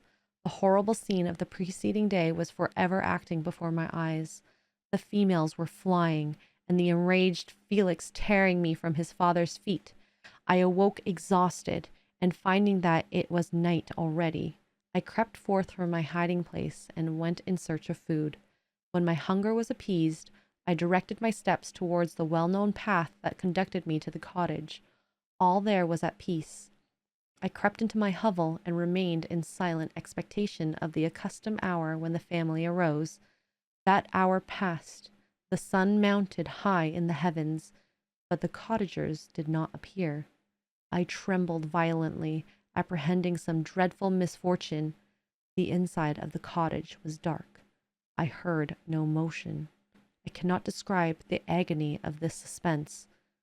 Presently 2 countrymen passed by, but pausing near the cottage, they entered into conversation, using violent gesticulations, but I did not understand what they said, as they spoke the language of the country, which differed from that of my protectors. Soon after, however, Felix approached with another man. I was surprised, as I knew that he had not quitted the cottage that morning, and waited anxiously to discover from his discourse the meaning of these unusual appearances.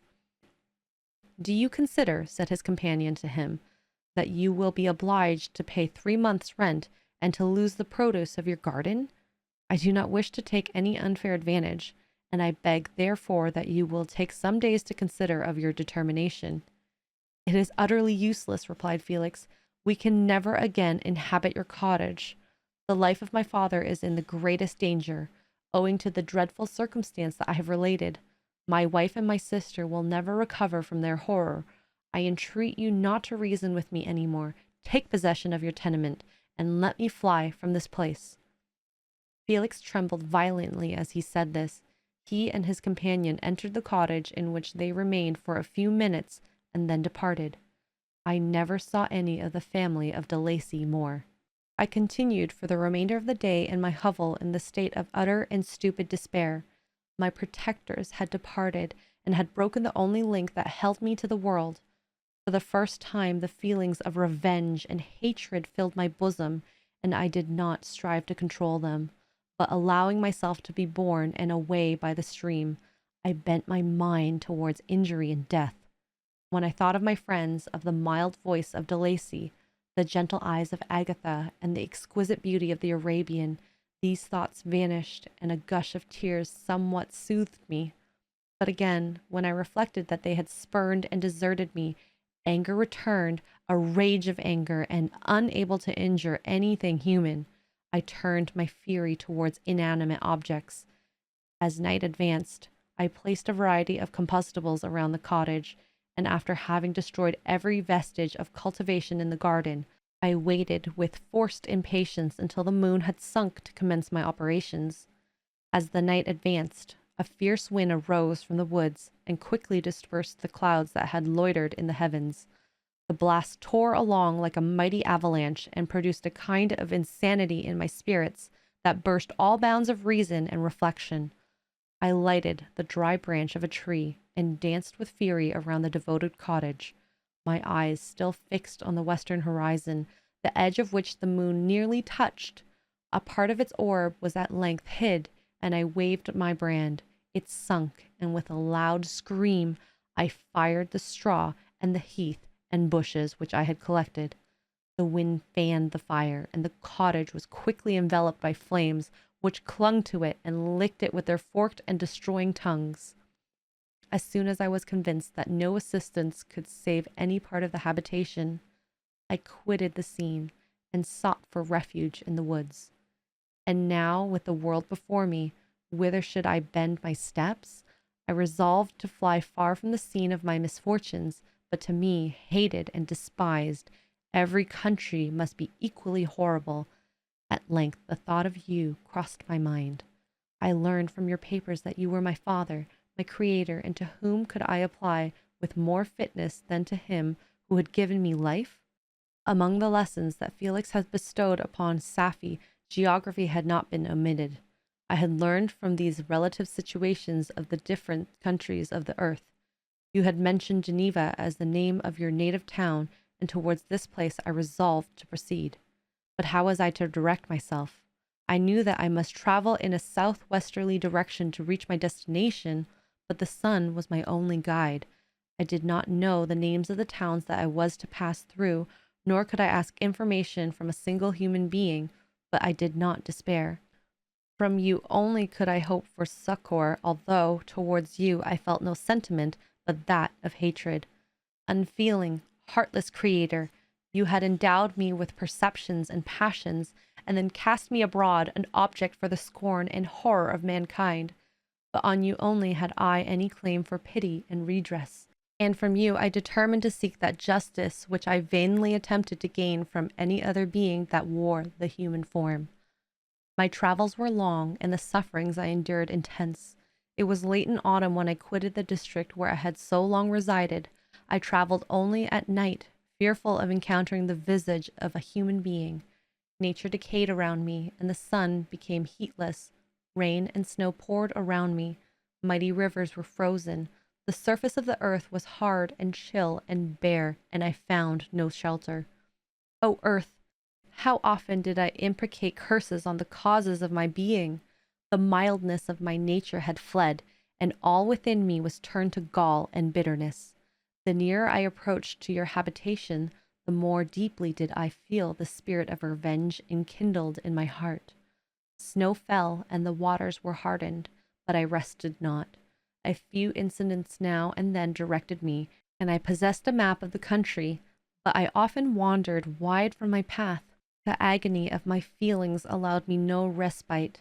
No incident occurred from which my rage and misery could not extract its food, but a circumstance that happened when I arrived at the confines of Switzerland, when the sun had recovered its warmth, and the earth again began to look green, confirmed in an especial manner the bitterness and horror of my feelings. I generally rested during the day and traveled only when I was secured by night from the view of man. One morning, however, finding that my path lay through a deep wood, I ventured to continue my journey after the sun had risen.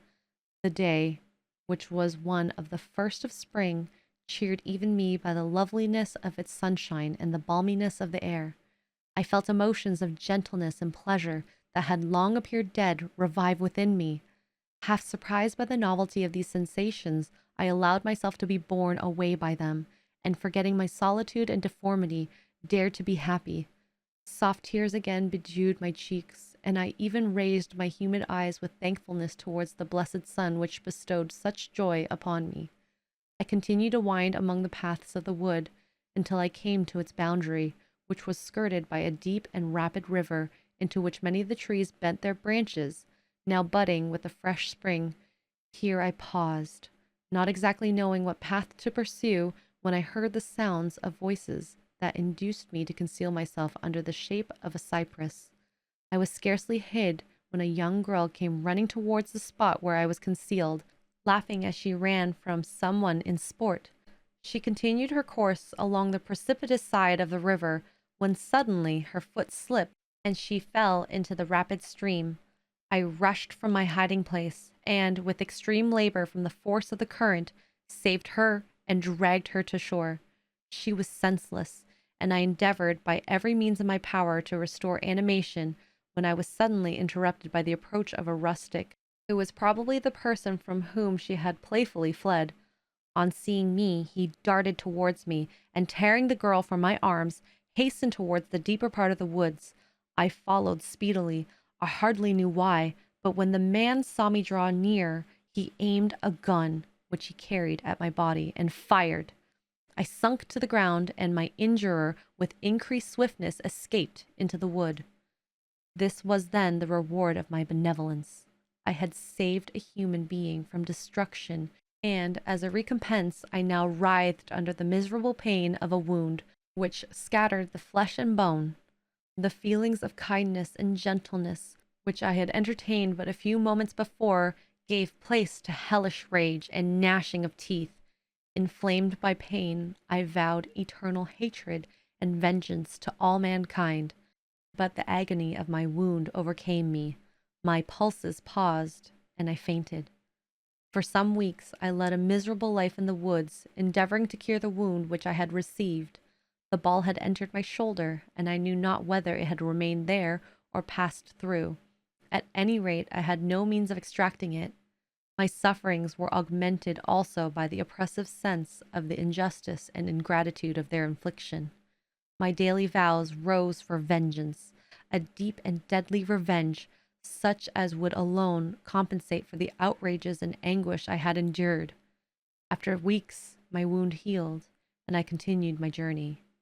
The labors I endured were no longer to be alleviated by the bright sun or gentle breezes of spring. All joy was but a mockery which insulted my desolate state and made me feel more painfully that I was not made for the enjoyment of pleasure. But my toils now drew near a close, and 2 months from this time I reached the environs of Geneva. It was evening when I arrived, and I retired to a hiding place among the fields that surround it, to meditate in what manner I should apply to you. I was oppressed by fatigue and hunger, and far too unhappy to enjoy the gentle breezes of evening or the prospect of the sun setting behind the stupendous mountains of Jura. At this time a slight sleep relieved me from the pain of reflection, which was disturbed by the approach of a beautiful child who came running into the recess I had chosen from all the sportiveness of infancy. Suddenly, as I gazed on him, an idea seized me, that this little creature was unprejudiced and had lived too short a time to have imbibed a horror of deformity.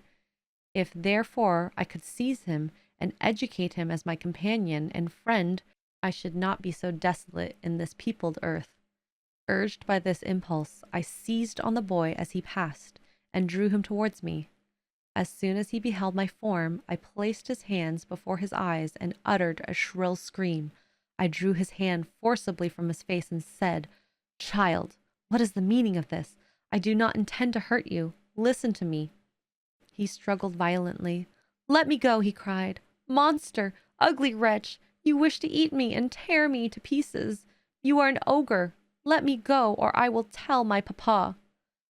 "Boy, you will never see your father again. You must come with me." "Hideous monster! Let me go. My papa is a he is Frankenstein. He will punish you. You dare not keep me." "Frankenstein? You belong then to my enemy, to him towards whom I have sworn eternal revenge. You shall be my first victim." The child still struggled and loaded me with epithets which carried despair to my heart. I grasped his throat to silence him, and in a moment he lay dead at my feet. I gazed on my victim, and my heart swelled with exultation and hellish triumph. Clapping my hands, I exclaimed, "I too can create desolation. My enemy is not impregnable. This death will carry despair to him, and 1,000 other miseries shall torment and destroy him." As I fixed my eyes on the child, I saw something glittering on his breast. I took it. It was a portrait of a most lovely woman. In spite of my malignity, it softened and attracted me. For a few moments, I gazed with delight at her dark eyes, fringed with deep lashes, and her lovely lips, but presently my rage returned. I remembered that I was forever deprived of the delights that such beautiful creatures could bestow, and that she whose resemblance I contemplated would, in regarding me, have changed that air of divine benignity to one expressive of disgust and affright. Can you wonder that such thoughts transported me with rage? I only wonder that at that moment, instead of venting my sensations in exclamations and agony, I did not rush among mankind and perish in the attempt to destroy them. While I was overcome by these feelings, I left the spot where I had committed the murder and was seeking a more secluded hiding place when I perceived a woman passing near me. She was young, not indeed so beautiful as her whose portrait I held, but of an agreeable aspect, and blooming in the loveliness of youth and health. Here, I thought, is one of those whose smiles are bestowed on all but me. She shall not escape. Thanks to the lessons of Felix and the sanguinary laws of man, I have learned how to work mischief. I approached her unperceived and placed the portrait securely in one of the folds of her dress. For some days I haunted the spot where these scenes had taken place, sometimes wishing to see you, sometimes resolved to quit the world and its miseries forever. At length I wandered towards these mountains and have ranged through their immense recesses, consumed by a passion which you alone can gratify. You may not part until you have promised to comply with my requisition. I am alone and miserable. Man will not associate with me, but one as deformed and horrible as myself would not deny herself to me. My companion must be of the same species and have the same defects. This being you must create. Chapter 9. The being finished speaking and fixed his looks upon me in expectation of a reply, and I was bewildered, perplexed, and unable to arrange my ideas sufficiently to understand the full extent of his proposition. He continued, "You must create a female for me, for whom I can live in the interchange of those sympathies necessary for my being. This you alone can do, and I demand it of you as a right which you must not refuse."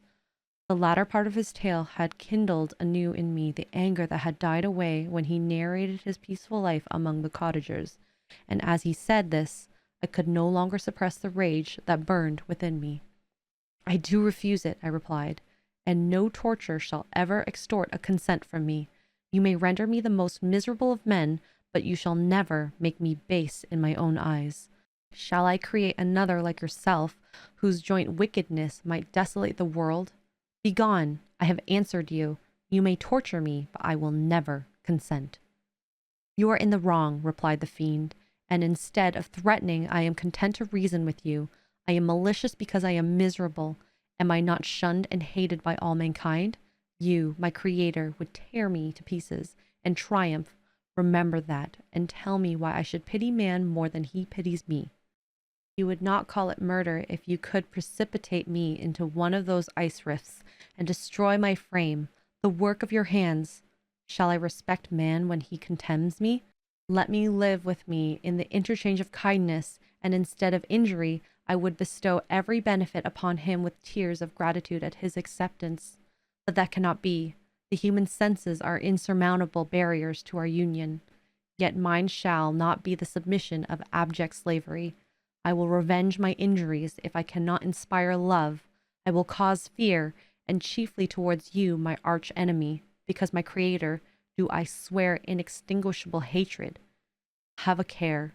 I will work at your destruction, nor finish until I desolate your heart, so that you curse the hour of your birth." A fiendish rage animated him as he said this. His face was wrinkled in contortions too horrible for human eyes to behold, but presently he calmed himself and proceeded. "I intended to reason. This passion is detrimental to me, for you do not reflect that you are the cause of its excess. If any being felt emotions of benevolence towards me, I shall return them 100 and 100-fold. For that one creature's sake, I would make peace with the whole kind. But I now indulge in dreams of bliss that cannot be realized. What I ask of you is reasonable and moderate. I demand a creature of another sex, but as hideous as myself. The gratification is small, but it is all I can receive, and it shall content me. It is true we shall be monsters, cut off from all the world, but on that account we shall be more attached to one another. Our lives will not be happy, but they will be harmless and free from the misery I now feel. Oh, my Creator, make me happy. Let me feel gratitude towards you for one benefit. Let me see that I excite the sympathy of some existing thing. Do not deny me of my request." I was moved. I shuddered when I thought of the possible consequences of my consent, but I felt that there were some justices in his argument. His tale and the feelings he now expressed proved to be a creature of fine sensations, and did I not, as his maker, owe him all the portion of happiness that it was in my power to bestow? He saw my change of feeling and continued, "If you consent, neither you nor any other human being shall ever see us again. I will go to the vast wilds of South America. My food is not that of man. I do not destroy the lamb and the kid to glut my appetite. Acorns and berries afford me sufficient nourishment. My companion will be of the same nature as myself, and will be content with the same fare. We shall make our bed of dried leaves. The sun will shine on us as on man, and will ripen our food. The picture I present to you is peaceful and human, and you must feel that you could deny it only in the wantonness of power and cruelty. Pitiless as you have been towards me, I now see compassion in your eyes. Let me seize the favorable moment and persuade you to promise what I so ardently desire." "You propose," replied I, "to fly from the habitations of man, to dwell in those wilds where the beasts of the field will be your only companions. How can you, who long for the love and sympathy of man, persevere in this exile? You will return and again seek their kindness, and you will meet with their detestation. Your evil passions will be renewed, and you will then have a companion to aid you in the task of destruction. This may not be. Cease to argue the point, for I cannot consent." "How inconstant are your feelings! But a moment ago you were moved by my representations, and why do you again harden yourself to my complaints? I swear to you, by the earth which I inhabit, and by you that made me, that, with the companion you bestow, I will quit the neighborhood of man, and dwell, as it may chance, in the most savage of places. My evil passions will have fled, for I shall meet with sympathy. My life will flow quietly away, and in my dying moments I shall not curse my Maker." His words had a strange effect upon me. I compassionated him, and sometimes I felt a wish to console him.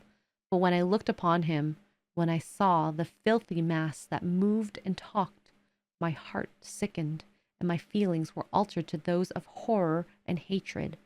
I tried to stifle these sensations. I thought that as I could not sympathize with him, I had no right to withhold him from the small portion of happiness which was yet in my power to bestow. "You swear," I said, "to be harmless. But have you not shewn a degree of malice that should be reasonably make me distrust you? May not even this be a feint that will increase your triumph by affording a wider scope for your revenge? How is this? I thought I had moved your compassion, and yet you still refuse to bestow on me the only benefit that can soften my heart and render me harmless. If I have no ties and no affections, hatred and vice must be my portion. The love of another will destroy the cause of my crimes, and I shall become a thing of whose existence everyone will be ignorant. My vices are the children of a forced solitude that I abhor, and my virtues will necessarily arise when I live in communion with an equal. I shall feel the affections of a sensitive being, and become linked to the chain of existence and events from which I am now excluded." I paused some time to reflect on all he had related, and the various arguments which he had employed. I thought of the promises of virtue which he had displayed on the opening of his existence, and the subsequent blight of all kindly feeling by the loathing and scorn which his protectors had manifested towards him. His power and threats were not omitted in my calculations. A creature who could exist in the ice caves of the glaciers and hide himself from pursuit among the ridges of inaccessible precipices was a being possessing faculties it would be vain to cope with. After a long pause of reflection, I concluded that the justice due both to him and my fellow creatures demanded of me that I should comply with his request. Turning to him, therefore, I said, "I consent to your demand, on your solemn oath to quit Europe for ever, and every other place in the neighborhood of man, as soon as I shall deliver into your hands a female who will accompany you in your exile." "I swear," he cried, "by the sun and by the blue sky of heaven, that if you grant my prayer while they exist, you shall never behold me again. Depart to your home and commence your labors. I shall watch their progress with unutterable anxiety, and fear not but that when you are ready, I shall appear." Saying this, he suddenly quitted me, fearful perhaps of any change in my sentiments. I saw him descend the mountain with greater speed than the flight of an eagle, and quickly lost him among the undulation of the sea of ice. His tale had occupied the whole day, and the sun was upon the verge of the horizon when he departed. I knew that I ought to hasten my descent towards the valley, as I should soon be encompassed in darkness, but my heart was heavy and my steps slow. The labor of winding among the little paths of the mountain and fixing my feet firmly as I advanced perplexed me, occupied as I was by the emotions which the occurrence of the day had produced. Night was far advanced when I came to the halfway resting place and seated myself beside the fountain. The stars shone at intervals as the clouds passed from over them. The dark pines rose before me, and every here and there a broken tree lay on the ground. It was a scene of wonderful solemnity, and stirred strange thoughts within me. I wept bitterly, and clasping my hands in agony, I exclaimed, "O stars and clouds and winds, ye are all about to mock me. If ye really pity me, crush sensation and memory. Let me become as naught. But if not, depart, depart, and leave me in darkness." These were wild and miserable thoughts, but I cannot describe to you how the eternal twinkling of the stars weighed upon me, and how I listened to every blast of wind, as if it were a dull, ugly sirocco on its way to consume me. Morning dawned before I arrived at the village of Chamonix, but my presence, so haggard and strange, hardly claimed the fears of my family, who had waited the whole night in anxious expectation of my return. The following day we returned to Geneva. The intention of my father in coming had been to divert my mind and to restore me to my lost tranquillity, but the medicine had been fatal, and, unable to account for the excess of misery I appeared to suffer, he hastened to return home, hoping the quiet and monotony of a domestic life would by degrees alleviate my sufferings from whatsoever cause they might spring. For myself, I was passive in all their arrangements, and the gentle affection of my beloved Elizabeth was inadequate to draw me from the depth of my despair. The promise I had made to the Daemon weighed upon my mind like Dante's iron cowl on the heads of the hellish hypocrites. All pleasures of the earth and sky passed before me like a dream, and that thought only had me the reality of life. Can you wonder that sometimes a kind of insanity possessed me, or that I saw continually about me a multitude of filthy animals inflicting on me incessant torture, that often extorted screams and bitter groans? By degrees, however, these feelings became calmed. I entered again into the everyday scene of life, if not with interest, at least with some degree of tranquillity. Volume 3, Chapter 1. Day after day, week after week, passed away on my return to Geneva, and I could not collect the courage to recommence my work. I feared the vengeance of the disappointed fiend, yet I was unable to overcome my repugnance to the task which was enjoined me. I found that I could not compose a female without again devoting several months to profound study and laborious disquisition. I had heard of some discoveries having been made by an English philosopher, the knowledge of which was material to my success, and I sometimes thought of obtaining my father's consent to visit England for this purpose, but I clung to every pretense of delay, and could not resolve to interrupt my returning tranquillity. My health, which had hitherto declined, was now much restored, and my spirits, when unchecked by the memory of my unhappy promise, rose proportionably. My father saw this change with pleasure, and he turned his thoughts towards the best method of eradicating the remains of my melancholy, which every now and then would return by fits, and with a devouring blackness overcast the approaching sunshine. At these moments I look refuge in the most perfect solitude. I passed a whole day on the lake alone in a little boat, watching the clouds and listening to the rippling of the waves, silent and listless. But the fresh air and bright sun seldom failed to restore me to some degree of composure, and, on my return, I met the salutations of my friends with a readier smile and a more cheerful heart. I was, after my return from one of these rambles, that my father, calling me aside, thus addressed me. "I am happy to remark, my dear son, that you have resumed your former pleasures, and seem to be returning to yourself, and yet you are still unhappy, and still avoid our society. For some time I was lost in conjecture as to the cause of this, but yesterday an idea struck me, and if it is well founded, I conjure you to avow it. Reserve on such a point would not only be useless, but draw down treble misery on us all." I trembled violently at this exordium, and my father continued, "I confess, my son, I have always looked forward to your marriage with your cousin as the tie of our domestic comfort, and the stay of my declining years. You were attached to each other from your earliest infancy. You studied together and appeared in dispositions and tastes entirely suited to one another. But so blind is the experience of man that what I conceive to be the best assistance to my plan may have entirely destroyed it. You, perhaps, regard her as your sister, without any wish that she might become your wife. Nay, you may have met with another whom you may love, and considering yourself as bound in honor to your cousin, this struggle may occasion the poignant misery which you appear to feel. My dear father, reassure yourself. I love my cousin tenderly and sincerely.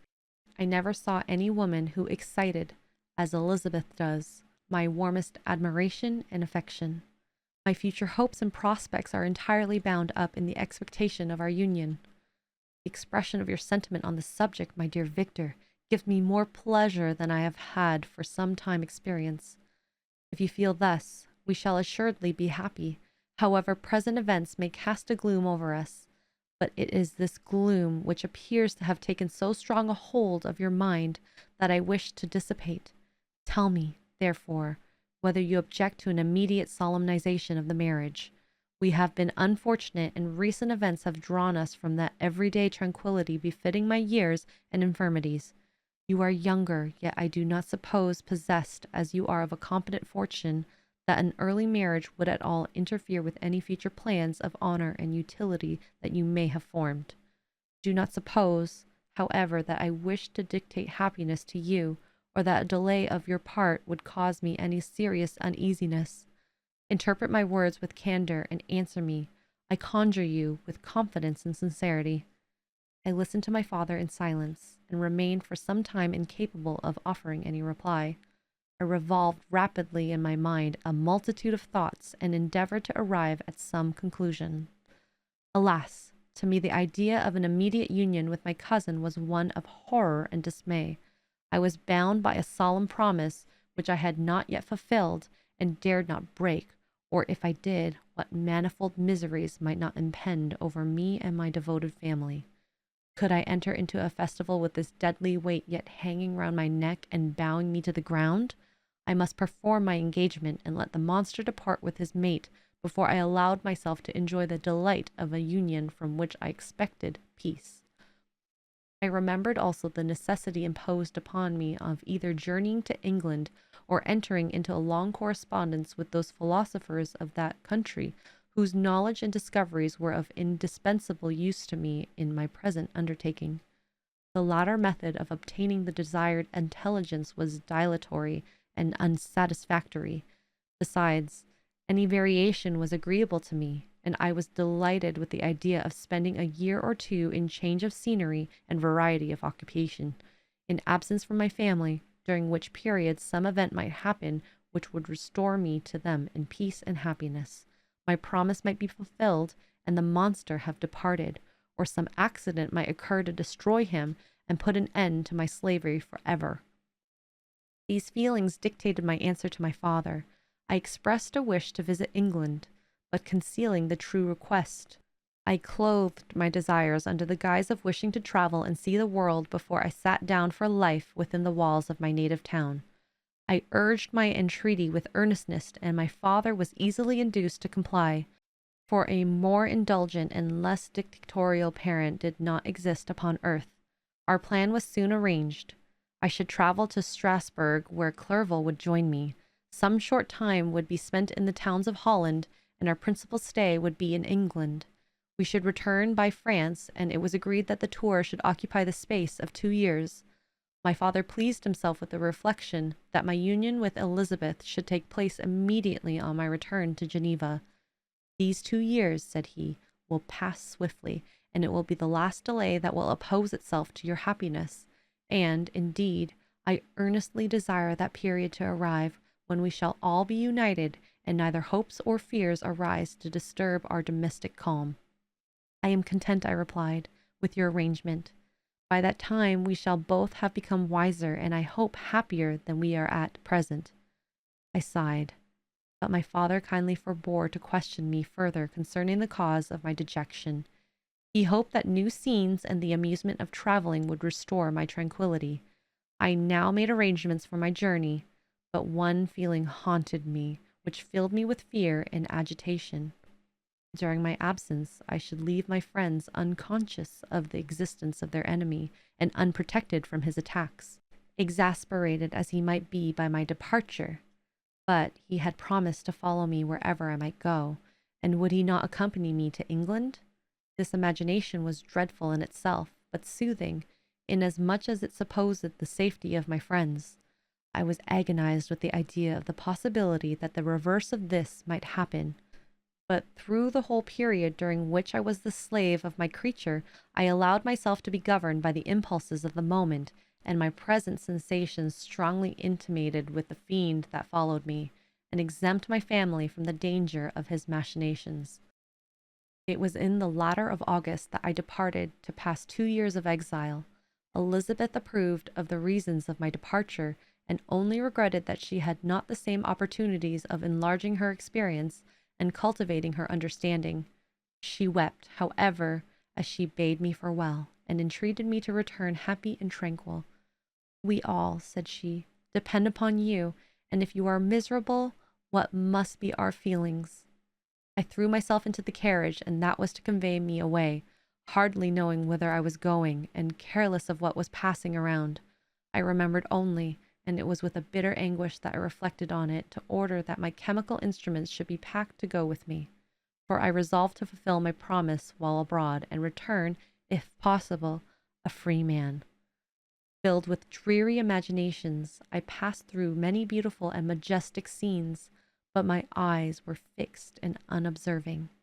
I could only think of the bourne of my travels, and the works which was to occupy me whilst they endured. After some days spent in listless indolence, during which I traversed many leagues, I arrived at Strasbourg, where I waited 2 days for Clerval. He came. Alas, how great was the contrast between us! He was alive to every new scene, joyful when he saw the beauties of the setting sun, and more happy when he beheld it rise, and recommence a new day. He pointed out to me the shifting colors of the landscape, and the appearances of the sky. "This is what it is to live," he cried. "Now I enjoy existence, but you, my dear Frankenstein, wherefore are you desponding and sorrowful? In truth, I was occupied by gloomy thoughts, and neither saw the descent of the evening star, nor the golden sun rise reflected in the Rhine. And you, my friend, would be far more amused with the journal of Clerval, who observed the scenery with an eye of feeling and delight, than to listen to my reflections. I, a miserable wretch haunted by a curse that shut up every avenue to enjoyment. We had agreed to descend the Rhine in a boat from Strasbourg to Rotterdam, whence we might take shipping for London. During this voyage we passed by many willowy islands, and saw several beautiful towns. We stayed a day at Meinheim, and on the 5th from our departure from Strasbourg arrived at Mayence. The course of the Rhine below Mayence becomes much more picturesque. The river descends rapidly and winds between hills, not high but steep, and of beautiful forms. We saw many ruined castles standing on the edges of precipices, surrounded by black woods, high and inaccessible. This part of the Rhine indeed presents a singularly variegated landscape. In one spot you view rugged hills, ruined castles, overlooking tremendous precipices, with the dark Rhine rushing beneath, and on the sudden turn of a promontory flourishing vineyard, with green sloping banks and a meandering river, and populous towns occupy the scene. We traveled at the time of the vintage, and heard the song of the laborers as we glided down the stream. Even I, depressed in mind, and my spirits continually agitated by gloomy feelings, even I was pleased. I lay at the bottom of the boat, and I gazed on the cloudless blue sky.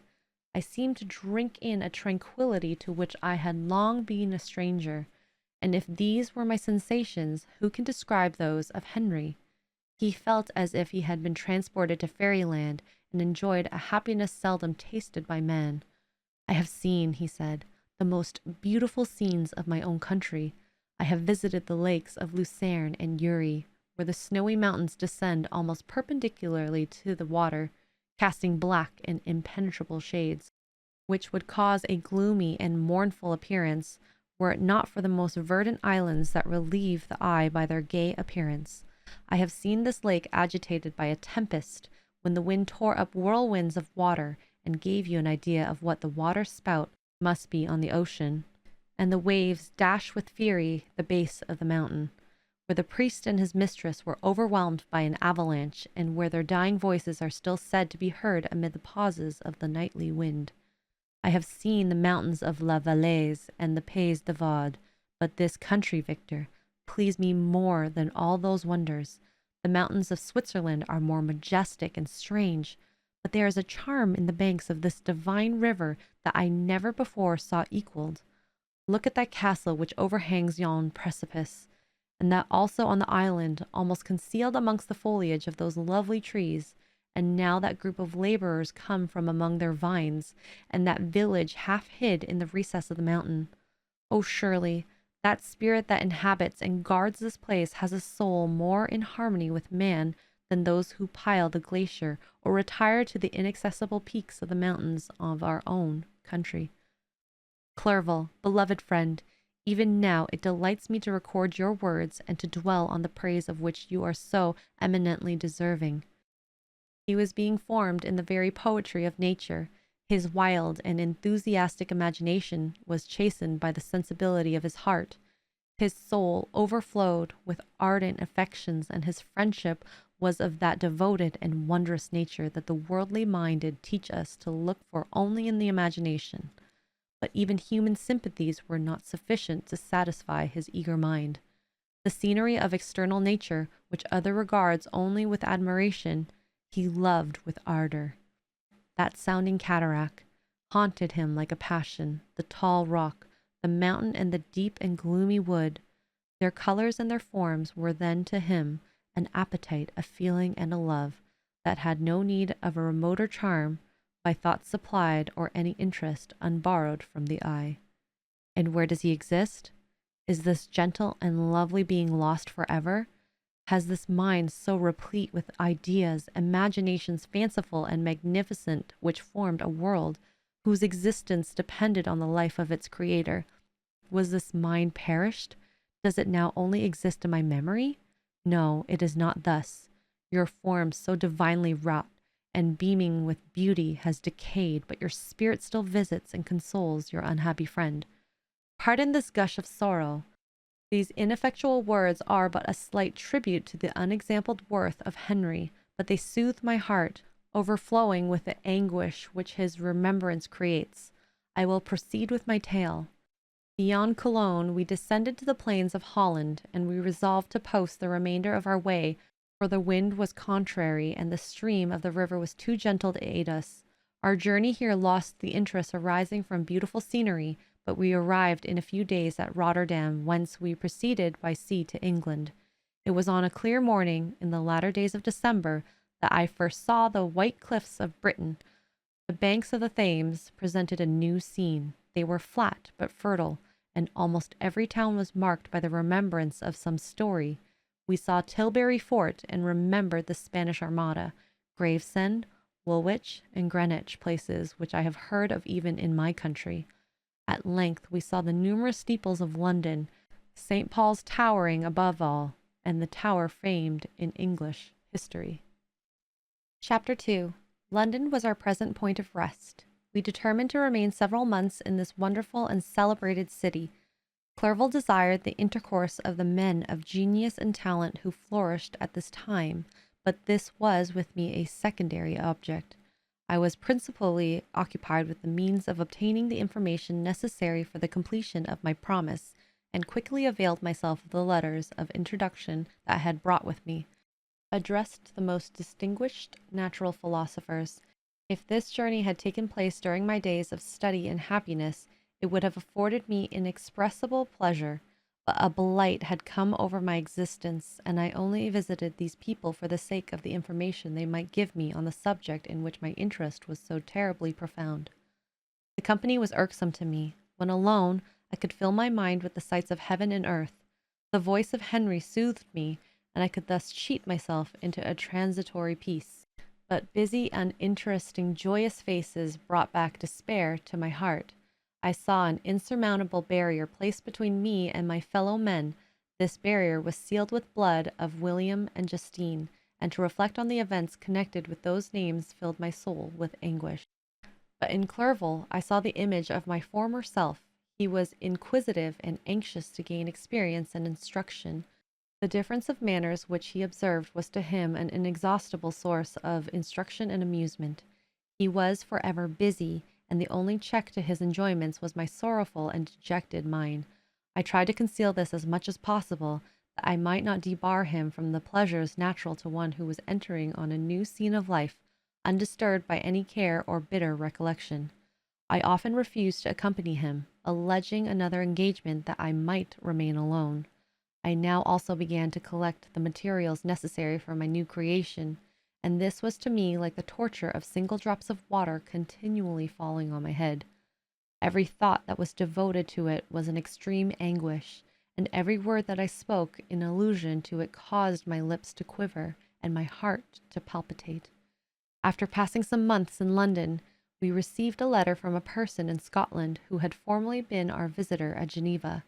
He mentioned the beauties of his native country, and asked us if these were not sufficient allurements to induce us to prolong our journey as far north as Perth, where he resided. Clerval eagerly desired to accept this invitation, and I, although I abhorred society, wished to view again mountains and streams, and all the wondrous works with which nature adorns her chosen dwelling places. We had arrived in England at the beginning of October, and it was now February.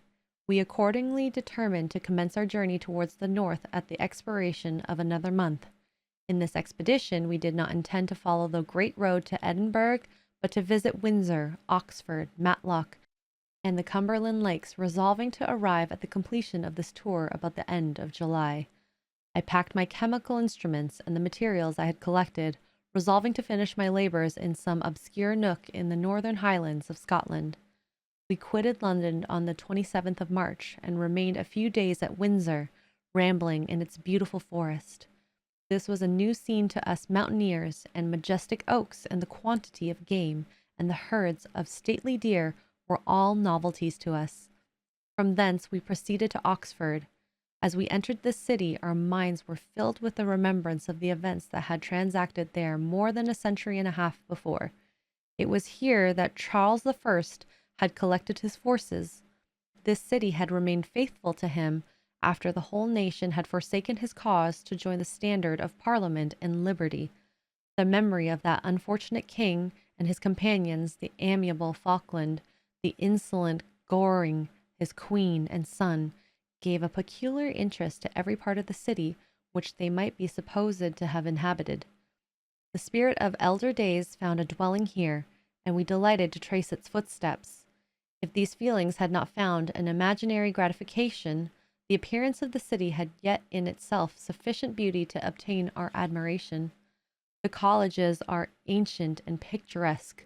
The streets are almost magnificent, and the lovely Isis which flows beside it through meadows of exquisite verdure is spread forth into a placid expanse of waters, which reflects its majestic assemblage of towers and spires and domes embosomed among aged trees.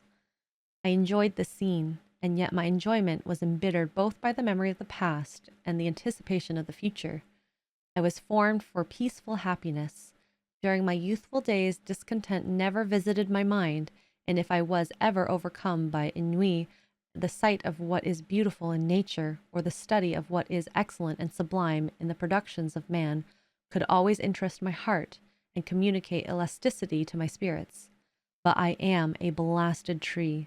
The bolt has entered my soul, and I felt then that I should survive to exhibit what I shall soon cease to be, a miserable spectacle of wrecked humanity, pitiable to others and abhorrent to myself.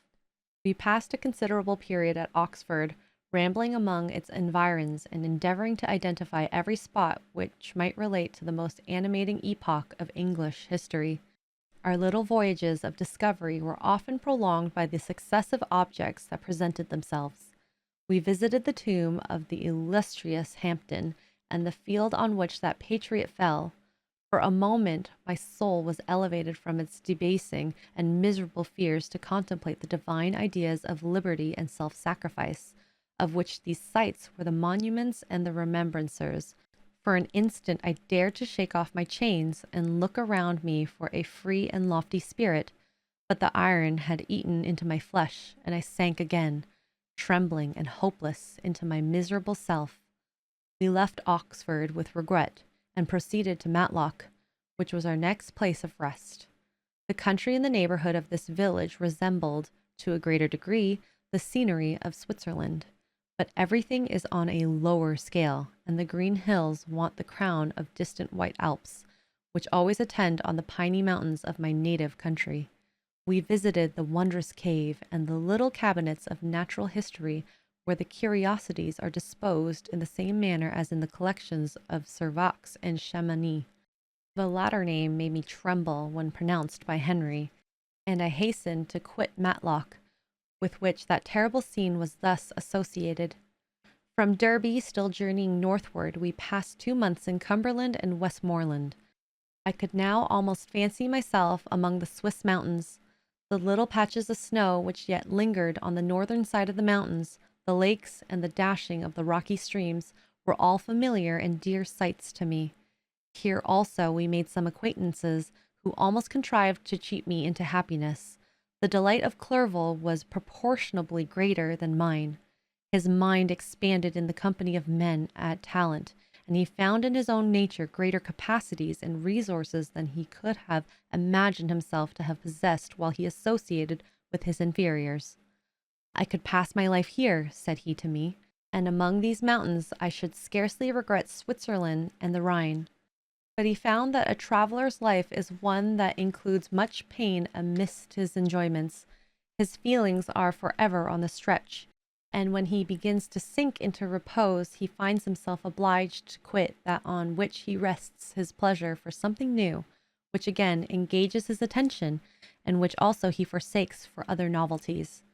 We had scarcely visited the various lakes of Cumberland and Westmoreland, and conceived an affection for some of the inhabitants, when the period of our appointment with our Scotch friend approached, and we left them to travel on.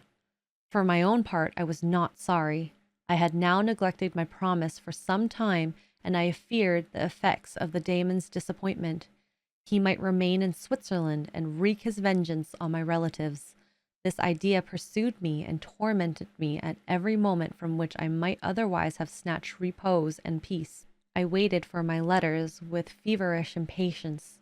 If they were delayed, I was miserable and overcome by 1,000 fears, and when they arrived and I saw the superscription of Elizabeth or my father, I hardly dared to read and ascertain my fate. Sometimes I thought that the fiend followed me and might expedite my remissness by murdering my companion. When these thoughts possessed me, I would not quit Henry for a moment, but followed him as my shadow, to protect him from the fancied rage of my destroyer. I felt as if I had committed some great crime, the consciousness of which haunted me. I was guiltless, but I had indeed drawn down a horrible curse upon my head, as mortal as that of crime. I visited Edinburgh with languid eyes and mind, and yet that city might have interested the most unfortunate being. Clerval did not like it so well as Oxford, for the antiquity of the latter city was more pleasing to him.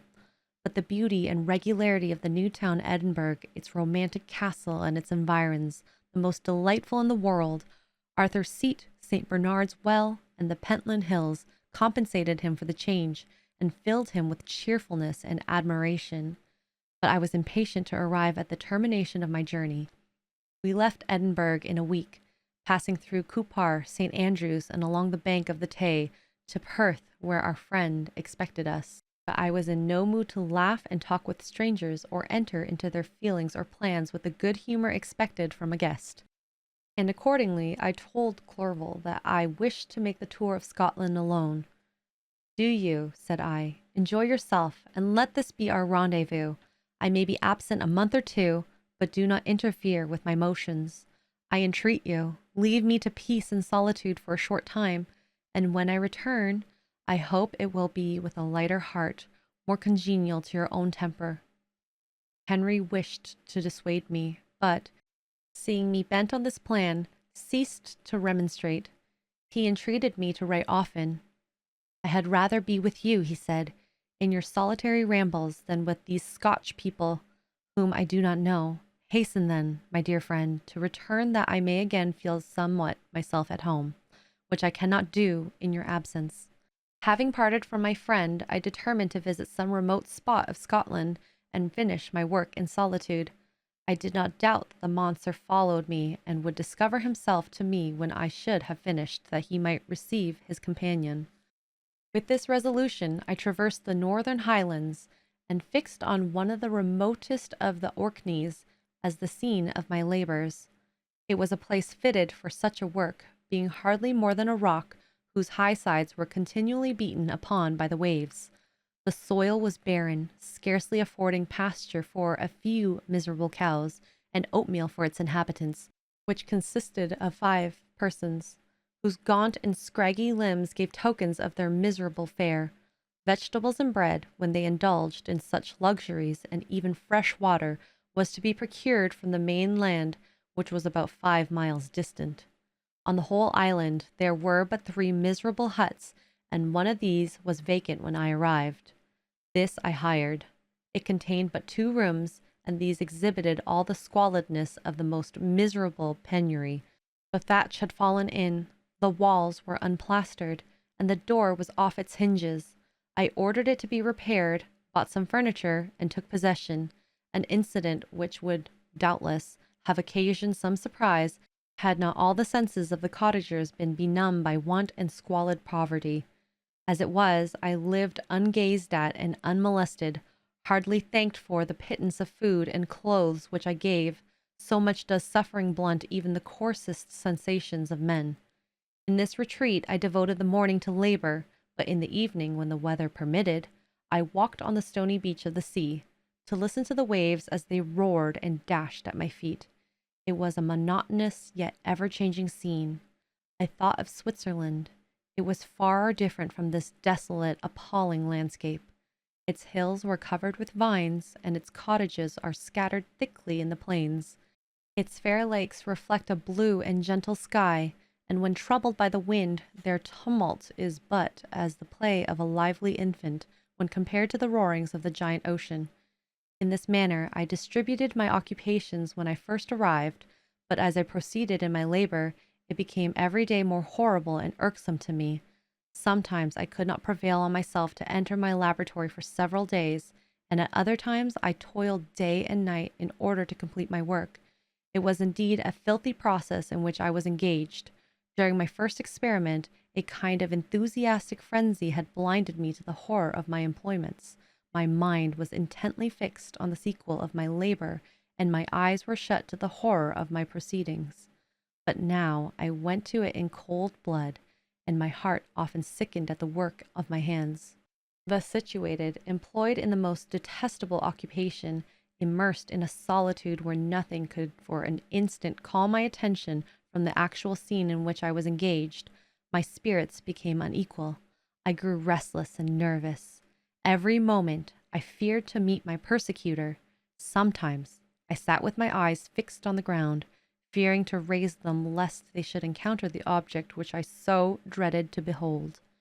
I feared to wander from the sight of my fellow creatures, lest when alone he should come to claim his companion. In the meantime I worked on, and my labor was already considerably advanced. I looked towards its completion with tremulous and eager hope, which I dared not trust myself to question, but which was intermixed with obscure forebodings of evil that made my heart sicken in my bosom. Chapter 3. I sat one evening in my laboratory. The sun had set, and the moon was just rising from the sea. I had not sufficient light for my employment, and I remained idle in a pause of consideration of whether I should leave my labor for the night, or hasten its conclusion by an unremitting attention to it. As I sat, a train of reflection occurred to me, which led me to consider the effects of what I was doing now.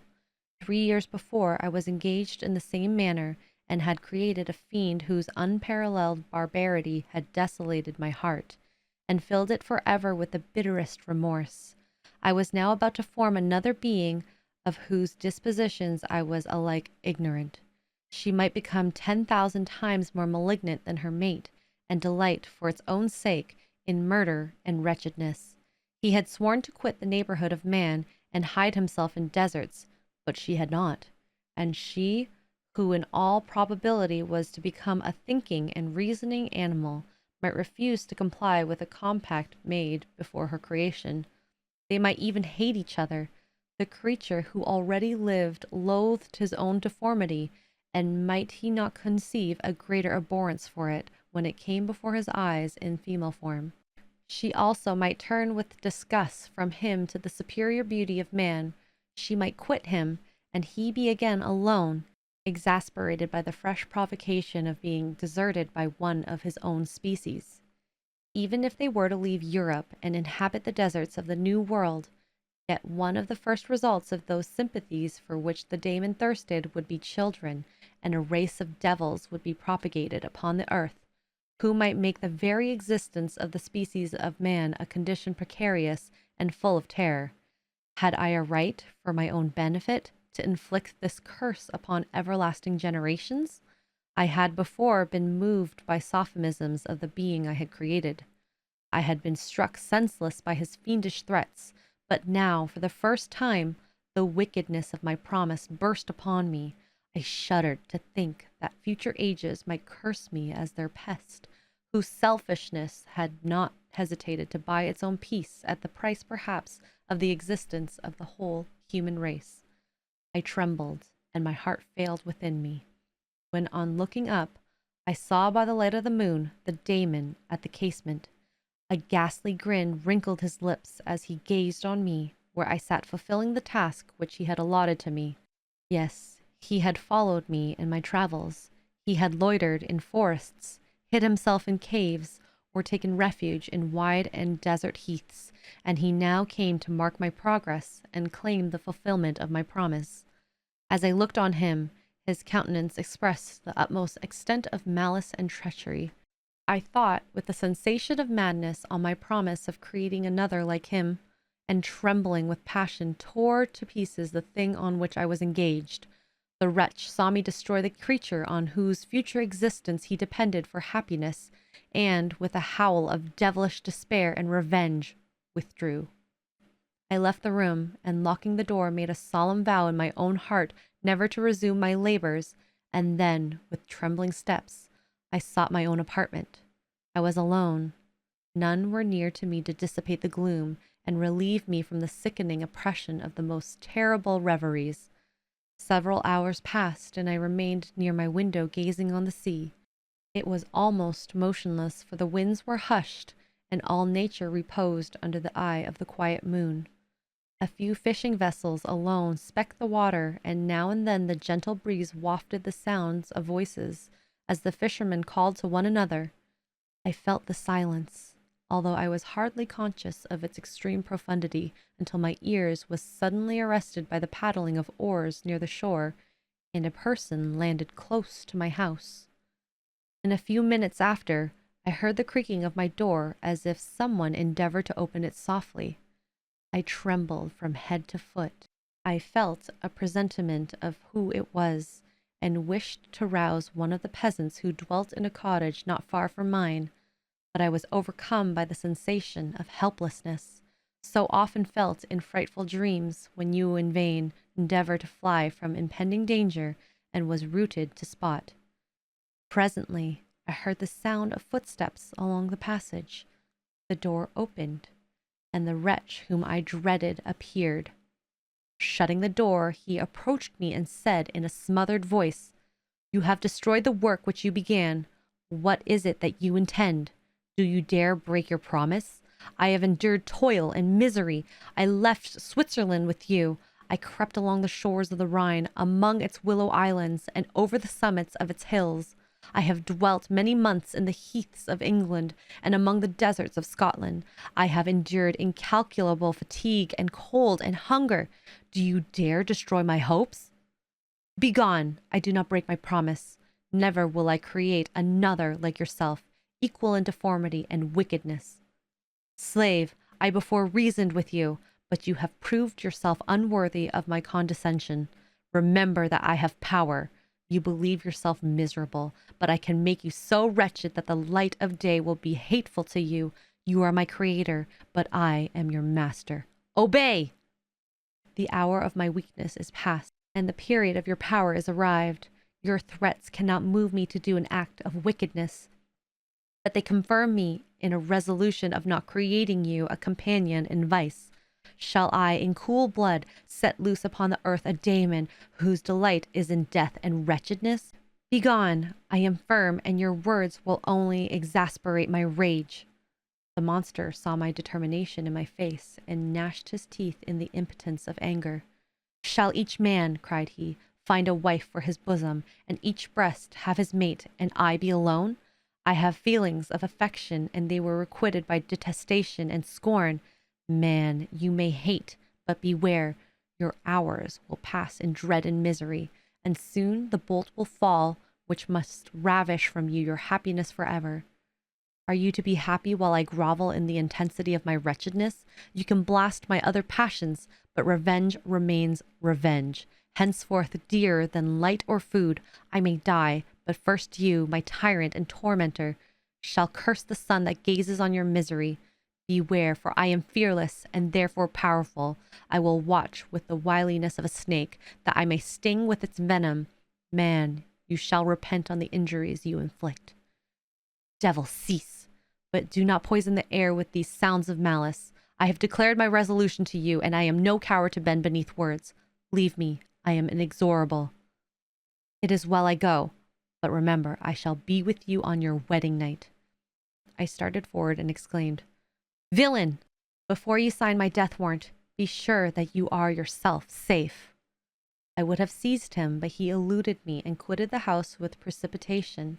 In a few moments I saw him in his boat, which shot across the waters with an arrowy swiftness, and was soon lost amidst the wave.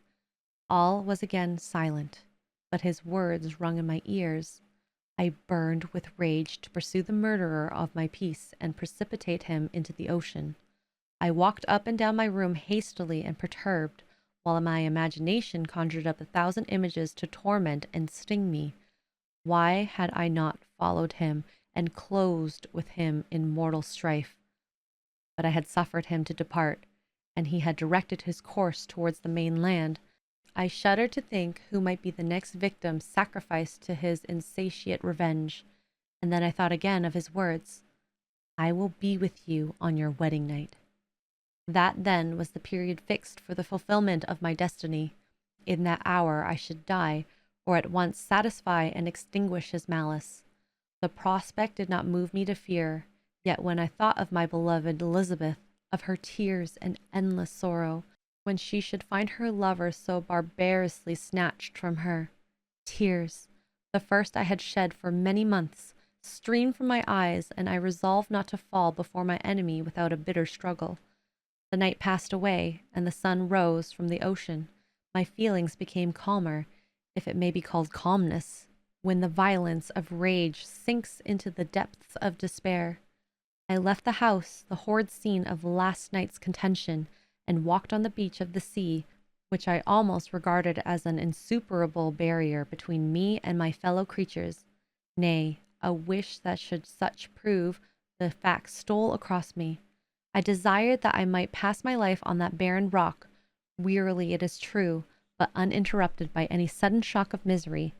If I returned, it was to be sacrificed, or to see those whom I most loved die under the grasp of a daemon whom I had created myself.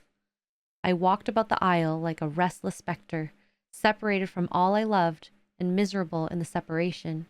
When it became noon and the sun rose higher, I lay down on the grass and was overpowered by a deep sleep. I had been awake the whole of the preceding night. My nerves were agitated and my eyes inflamed by watching and misery. The sleep into which I now sunk refreshed me, and when I awoke, I again felt as if I belonged to a race of human beings like myself, and I began to reflect upon what had passed with greater composure. Yet still the words of the fiend rung in my ears like a death knell. They appeared like a dream, yet distinct and oppressive as a reality. The sun had far descended, and I still sat on the shore. satisfying my appetite, which had become ravenous with an oaten cake, when I saw a fishing boat land close to me, and one of the men brought me a packet. It contained letters from Geneva and one from Clerval, entreating me to join him. He said that nearly a year had elapsed since we had quitted Switzerland, and France was yet unvisited. He entreated me, therefore, to leave my solitary isle and meet him in Perth in a week from that time, when we might arrange the plan of our future proceedings. This letter in a degree recalled me to life, and I determined to quit my island at the expiration of 2 days. Yet before I departed, there was a task to perform, on which I shuddered to reflect.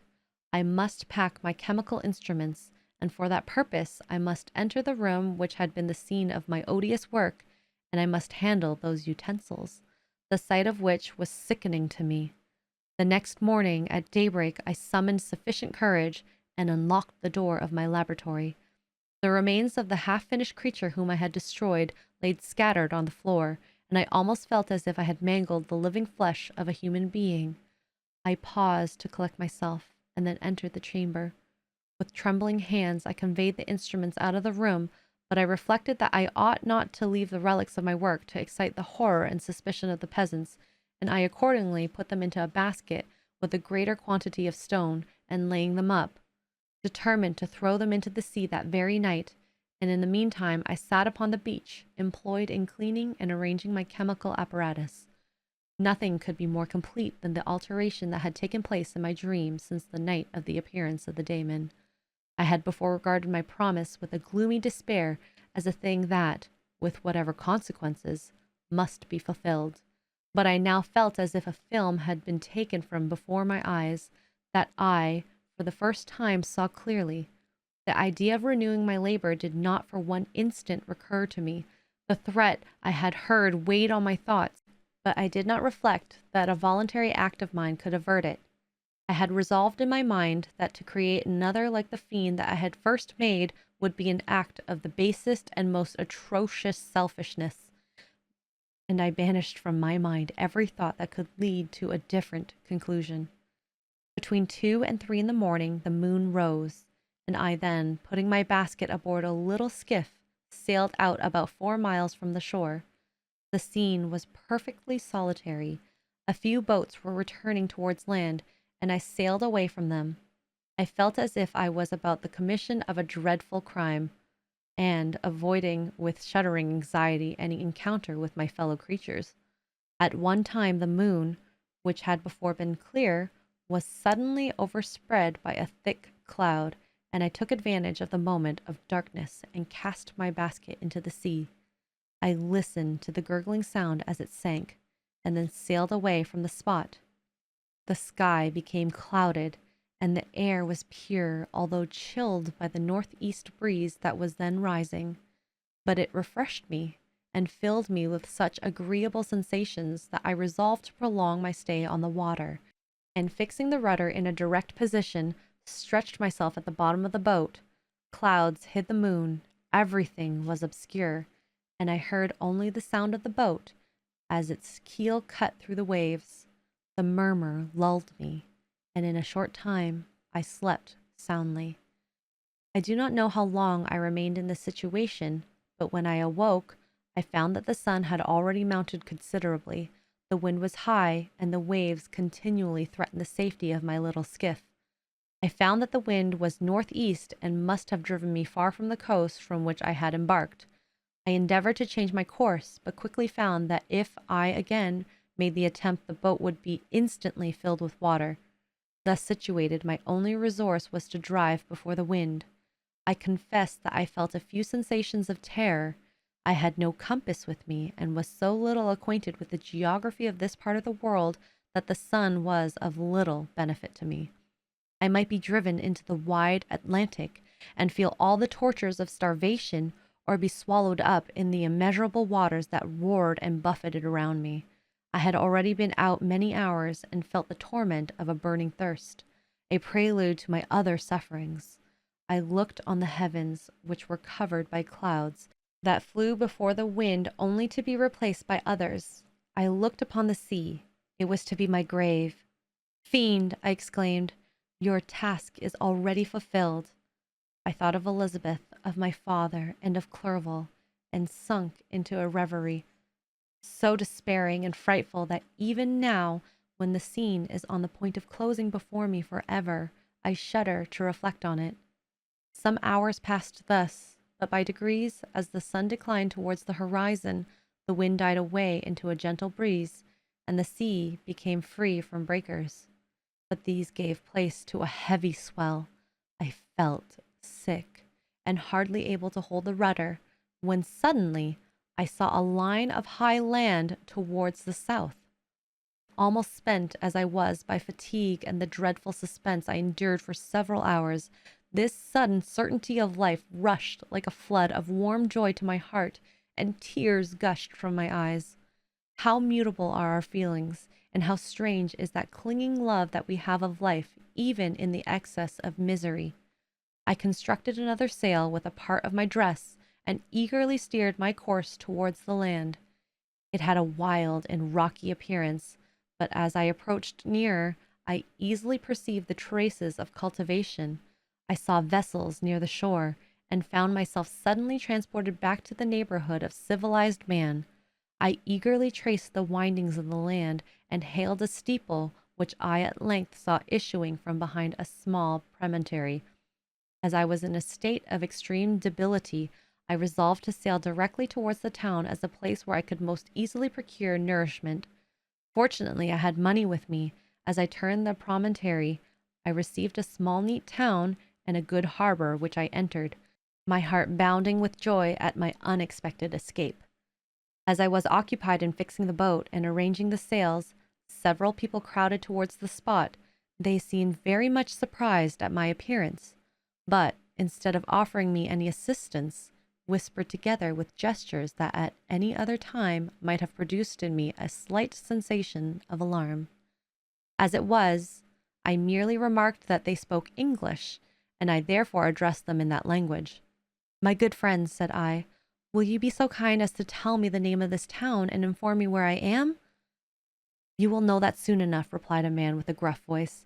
"Maybe you are come to a place that will not prove much to your taste, but you will not be consulted as to your quarters, I promise you." I was exceedingly surprised on receiving so rude an answer from a stranger, and I also disconcerted on perceiving the frowning and angry countenances of his companions. "Why do you answer me so roughly?" I replied. "Surely it is not the custom of Englishmen to receive strangers so inhospitably." "I do not know," said the man, "what the custom of the English may be, but it is the custom of the Irish to hate villains." While this strange dialogue continued, I perceived the crowd rapidly increase. Their faces expressed a mixture of curiosity and anger, which annoyed and in some degree alarmed me. I inquired the way to the inn, but no one replied. I then moved forward, and a murmuring sound arose from the crowd as they followed and surrounded me, with an ill-looking man approached, tapped me on the shoulder, and said, "Come, sir, you must follow me to Mr. Kerwin's to give your account of yourself." "Who is Mr. Kerwin?" "Why am I to give an account of myself? Is not this a free country?" "Aye, sir, free enough for honest folks. Mr. Kerwin is a magistrate, and you are to give an account of the death of a gentleman who was found murdered here last night." This answer startled me, but I presently recovered myself. I was innocent. That could easily be proved. Accordingly, I followed my conductor in silence and was led to one of the best houses in the town. I was ready to sink from fatigue and hunger, but being surrounded by a crowd, I thought it politic to rouse all my strength, that no physical debility might be construed into apprehension or conscious guilt. Little did I then expect the calamity that was in a few moments to overwhelm me and extinguish in horror and despair all fear of ignominy or death. I must pause here, for it requires all my fortitude to recall the memory of the frightful events which I am about to relate in proper detail to my recollection. Chapter 4. I was soon introduced into the presence of the magistrate, an old benevolent man with calm and mild manners. He looked upon me, however, with some degree of severity, and then, turning towards my conductors, he asked who appeared as witnesses on this occasion. About half a dozen men came forward, and one being selected by the magistrate, he deposed that he had been out fishing the night before with his son and brother-in-law, Daniel Nugent, when, about 10 o'clock, they observed a strong northerly blast rising, and they accordingly put in for port.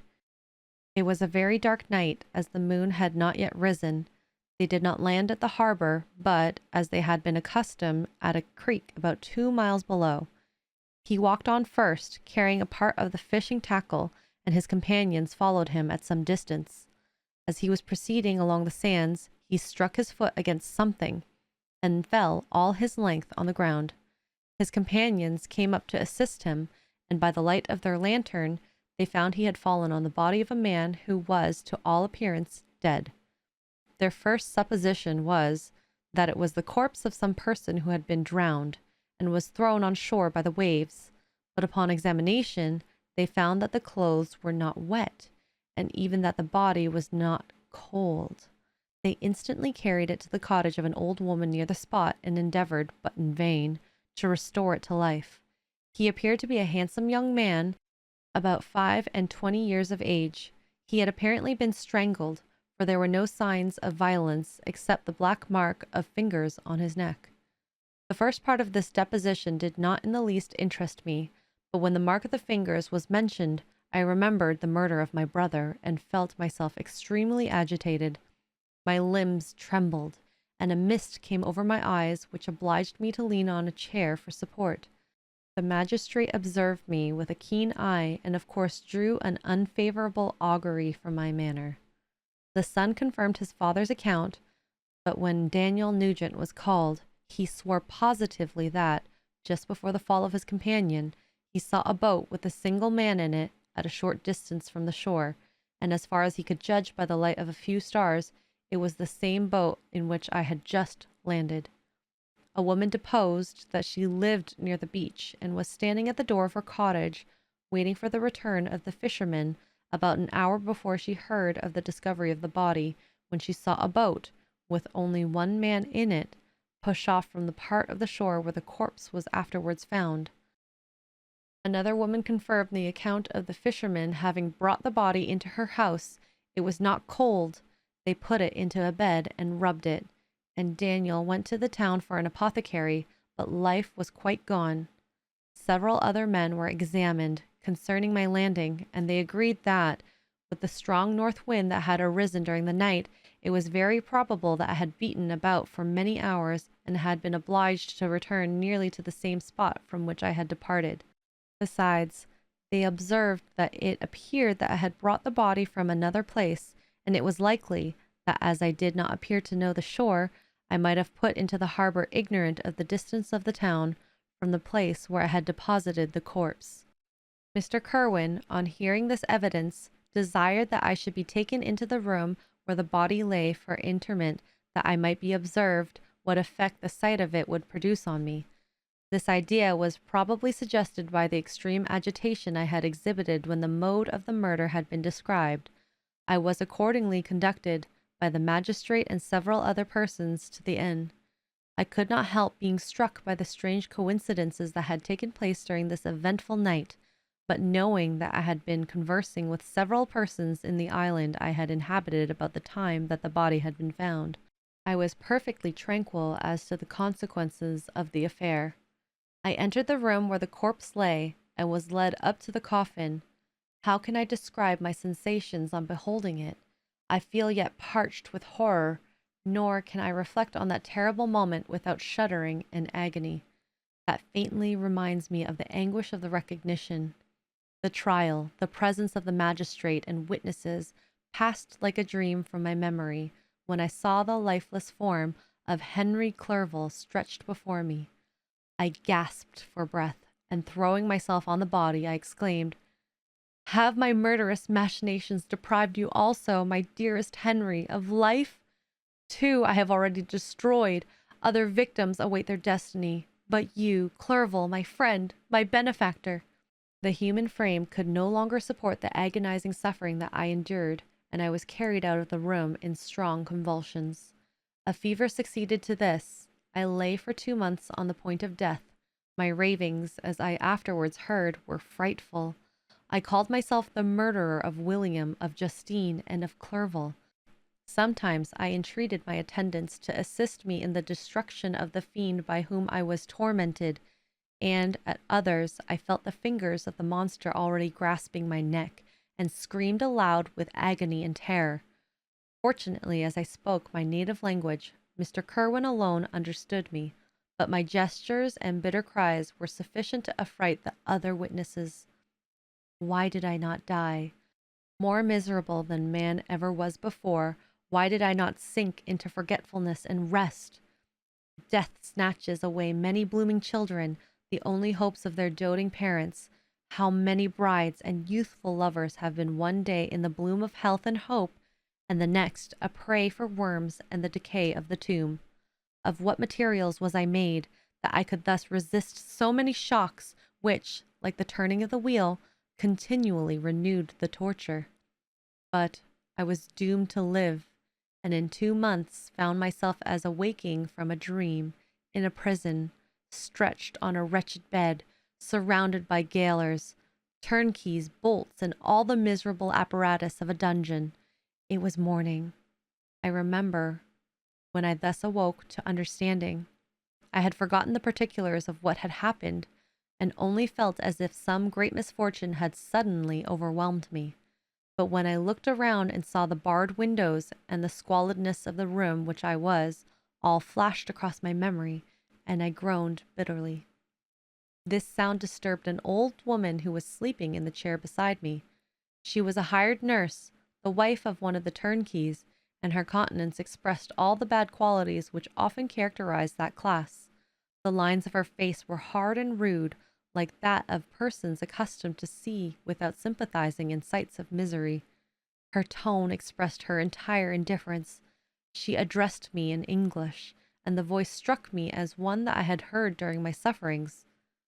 "Are you better now, sir?" said she. I replied in the same language with a feeble voice, "I believe I am, but if it be all true, if indeed I did not dream, I am sorry that I am still alive to feel this misery and horror." "For that matter," replied the old woman, "if you mean about the gentleman you murdered, I believe that it were better for you if you were dead, for I fancy it will go hard with you, but you will be hung when the next sessions come on. However, that's none of my business.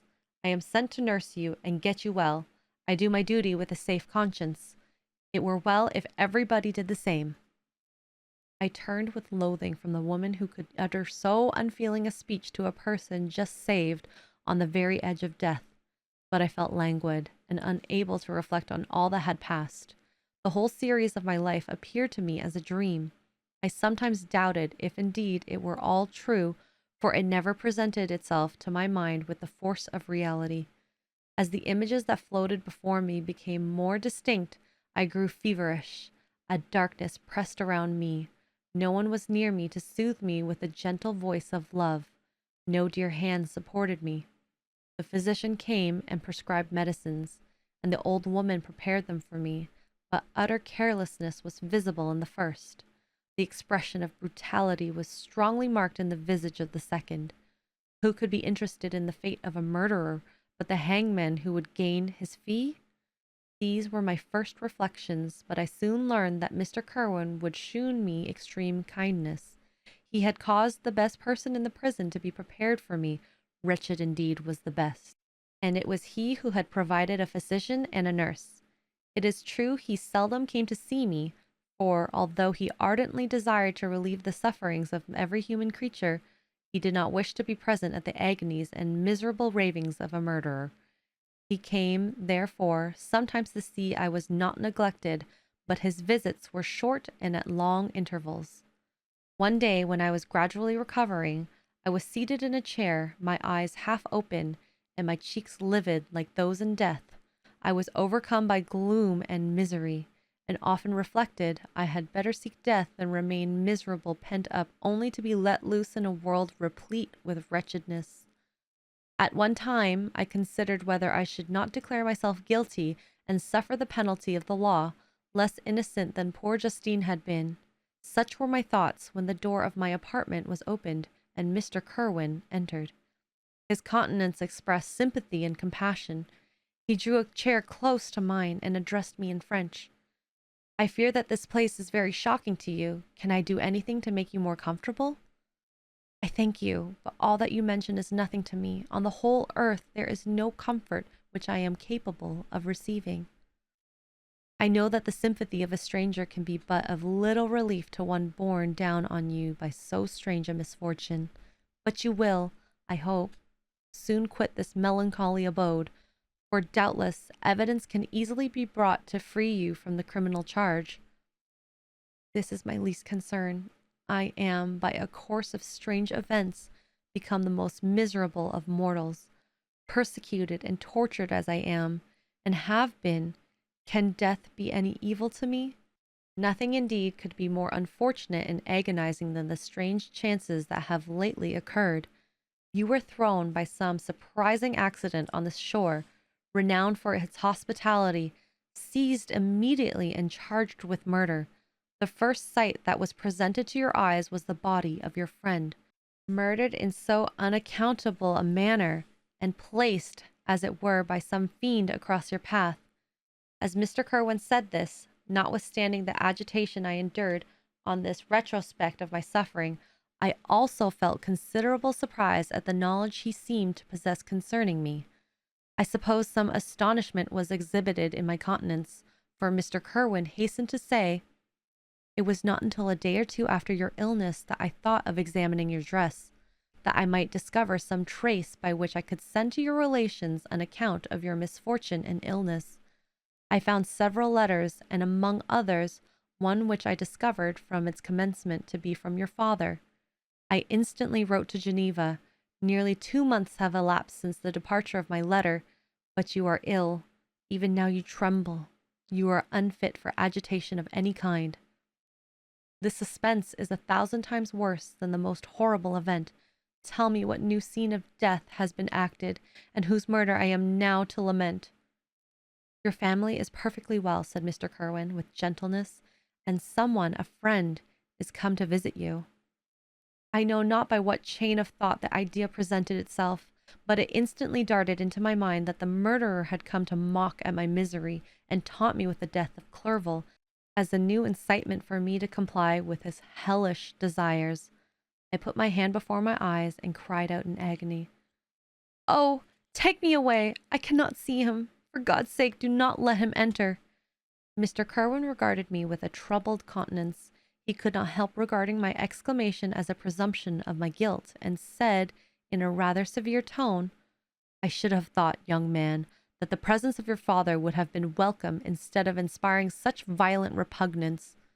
"My father?" cried I, while every feature and every muscle was relaxed from anguish to pleasure. "Is my father indeed come? How kind, how very kind! But where is he? Why does he not hasten to me?" My change of manner surprised and pleased the magistrate. Perhaps he thought that my former exclamation was a momentary return of delirium, and now he instantly resumed his former benevolence. He rose and quitted the room with my nurse, and in a moment my father entered. Nothing at this moment could have given me the greater pleasure than the arrival of my father. I stretched out my hand to him and cried, "Are you then safe, and Elizabeth, and Ernest?" My father calmed me with assurances of their welfare, and endeavored, by dwelling on these subjects so interesting to my heart, to raise my desponding spirits, but he soon felt that a prison cannot be the abode of my cheerfulness. "What a place this is that you inhabit, my son," said he, looking mournfully at the barred windows and wretched appearance of the room. "You travel to seek happiness, but a fatality seems to pursue you and poor Clerval." The name of my unfortunate and murdered friend was an agitation too great to be endured in my weak state. I shed tears. "Alas! Yes, my father," replied I. "Some destiny of the most horrible kind hangs over me, and I must live to fulfill it, or surely I should have died on the coffin of Henry." We were not allowed to converse for any length of time, for the precarious state of my health rendered every precaution necessary that could ensure tranquillity. Mr. Kerwin came in and insisted that my strength should not be exhausted by too much exertion. But the appearance of my father was to me like that of my good angel, and I gradually recovered my health. As my sickness quitted me, I was absorbed by a gloomy and black melancholy that nothing could dissipate. The image of Clerval was for ever before me, ghastly and murdered. More than once, the agitation into which these reflections threw me made my friends dread a dangerous relapse. Alas, why did they preserve so miserable and detested a life? It was surely that I might fulfill my destiny, which is now drawing to a close. Soon, oh, very soon, will death extinguish these throbbings and relieve me from the mighty weight of an anguish that bears me to the dust. And, in executing the award of justice, I shall also sink to rest. Then the appearance of death was distant, although the wish was ever present to my thoughts, and I often sat for hours, motionless and speechless, wishing for some mighty revolution that might bury me and my destroyer in its ruins. The season of the assizes approached. I had already been 3 months in prison, and although I was still weak and in continual danger of a relapse, I was obliged to travel nearly 100 miles to the county town, where the court was held. Mr. Kerwin charged himself with the every care of collecting witnesses and arranging my defense. I was spared the disgrace of appearing publicly as a criminal, as the case was not brought before the court that decides on life and death. The grand jury rejected the bill on its being proved that I was on the Orkney Islands at the hour the body of my friend was found, and a fortnight after my removal I was liberated from prison. My father was enraptured on finding me freed from the vexations of a criminal charge, that I was again allowed to breathe the fresh atmosphere, and allowed to return to my native country. I did not participate in these feelings, for to me the walls of a dungeon or a palace were alike hateful. The cup of life was poisoned for ever, and although the sun shone upon me, as upon the happy and gay of heart, I saw around me nothing but a dense and frightful darkness, penetrated by no light but the glimmer of 2 eyes that glared upon me. Sometimes they were the expressive eyes of Henry, languishing in death, the dark orbs nearly covered by the lids, and the long black lashes that fringed them. Sometimes it was the watery clouded eyes of the monster, as I first saw them in my chamber at Ingolstadt. My father tried to awaken in me the feelings of affection. He talked of Geneva, which I should soon visit, of Elizabeth and Ernest, but these words only grew deep groans from me. Sometimes, indeed, I felt a wish for happiness and thought with melancholy delight of my beloved cousin, or longed with a devouring maladie du pays to see once more the blue lake and rapid Rhone that had been so dear to me in early childhood. But my general state of feeling was a torpor in which a prison was as welcome a residence as the divinest scene in nature, and these fits were seldom interrupted but by paroxysms of anguish and despair. At these moments I often endeavored to put an end to the existence I loathed, and it required unceasing attendance and vigilance to restrain me from committing some dreadful act of violence. I remember, as I quitted the prison, I heard one of the men say, "He may be innocent of the murder, but he has certainly a bad conscience." These words struck me. A bad conscience? Yes, surely I had one. William, Justine, and Clerval had died through my infernal machinations. And whose death, cried I, is to finish the tragedy? Ah, my father, do not remain in this wretched country. Take me where I may forget myself, my existence, and all the world. My father easily acceded to my desire, and after having taken leave of Mr. Kerwin, we hastened to Dublin. I felt as if I was relieved from a heavy weight when the packet sailed with a fair wind from Ireland, and I had quitted for ever the country which had been to me the scene of so much misery. It was midnight. My father slept in the cabin, and I lay on the deck, looking at the stars and listening to the dashing of the waves. I hailed the darkness that shut Ireland from my sight, and my pulse beat with the feverish joy which I reflected that I should soon see Geneva. The past appeared to me in the light of a frightful dream, yet the vessel in which I was, the wind that blew me from the detested shore of Ireland, and the sea which surrounded me, told me too forcibly that I was deceived by no vision, and that Clerval, my friend and dearest companion, had fallen a victim to me and the monster of my creation. I repassed in my memory my whole life, my quiet happiness while residing with my family in Geneva, the death of my mother, and my departure for Ingolstadt. I remembered shuddering at the mad enthusiasm that hurried me on the creation of my hideous enemy, and I called to mind the night during which he first lived. I was unable to pursue the train of thought, and thousand feelings pressed upon me, and I wept bitterly. Ever since my recovery from the fever, I had been in the custom of taking every night a small quantity of laudanum, for it was by means of this drug only that I was enabled to gain the rest necessary for the preservation of life. Oppressed by the recollection of my various misfortunes, I now took a double dose and soon slept profoundly. But sleep did not afford me respite from thought and misery. My dreams presented 1,000 objects that scared me. Towards morning, I was repossessed by a kind of nightmare. I felt the fiend's grasp in my neck, and could not free myself from it. Groans and cries rung in my ears. My father, who was watching over me, perceiving my restlessness, awoke me, and pointed to the port of Holyhead, which we were now entering. Chapter 5. We had resolved not to go to London, but to cross the country to Portsmouth, and thence to embark from Havre. I preferred this plan principally because I dreaded to see again those places in which I had enjoyed a few moments of tranquillity with my beloved Clerval. I thought with horror of seeing again those persons whom we had been accustomed to visit together, and who might make inquiries concerning an event, the very remembrance of which made me again feel the pang I endured when I gazed at his lifeless form in the inn at. As for my father, his desires and exertions were bounded to thee again, seeing me restored to health and peace of mind. His tenderness and attentions were unremitting. My grief and gloom was obstinate, but he would not despair. Sometimes he thought that I felt deeply the degradation of being obliged to answer a charge of murder, and he endeavored to prove to me the futility of pride. Alas, my father, said I, how little do you know me. Human beings, their feelings, passions, would indeed be degraded if such a wretch as I felt pride. Justine, poor unhappy Justine, was as innocent as I, and she suffered the same charge. She died for it, and I am the cause of this. I murdered her, William, Justine, and Henry. They all died by my hands. My father had often, during my imprisonment, heard me make the same assertion.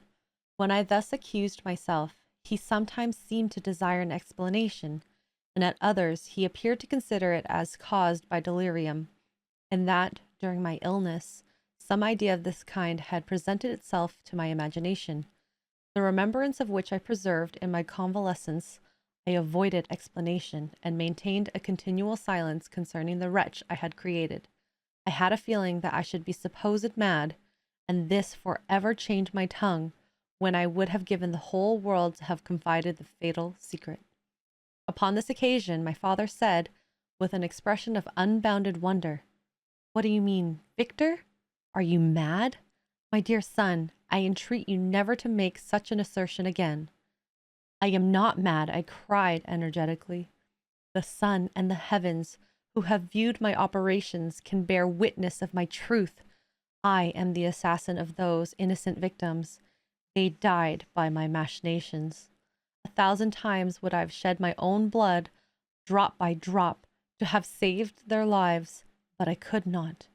My father, indeed, I could not sacrifice the whole human race." The conclusion of this speech convinced my father that my ideas were deranged, and he instantly changed the subject of our conversation, and endeavored to alter the course of my thoughts. He wished as much as possible to obliterate the memory of the scenes that had taken place in Ireland, and never alluded to them, or suffered me to speak of my misfortunes. As time passed away, I became more calm. Misery had her dwelling in my heart, but I no longer talked in the same incoherent manner of my own crimes. Sufficient for me was the consciousness of them, but the utmost self-violence. I curbed the imperious voice of wretchedness, which sometimes desired to declare itself to the whole world, and my manners were calmer and more composed than they had ever since my journey to the Sea of Ice. We arrived at Havre on the 8th of May, and instantly proceeded to Paris, where my father had some business which detained us a few weeks. In this city, I received the following letter from Elizabeth. To Victor Frankenstein. My dear friend, it gave me the greatest pleasure to receive a letter from my uncle dated at Paris. You are no longer at a formidable distance, and I may hope to see you again in less than a fortnight. My poor cousin, how much you must have suffered! I expect to see you looking even more ill than when you quitted Geneva. This winter has been passed most miserable, tortured as I have been by anxious suspense. Yet I hope to see you peace in your countenance, and to find that your heart is not totally devoid of comfort and tranquillity. Yet I fear that the same feelings now exist that made you so miserable a year ago, even perhaps augmented by time.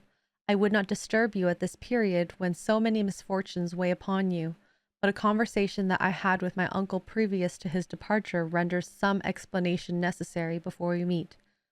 Explanation.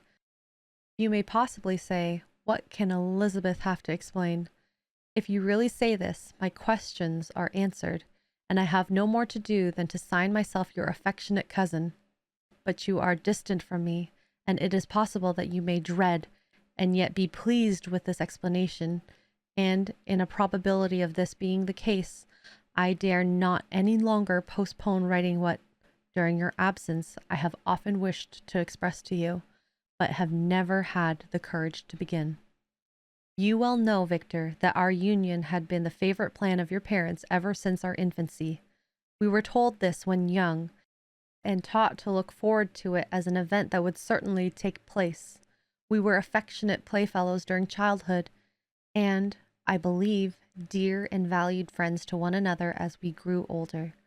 But as brother and sister often entertain a lively affection towards each other without desiring a more intimate union, may not such also be our case? Tell me, dearest Victor, answer me, I conjure you by our mutual happiness, with simple truth. Do you not love another? You have traveled. You have spent several years of your life at Ingolstadt, and I confess to you, my friend, that when I saw you last autumn so unhappy, flying to solitude from the society of every creature, I could not help supposing that you might regret our connection, and believe yourself bound in honor to fulfill the wishes of your parents, although they oppose themselves to your inclinations. But this is false reasoning. I confess to you, my cousin, that I love you, and that in my airy dreams of futurity you have been my constant friend and companion. But it is your happiness I desire as well as my own, when I declare to you that our marriage would render me eternally miserable, unless it were the dictate of your own free choice.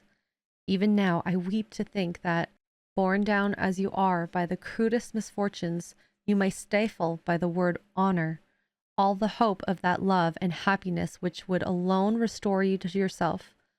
I, who have so interested an affection for you, may increase your miseries tenfold by being an obstacle to your wishes. Ah, Victor, be assured that your cousin and playmate has too sincere a love for you not to be made miserable by this supposition. Be happy, my friend, and if you obey me in this one request, remain satisfied that nothing on earth will have the power to interrupt my tranquillity. Do not let this letter disturb you. Do not answer it tomorrow, or the next day, or even until you come, if it will give you pain. My uncle will send me news of your health, and if I see but one smile on your lips when we meet, occasioned by this or any other exertion of mine, I shall need no other happiness. Elizabeth Lavenza. Geneva, May 18th, 17. This letter revived in my memory what I had before forgotten, the threat of the fiend. I will be with you on your wedding night. Such was my sentence, and on that night would the daemon employ every art to destroy me and tear me from the glimpse of happiness which promised partly to console my sufferings. On that night he had determined to consummate his crimes by my death. Well, be it so. A deadly struggle would then assuredly take place, in which if he was victorious, I should be at peace, and his power over me be at an end. If he were vanquished, I should be free. Alas, what freedom!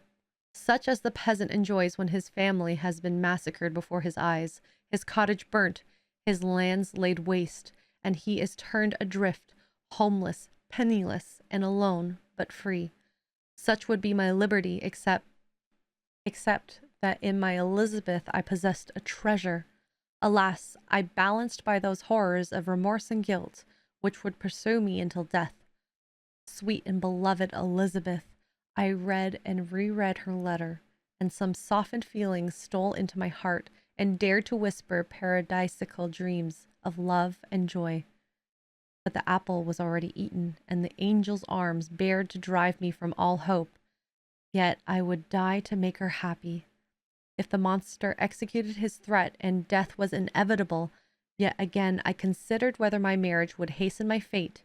My destruction might indeed arrive a few months sooner, but if my torturer should suspect that I postponed it, influenced by his menaces, he would surely find other and perhaps more dreadful means of revenge. He had vowed to be with me on my wedding night. Yet he did not consider that threat as binding him to peace in the meantime, for, as if to shew me that he was not yet satiated with blood, he had murdered Clerval immediately after the enunciation of his threats. I resolved, therefore, if my immediate union with my cousin would conduce either to hers or my father's happiness, my adversary's design against my life should not retard it a single hour. In this state of mind, I wrote to Elizabeth. My letter was calm and affectionate. I fear, my beloved girl, I said, little happiness remains for us on earth, yet all that I may one day enjoy is concentred in you. Chase away your idle fears. To you alone do I consecrate my life and my endeavors for contentment. I have one secret, Elizabeth, a dreadful one. When revealed to you, it will chill your frame with horror, and then, far from being surprised at my misery, you will only wonder that I survived what I have endured. I will confide this tale of misery and terror to you the day after our marriage shall take place. For, my sweet cousin, there must be perfect confidence between us. But until then, I conjure you, do not mention or allude to it. This I most earnestly entreat, and I know you will comply. In about a week after the arrival of Elizabeth's letter, we returned to Geneva. My cousin welcomed me with warm affection, yet tears were in her eyes as she beheld my emaciated frame and feverish cheeks. I saw a change in her also. She was thinner and had lost much of that heavenly vivacity that had before charmed me, but her gentleness and soft looks of compassion made her a more fit companion for one blasted and miserable as I was. The tranquillity which I now enjoyed did not endure. Memory brought madness with it, and when I thought on what had passed, a real insanity possessed me. Sometimes I was furious and burnt with rage, sometimes low and despondent. I neither spoke nor looked, but sat motionless, bewildered by the multitude of miseries that overcame me. Elizabeth alone had the power to draw me from these fits. Her gentle voice would soothe me when transported by passion, and inspire me with human feelings when sunk in torpor. She wept with me, and for me, when reason returned, she would remonstrate and endeavor to inspire me with resignation. Ah, it is well for the unfortunate to be resigned, but for the guilty there is no peace. The agonies of remorse poison the luxuries there is otherwise sometimes found in indulging the excess of grief. Soon after my arrival, my father spoke of my immediate marriage with my cousin. I remained silent. Have you, then, some other attachment? None on earth. I love Elizabeth and look forward to our union with delight. Let the day, therefore, be fixed, and on it I will consecrate myself in life or death to the happiness of my cousin. My dear Victor, do not speak thus. Heavy misfortunes have befallen us, but let us only cling closer to what remains and transfer our love for those whom we have lost to those who yet live. Our circle will be small, but bound close by the ties of affection and mutual misfortune, and when time shall have softened your despair, New and dear objects of care will be born to replace those of whom we had been so cruelly deprived. Such were the lessons of my father, but to me the remembrance of the threat returned. Nor can you wonder that, omnipotent as the fiend had yet been in his deeds of blood, I should almost regard him as invincible, and that when we had pronounced the words, "I shall be with you on your wedding night," I should regard the threatened fate as unavoidable. But death was no evil to me. If the loss of Elizabeth were balanced with it, and I therefore with a contented and even cheerful countenance agreed with my father that if my cousin would consent, the ceremony should take place in 10 days, and thus put, as I imagined, the seal to my fate. Great God! If for one instant I had thought what might be the hellish intention of my fiendish adversary, I would rather have banished myself for ever from my native country, and wandered a friendless outcast over the earth, than have consented to this miserable marriage. But, as if possessed of magic powers, the monster had blinded me to his real intentions, and when I thought that I prepared only my own death, I hastened that of a far dearer victim. As the period fixed for our marriage drew near, whether from cowardice or prophetic feeling, I felt my heart sink within me, but I concealed my feelings by an appearance of hilarity that brought smiles and joys to the countenance of my father, but hardly deceived the ever-watchful, nicer eye of Elizabeth. She looked forward to our union with placid contentment, not mingled with a little fear which past misfortunes had impressed, that what now appeared certain and tangible happiness might soon dissipate into an airy dream and leave no trace but deep everlasting regret. Preparations were made for the event. Congratulatory visits were received, and all wore a smiling appearance. I shut up as well as I could in my own heart the anxiety that preyed there, and entering with seeming earnestness into the plans of my father, although they might only serve as the decorations of my tragedy, a house was purchased for us near Cologne, by which we should enjoy the pleasures of the country, and yet be so near Geneva as to see my father every day, who would still reside within the walls for the benefit of Ernest, that he might follow his studies at the schools. In the meantime, I took every precaution to defend my person in case the fiend should openly attack me. I carried pistols and a dagger constantly about me, and was ever on the watch to prevent artifice, and by these means gained a greater degree of tranquillity. Indeed, as the period approached, the threat appeared more as a delusion, not to be regarded as worthy to disturb my peace, while the happiness I hoped for in my marriage wore a greater appearance of certainty as the day fixed for a solemnization drew near, and I heard it continually spoken of as an occurrence which no accident could possibly prevent. Elizabeth seemed happy. My tranquil demeanor contributed greatly to calm her mind, but on the day that was to fulfill my wishes and my destiny, she was melancholy, and a presentiment of evil pervaded her, and perhaps also she thought of the dreadful secret which I had promised to reveal to her the following day. My father was, in the meantime, overjoyed, and in the bustle of preparation, only observed in the melancholy of his niece the diffidence of a bride. After the ceremony was performed, a large party assembled at my father's, but it was agreed that Elizabeth and I should pass the afternoon and night at Evian, and return to Colony the next morning. As the day was fair and the wind favorable, we resolved to go by water. Those were the last moments of my life during which I enjoyed the feeling of happiness. We passed rapidly along. The sun was hot, but we were sheltered from its rays by a kind of canopy, while we enjoyed the beauty of the scene.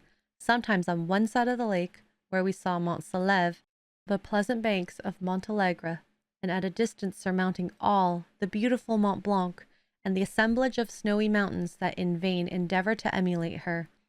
Sometimes coasting the opposite banks, we saw the mighty Jura opposing its dark side to the ambition that would quit its native country, and an almost insurmountable barrier to the invader who should wish to enslave it. I took the hand of Elizabeth. "You are sorrowful, my love. Ah, if you knew what I have suffered, and what I may yet endure, you would endeavor to let me taste the quiet and freedom from despair that this one day at least permits me to enjoy." "Be happy, my dear Victor," replied Elizabeth. "There is, I hope, nothing to distress you. and be assured that if a lively joy is not painted in my face, my heart is contented. Something whispers to me not to depend too much on the prospect that is opened before us, but I will not listen to such a sinister voice. Observe how fast we move along, and how the clouds, which sometimes obscure and sometimes rise above the dome of Mont Blanc, render the scene of beauty still more interesting. Look also at the innumerable fish that are swimming in the clear waters, where we can distinguish every pebble that lies at the bottom. What a divine day! How happy and serene all nature appears! Thus Elizabeth endeavored to divert her thoughts and mind from all reflection upon melancholy subjects, but her temper was fluctuating. Joy for a few instants shone in her eyes, but it continually gave place to distraction and reverie. The sun sank lower into the heavens. We passed the river Drance, and observed its path through the chasms of the higher and the glens of the lower hills. The Alps here came closer to the lake, and we approached the amphitheater of mountains which forms its eastern boundary. The spire of Evian shone under the woods that surrounded it, and the range of mountain above mountain by which it was overhung. The wind, which had hitherto carried us along with amazing rapidity, sunk at sunset to a light breeze. The soft air just ruffled the water and caused a pleasant motion along the trees as we approached the shore, from which it wafted the most delightful scent of flowers and hay. The sun sunk beneath the horizon as we landed, and as I touched the shore, I felt those cares and fears revive, which soon were to clasp me and cling to me forever. Chapter 6. It was 8 o'clock when we landed. We walked for a short time on the shore, enjoying the transitory light, and then retired to the inn and contemplated the lovely scenes of waters, woods, and mountains, obscured in darkness, yet still displaying their black outlines. The wind, which had fallen to the south, now rose with a great violence in the west. The moon had reached her summit in the heavens and was beginning to descend. The clouds swept across it swifter than the flight of the vulture and dimmed her rays, while the lake reflected the scene of the busy heavens, rendered still busier by the restless waves that were beginning to rise. Suddenly, a heavy storm of rain descended. I had been calm during the day, but so soon as night obscured the shapes of objects, 1,000 fears arose in my mind. I was anxious and watchful, while my right hand grasped a pistol which was hidden in my bosom. Every sound terrified me, but I resolved that I would sell my life dearly and not shrink from the conflict until my own life or that of my adversary was extinguished. Elizabeth observed my agitation for some time in timid and fearful silence, but there was something in my glance which communicated terror to her, and trembling, she asked, "What is it that agitates you, my dear Victor? What is it you fear?" "Oh, peace, peace, my love," replied I. "This night, and all will be safe, but this night is dreadful, very dreadful." I passed an hour in this state of mind, when suddenly I reflected how fearful the combat which I momentarily expected would be to my wife, and I earnestly entreated her to retire, resolving not to join her until I had obtained some knowledge as to the situation of my enemy. She left me, and I continued some time walking up and down the passages of the house and inspecting every corner that might afford a retreat to my adversary. But I discovered no trace of him, and was beginning to conjecture that some fortunate chance had intervened to prevent the execution of his menaces, when suddenly I heard a shrill and dreadful scream. It came from the room into which Elizabeth had retired. As I heard it, the whole truth rushed into my mind. My arms dropped. The motion of every fiber and muscle was suspended. I could feel the blood trickling in my veins and tingling in the extremities of my limbs. This state lasted but for an instant. The scream was repeated, and I rushed into the room. Great God! Why did I not then expire?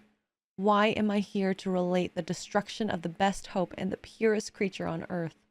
She was there, lifeless and inanimate, thrown across the bed, her head hanging down and her pale and distorted features half covered by her hair. Everywhere I turn, I see the same figure, her bloodless arms and relaxed form flung by the murderer on its bridal bier.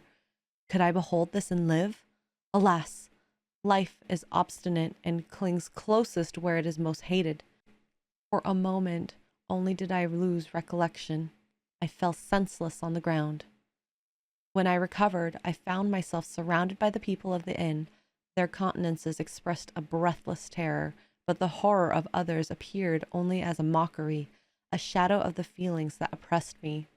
I escaped from them to the room where lay the body of Elizabeth, my love, my wife, so lately living, so dear, so worthy. She had been moved from the posture in which I first beheld her, and now, as she lay, her head upon her arm, and a handkerchief thrown across her face and neck, I might have supposed her asleep. I rushed towards her, and embraced her with ardor, but the deadly languor and the coldness of the limbs told me that what I now held in my arms had ceased to be the Elizabeth whom I had loved and cherished. The murderous mark of the fiend's grasp was on her neck, and the breath had ceased to issue from her lips. While I still hung over her in the agony of despair, I happened to look up. The windows of the room had before been darkened, and I felt a kind of panic on seeing the pale yellow light of the moon illuminate the chamber.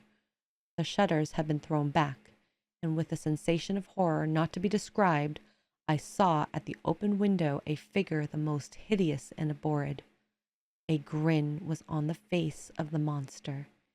He seemed to jeer, as with his fiendish finger he pointed towards the corpse of my wife. I rushed towards the window, and drawing a pistol from my bosom, fired, but he eluded me, leapt from his station, and running with the swiftness of lightning, plunged into the lake. The report of the pistol brought a crowd into the room. I pointed to the spot where he had disappeared, and we followed the track with boats. Nets were cast, but in vain. After passing several hours, we returned hopeless, most of my companions believing it to have been a form conjured up by my fancy. After having landed, they proceeded to search the country, parties going in different directions among the woods and vines. I attempted to accompany them and proceeded a short distance from the house, but my head whirled round. My steps were like those of a drunken man. I fell at last in a state of utter exhaustion. A film covered my eyes, and my skin was parched with the heat of fever. In this state, I was carried back and placed on a bed, hardly conscious of what had happened. My eyes wandered round the room as if to seek something that I had lost. After an interval, I arose, and as if by instinct, crawled into the room where the corpse of my beloved lay. There were women weeping around. I hung over it and joined my sad tears to theirs. All this time, no distinct idea presented itself to my mind, but my thoughts rambled to various subjects, reflecting confusedly on my misfortunes and their cause. I was bewildered in a cloud of wonder and horror. The death of William, the execution of Justine, the murder of Clerval, and lastly, of my wife.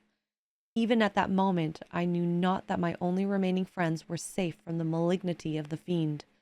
My father even now might be writhing under his grasp, and Ernest might be dead at his feet. This idea made me shudder and recalled me to action. I started up and resolved to return to Geneva with all possible speed. There were no horses to be procured, and I must return by the lake, but the wind was unfavorable and the rain fell in torrents. However, it was hardly morning, and I might reasonably hope to arrive by night. I hired men to row, and took an oar myself, for I had always experienced relief from mental torment in bodily exercise.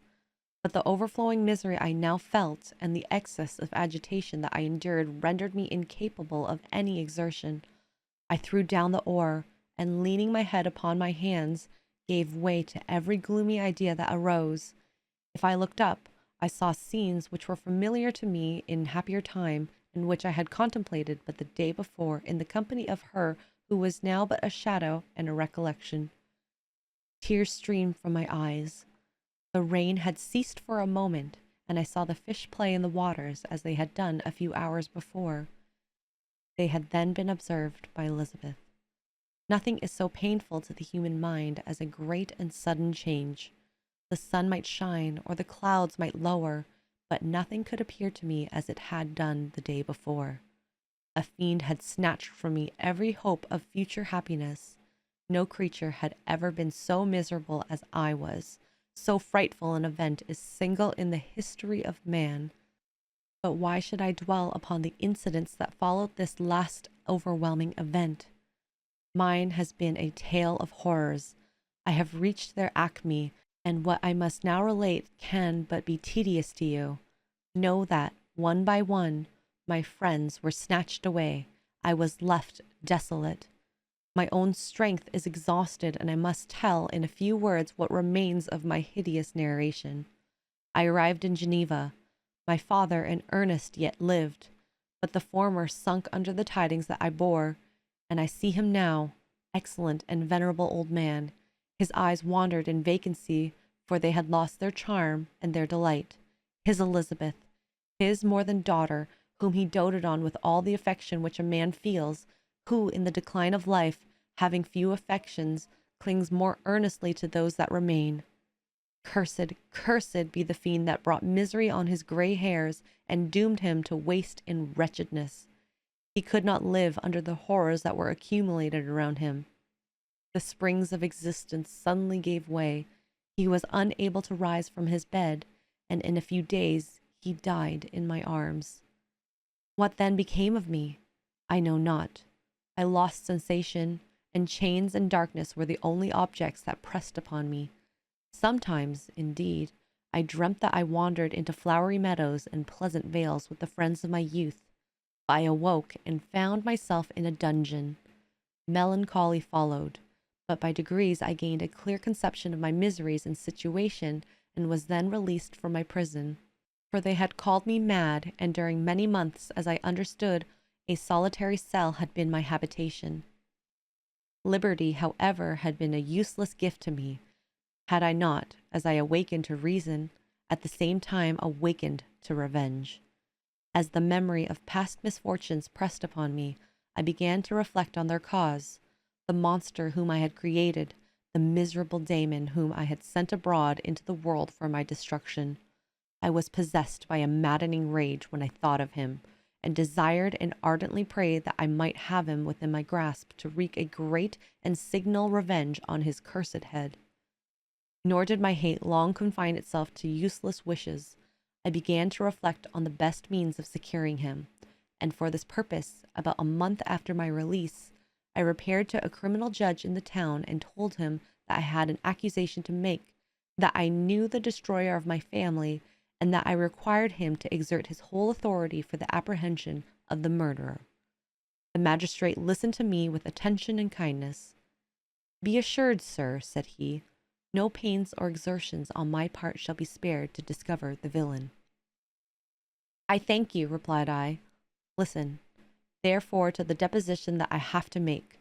It is indeed a tale so strange that I should fear you would not credit it were there not something in truth which, however wonderful, forces conviction.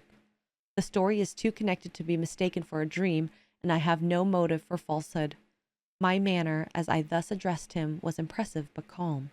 I had formed in my own heart a resolution to pursue my destroyer to death, and this purpose quieted my agony and for an interval reconciled me to life. I now related my history briefly, but with firmness and precision, marking the dates with accuracy and never deviating into invective or exclamation. The magistrate appeared at first perfectly incredulous, but as I continued, he became more attentive and interested. I saw him sometimes shudder with horror, and at others a lively surprise, unmingled with disbelief, was painted on his countenance. When I had concluded my narration, I said, "This is the being whom I accuse, and for whose seizure and punishment I call upon you to exert your whole power. It is your duty as a magistrate, and I believe and hope that your feelings as a man will not revolt from the execution of these functions on this occasion." This address caused a considerable change in the physiognomy of my auditor. He had heard my story with that half kind of belief that is given to a tale of spirits and supernatural events, but when he was called upon to act officially in consequence, the whole tide of his incredulity returned. He, however, answered mildly, "I would willingly afford you every aid in your pursuit, but the creature of whom you speak appears to have powers which would put all my exertions to defiance. Who can follow an animal which can traverse the sea of ice and inhabit caves and dens where no man would venture to intrude? Besides, some months have elapsed since the commission of his crimes, and no one can conjecture to what place he has wandered or what region he may now inhabit. I do not doubt that he hovers near the spot which I inhabit, and if he has indeed taken refuge in the Alps, he may be hunted like the chamois and destroyed as a beast of prey. But I perceive your thoughts. You do not credit my narrative, and do not intend to pursue my enemy with the punishment which is his desert." As I spoke, rage sparkled in my eyes.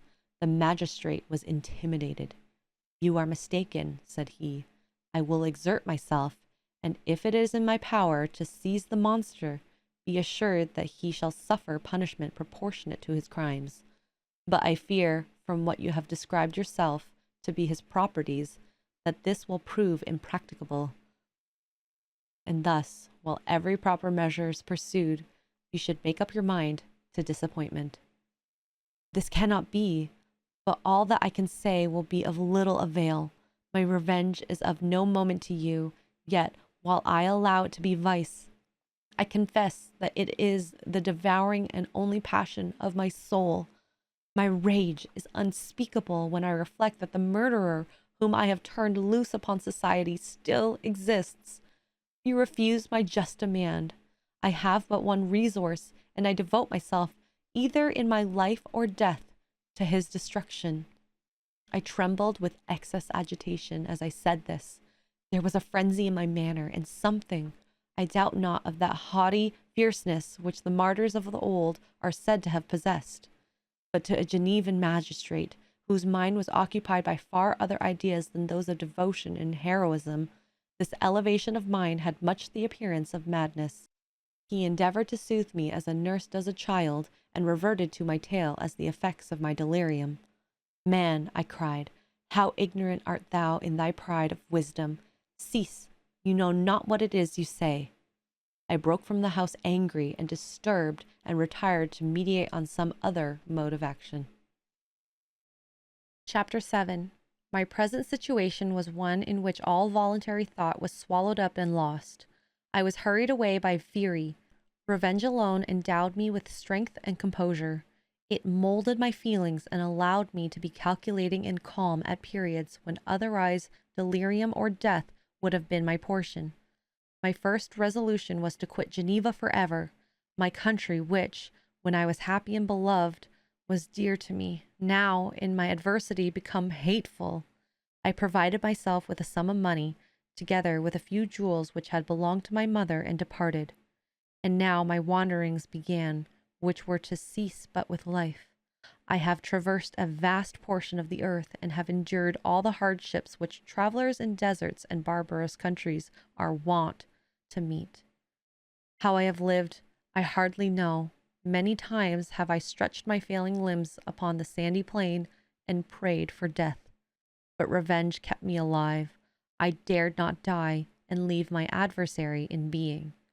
When I quitted Geneva, my first labor was to gain some clue by which I might trace the steps of my fiendish enemy. But my plan was unsettled, and I wandered many hours round the confines of the town, uncertain what path I should pursue. As night approached, I found myself at the entrance of the cemetery where William, Elizabeth, and my father reposed. I entered it and approached the tomb which marked their graves. Everything was silent, except the leaves of the trees, which were gently agitated by the wind. The night was nearly dark, and the scene would have been solemn and affecting even to an uninterested observer. The spirits of the departed seemed to flit around and to cast a shadow, which was felt but not seen, around the head of the mourner. The deep grief which this scene had at first excited quickly gave way to rage and despair. They were dead, and I lived. Their murderer also lived, and to destroy him I must drag out my weary existence. I knelt on the grass and kissed the earth, and with quivering lips exclaimed, "By the sacred earth on which I kneel, by the shades that wander near me, by the deep and eternal grief that I feel, I swear, and by thee, O night, and the spirits that preside over thee, to pursue the demon who caused this misery, until he or I shall perish in mortal conflict. For this purpose I will preserve my life. To execute this dear revenge will I again behold the sun and tread the green herbage of earth, which otherwise should vanish from my eyes forever. And I call on you, spirits of the dead, and on you, wandering ministers of vengeance, to aid and conduct me in my work. Let the cursed and hellish monster drink deep of agony. Let him feel the despair that now torments me. I had begun my adjuration with solemnity and an awe which almost assured me that the shades of my murdered friends heard and approved my devotion.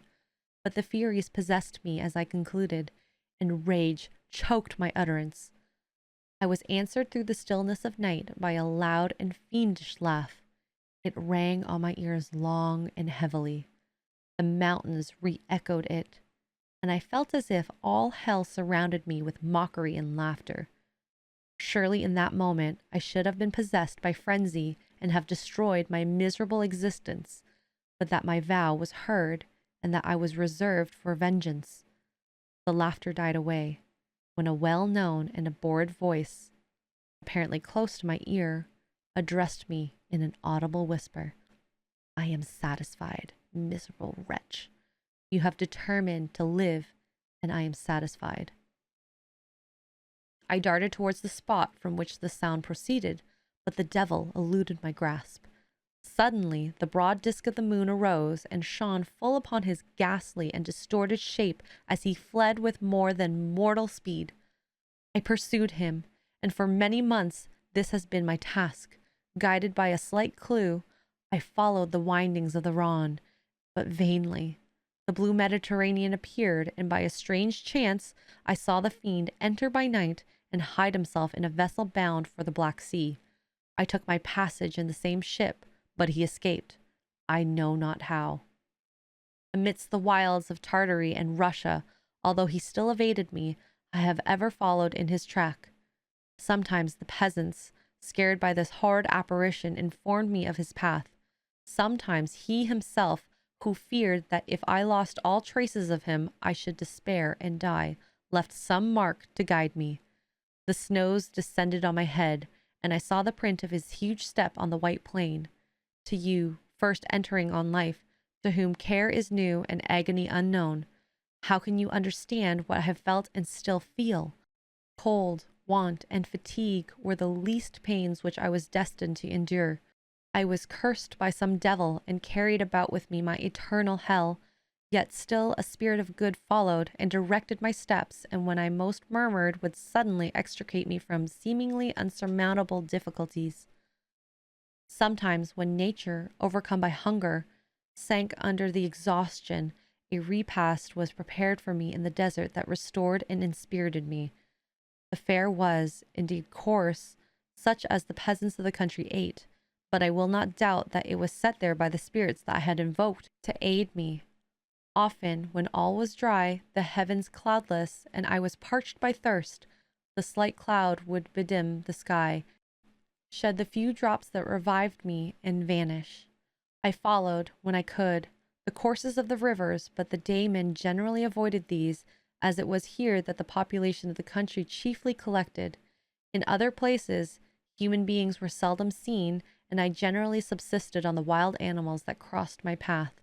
I had money with me and gained the friendship of the villagers by distributing it, or I brought with me some food that I had killed, which, after taking a small part, I always presented to those who could provide me with fires and utensils for cooking. My life, as it passed thus, was indeed hateful to me, and it was during sleep alone that I could taste joy. O blessed sleep! Often, when most miserable, I sank to repose, and my dreams lulled me even to rapture. The spirits that guarded me had provided these moments, or rather hours, of happiness that I might retain strength to fulfill my pilgrimage. Deprived of this respite, I should have sunk under my hardships.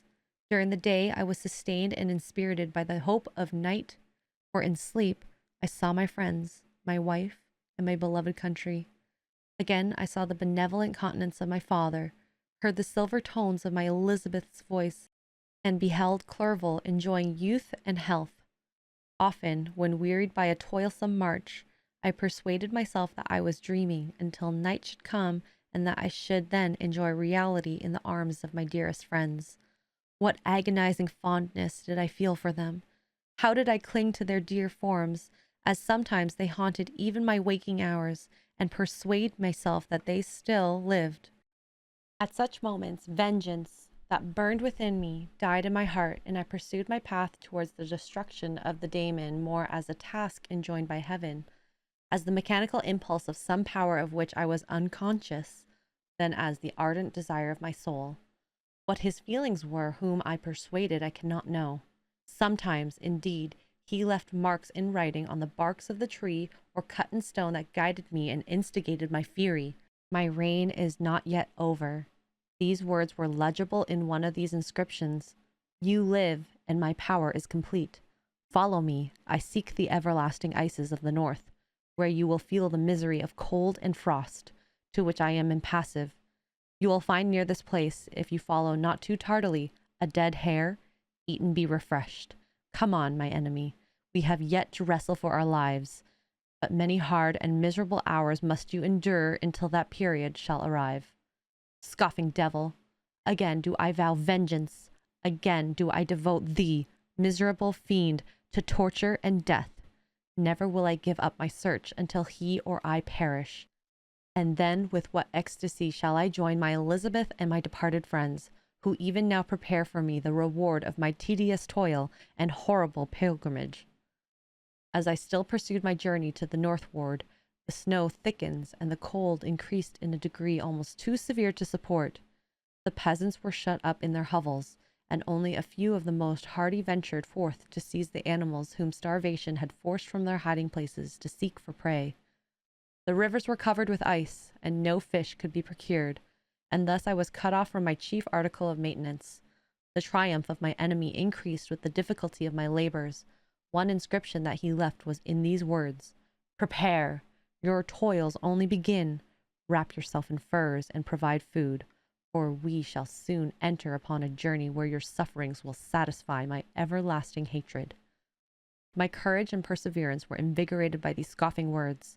I resolved not to fail in my purpose, and calling on heaven to support me, I continued with unabated fervor to traverse immense deserts, until the ocean appeared at a distance and formed the utmost boundary of the horizon. Oh, how unlike it was to the blue seasons of the south!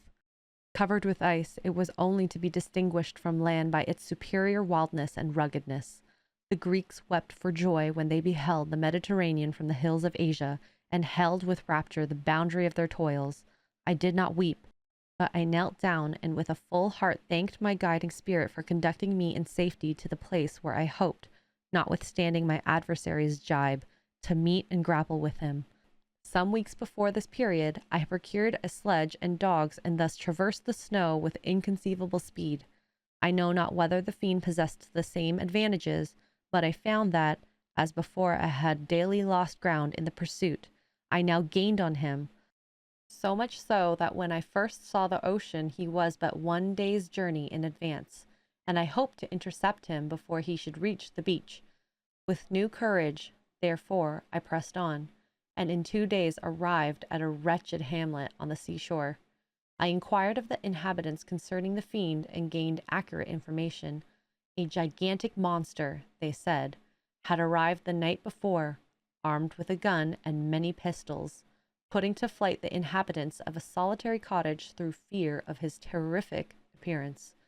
He had carried off their store of winter food, and placing it in a sledge, to draw which he had seized on a numerous drove of trained dogs, he had harnessed them, and the same night, to the joy of the horror-struck villagers, had pursued his journey across the sea in a direction that led to no land, and they conjectured that he must speedily be destroyed by the breaking of the ice, or frozen by the eternal frosts. On hearing this information, I suffered a temporary access of despair. He had escaped me, and I must commence a destructive and almost endless journey across the mountainous ices of the ocean, amidst cold that few of the inhabitants could long endure, and which I, the native of a genial and sunny climate, could not hope to survive. Yet, at the idea that the fiend should live and be triumphant, my rage and vengeance returned, and like a mighty tide overwhelmed every other feeling. After a slight repose, during which the spirits of the dead hovered round and instigated me to toil and revenge. I prepared for my journey. I exchanged my land sledge for one fashioned for the inequalities of the frozen ocean, and purchasing a plentiful stock of provisions, I departed from land. I cannot guess how many days have passed since then, but I have endured misery which nothing but the eternal sentiment of a just retribution burning within my heart could have enabled me to support. Immense and rugged mountains of ice often barred up my passage, and I often heard the thunder of the ground sea, which threatened my destruction. But again the frost came, and made the paths of the sea secure. By the quantity of provision which I had consumed, I should guess that I have passed 3 weeks in this journey, and the continual protraction of hope, returning back upon the heart, often wrung bitter drops of despondency and grief from my eyes. Despair had indeed almost secured her prey, and I should soon have sunk beneath this misery. Once, after the poor animals that conveyed me had with incredible toil gained the summit of the sloping ice mountain, and one, sinking under his fatigue, died, I viewed the expanse before me with anguish, when suddenly my eye caught a dark speck upon the dusky plain. I strained my sight to discover what it could be, and uttered a wild cry of ecstasy when I distinguished a sledge and the distorted proportions of a well-known form within. Oh, with what a burning gush did hope revisit my heart! Warm tears filled my eyes, which I hastily wiped away, that they might not intercept the view I had of the Damon. But still my sight was dimmed by the burning drops, until, giving way to the emotions that oppressed me, I wept aloud. But this was not the time for delay. I disencumbered the dogs of their dead companion, gave them a plentiful portion of food, and after an hour's rest, which was absolutely necessary, and yet which was bitterly irksome to me, I continued my route. The sledge was still visible, nor did I again lose sight of it except at the moments when for a short time some ice rock concealed it with its intervening crags. I indeed perceptibly gained on it, and when, after nearly 2 days' journey, I beheld my enemy at no more than a mile distant, my heart bounded within me. But now, when I appeared almost within grasp of my foe, my hopes were suddenly extinguished, and I lost all trace of him more utterly than I had ever done before. A ground sea was heard, the thunder of its progress, as the waters rolled and swelled beneath me, became every moment more ominous and terrific. I pressed on, but in vain. The wind arose, the sea roared, and as with the mighty shock of an earthquake, it split and cracked with a tremendous and overwhelming sound. The work was soon finished. In a few minutes, a tumultuous sea rolled between me and my enemy, and I was left drifting on a scattered piece of ice that was continually lessening, and thus preparing for me a hideous death. In this manner, many appalling hours passed. Several of my dogs died, and I myself was about to sink under the accumulation of distress when I saw your vessel riding at anchor and holding forth to me hopes of succor and life. I had no conception that vessels ever came so far north, and was astounded at the sight. I quickly destroyed part of my sledge to construct oars, and by these means was enabled, with infinite fatigue, to move my ice raft in the direction of your ship. I had determined, if you were going southwards, still to trust myself to the mercy of the seas rather than abandon my purpose. I hoped to induce you to grant me a boat with which I could pursue my enemy, but your direction was northwards. You took me on board when my vigor was exhausted, and I should soon have sunk under my multiplied hardships into a death which I still dread, for my task is unfulfilled. Oh, when will my guiding spirit, in conducting me to the Damon, allow me the rest I so much desire, or must I die, and he yet live? If I do, swear to me, Walton, that he shall not escape, that you will seek him and satisfy my vengeance in his death. And do I dare to ask of you to undertake my pilgrimage, to endure the hardships I have undergone? No, I am not so selfish. Yet, when I am dead, if he should appear, if the ministers of vengeance should conduct him to you, swear that he shall not live. Swear that he shall not triumph over my accumulated woes and survive to add to the list of his dark crimes. He is eloquent and persuasive. and once his words had even power over my heart, but trust him not. His soul is as hellish as his form, full of treachery and fiend-like malice. Hear him not. Call on the names of William, Justine, Clerval, Elizabeth, my father, and the wretched Victor, and thrust your sword into his heart.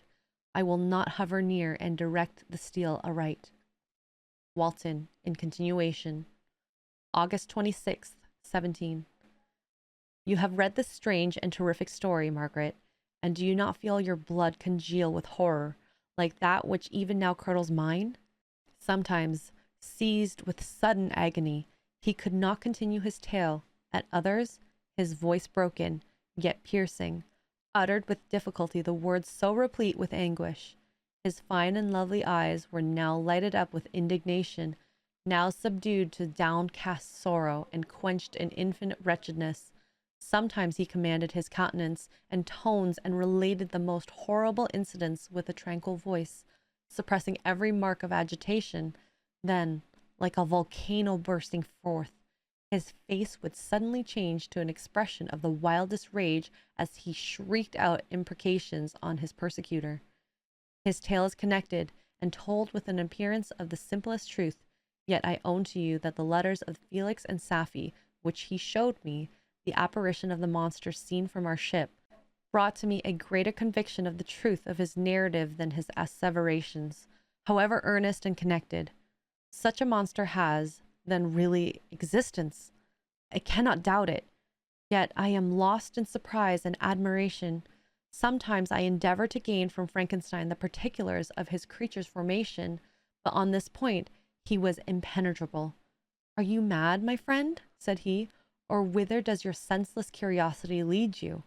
Would you also create for yourself and the world of a demoniacal enemy? Peace, peace, learn my miseries and do not seek to increase your own. Frankenstein discovered that I made notes concerning his history.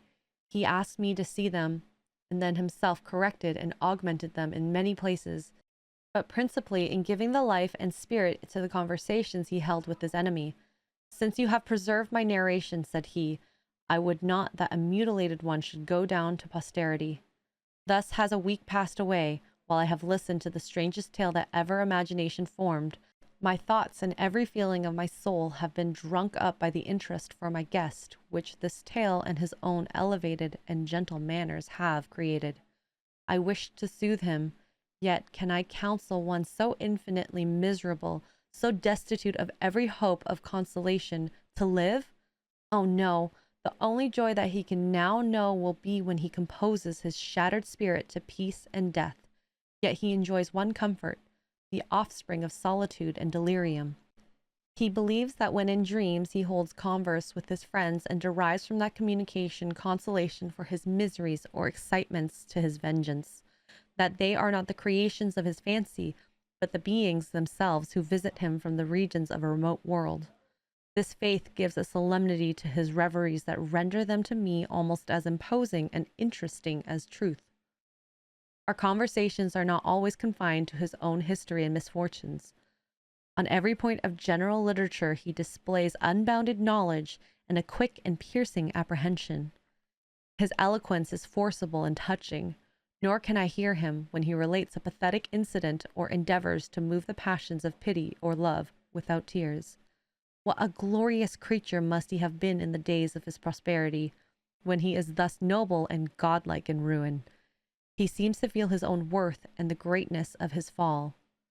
When younger, said he, I believed myself destined for some great enterprise. My feelings are profound, but I possessed a coolness of judgment that fitted me for illustrious achievements. This sentiment of the world of my nature supported me when others would have been oppressed, for I deemed it criminal to throw away in useless grief those talents that might be useful to my fellow creatures. When I reflected on the work I had completed, no less a one than the creation of a sensitive and rational animal, I could not rank myself with the herd of common projectors. But this thought, which supported in the commencement of my career, now serves only to plunge me lower in the dust. All my speculations and hopes are as nothing, and like the archangel who aspired to omnipotence, I am chained in an eternal hell. My imagination was vivid, yet my powers of analysis and application were intense. By the union of these qualities, I conceived the idea and executed the creation of man. Even now, I cannot recollect without passion my reveries while the work was incomplete. I trod heaven in my thoughts, now exulting in my powers, now burning with the ideas of their effects. From my infancy, I was imbued with high hopes and a lofty ambition. But how am I sunk? Oh, my friend, if you had known me as I once was, you would not recognize me in the state of degradation. Despondency rarely visited my heart. A high destiny seemed to bear me on until I fell, never, never again to rise. Must I then lose this admirable being? I have longed for a friend. I have sought one who would sympathize with and love me. Behold, on these desert seas, I have found such a one, but I fear I have gained him only to know his value and lose him. I would reconcile him to life, but he repulses the idea. I thank you, Walton, he said, for your kind intentions towards so miserable a wretch. But when you speak of new ties and fresh affections, think you that any can replace those who are gone? Can any man be to me as Clerval was, or any woman another Elizabeth? Even where the affections are not strongly moved by any superior excellence, the companions of our childhood always possess a certain power over our minds which hardly any later friend can obtain. They know our infantine dispositions, which, however they may be afterwards modified, are never eradicated, and they can judge of our actions with more certain conclusions as to the integrity of our motives. A sister or a brother can never, unless indeed such symptoms have been shown early, suspect the other of fraud or false dealing, when another friend, however strongly he may be attached, may in spite of himself be contemplated with suspicion. But I enjoyed friends, dear not only through habit and association, but from their own merits. And wherever I am, the soothing voice of my Elizabeth and the conversation of Clerval will be ever whispered in my ear. They are dead, and but one feeling in such a solitude can persuade me to preserve my life. If I were engaged in any high undertaking or design, fraught with extensive utility to my fellow creatures, then could I live to fulfill it. But such is not my destiny. I must pursue and destroy the being to whom I gave existence. Then my lot on earth will be fulfilled, and I may die. September 2nd.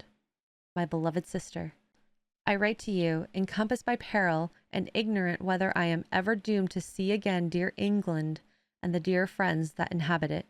I am surrounded by mountains of ice which admit of no escape and threaten every moment to crush my vessel. The brave fellows whom I have persuaded to be my companions look towards me for aid, but I have none to bestow. There is something terribly appalling in our situation, yet my courage and hopes do not desert me. Yet it is terrible to reflect that the lives of all these men are endangered through me. If we are lost, my mad schemes are the cause. And what, Margaret, will be the state of your mind? You will not hear of my destruction, and you will anxiously await my return. Years will pass, and you will have visitings of despair, and yet be tortured by hope. Oh, my beloved sister, the sickening failing of your heartfelt expectations is, in prospect, more terrible to me than my own death. But you have a husband and lovely children. You may be happy. Heaven bless you and make you so. My unfortunate guest regards me with the tenderest compassion. He endeavors to fill me with hope and talks as if life were a possession which he valued. He reminds me how often the same accidents have happened to other navigators who have attempted the sea, and in spite of myself, he fills me with the cheerful auguries. Even the sailors feel the power of his eloquence when he speaks. They no longer despair. He rouses their energies, and while they hear his voice, they believe these vast mountains of ice are molehills which will vanish before the resolutions of man. These feelings are transitory. Each day of expectation delayed fills them with fear, and I almost dread a mutiny caused by this despair. September 5th. A scene had just passed of such uncommon interest that, although it is highly probable that these papers may never reach you, yet I cannot forbear recording it. We are still surrounded by mountains of ice. still in imminent danger of being crushed in their conflict. The cold is excessive, and many of my unfortunate comrades have already found a grave amidst this scene of desolation. Frankenstein has daily declined in health. A feverish fire still glimmers in his eyes, but he is exhausted, and when suddenly roused to any exertion, he speedily sinks again into apparent lifelessness. I mentioned in my last letter the fears I entertained of the mutiny. This morning, as I sat watching the wan countenance of my friend, his eyes half closed and his limbs hanging listlessly, I was roused by half a dozen of the sailors who demanded admission into the cabin. They entered, and their leader addressed me. He told me that he and his companions had been chosen by the other sailors to come in deputation to me to make me a requisition which, in justice, I could not refuse. We were immured in ice and should probably never escape, but they feared that if, as was possible, the ice should dissipate and a free passage should be opened, I should be rash enough to continue my voyage and lead them into fresh dangers, after they might happily have surmounted this. They insisted, therefore, I should engage with the solemn promise that if the vessel should be freed, I would instantly direct my course southwards. This speech troubled me. I had not despaired, nor had I yet conceived the idea of returning if set free. Yet could I, in justice or even in possibility, refuse this demand? I hesitated before I answered, when Frankenstein, who had at first been silent, and indeed appeared hardly to have force enough to attend, now roused himself. His eyes sparkled, and his cheeks flushed with momentary vigor. Turning towards the men, he said, "What do you mean? What do you demand of your captain? Are you then so easily turned from your design? Did you not call this a glorious expedition? And wherefore was it glorious? Not because the way was smooth and placid as a southern sea, but because it was full of dangers and terror. Because at every new incident your fortitude was to be called forth and your courage exhibited, because danger and death surrounded it, and these you were to brave and overcome. For this was it an honorable undertaking. You were hereafter to be hailed as the benefactors of your species, your names adored as belonging to brave men who encountered death for honor and the benefit of mankind. And now, behold, with the first imagination of danger, or, if you will, the first mighty and terrific trial of your courage, you shrink away, and are content to be handed down as men who had not strength enough to endure cold and peril. And so, poor souls, they were chilly and returned to their warm firesides. Why, that requires not this preparation. Ye need not have come this far and dragged your captain to the shame of a defeat merely to prove yourselves cowards. Oh, be men, or be more than men. Be steady to your purpose and firm as a rock. This ice is not made of such stuff as your hearts may be. It is mutable and cannot withstand you if you say it shall not. Do not return to your families with the stigma of disgrace marked on your brows. Return as heroes who have fought and conquered and who know not what it is to turn their backs on their foes." He spoke this with a voice so modulated to the different feelings expressed in his speech, with an eye so full of lofty design and heroism, that can you wonder that these men were moved? They looked at one another and were unable to reply. I spoke. I told them to retire and consider what had been said, that I would not lead them further north if they strenuously desired the contrary, but that I hoped that, with reflection, their courage would return. They retired, and I turned towards my friend, but he was sunk in languor and deprived of life. How all this will terminate, I know not, but I have rather died than returned shamefully, my purpose unfulfilled. Yet I fear such will be my fate. The men, unsupported by the ideas of glory and honor, can never willingly continue to endure their hardship. September 7th. The die is cast. I have consented to return if we are not destroyed. Thus are my hopes blasted by cowardice and indecision. I come back ignorant and disappointed. It requires more philosophy than I possess to bear this injustice with patience. September 12th. It is past. I am returning to England. I have lost my hope of utility and glory. I have lost my friend. But I will endeavor to detail these bitter circumstances to you, my dear sister, and while I am wafted towards England and towards you, I will not despond. September 9th, the ice began to move, and roarings like thunder were heard at a distance as the island split and cracked in every direction. We were in the most imminent peril, but as we could only remain passive, my chief attention was occupied by my unfortunate guest, whose illness increased in such a degree that he was entirely confined to his bed. The ice cracked behind us, and was driven with force towards the north. A breeze sprang from the west, and on the 11th the passage towards the south became perfectly free. When the soldiers saw this, and that their return to their native country was apparently assured, a shout of tumultuous joy broke from them, loud and long continued. Frankenstein, who was dozing, awoke and asked the cause of the tumult. "They shout," I said, "because they will soon return to England." "Do you, then, really return?" "Alas, yes. I cannot withstand their demands. I cannot lead them unwillingly to danger, and I must return." "Do so, if you will, but I will not. You may give up your purpose, but mine is assigned to me by heaven, and I dare not. I am weak, but surely the spirits who assist my vengeance will endow me with sufficient strength." Saying this, he was endeavored to spring from the bed, but the exertion was too great for him. He fell back and fainted. It was long before he was restored, and I often thought that life was entirely extinct.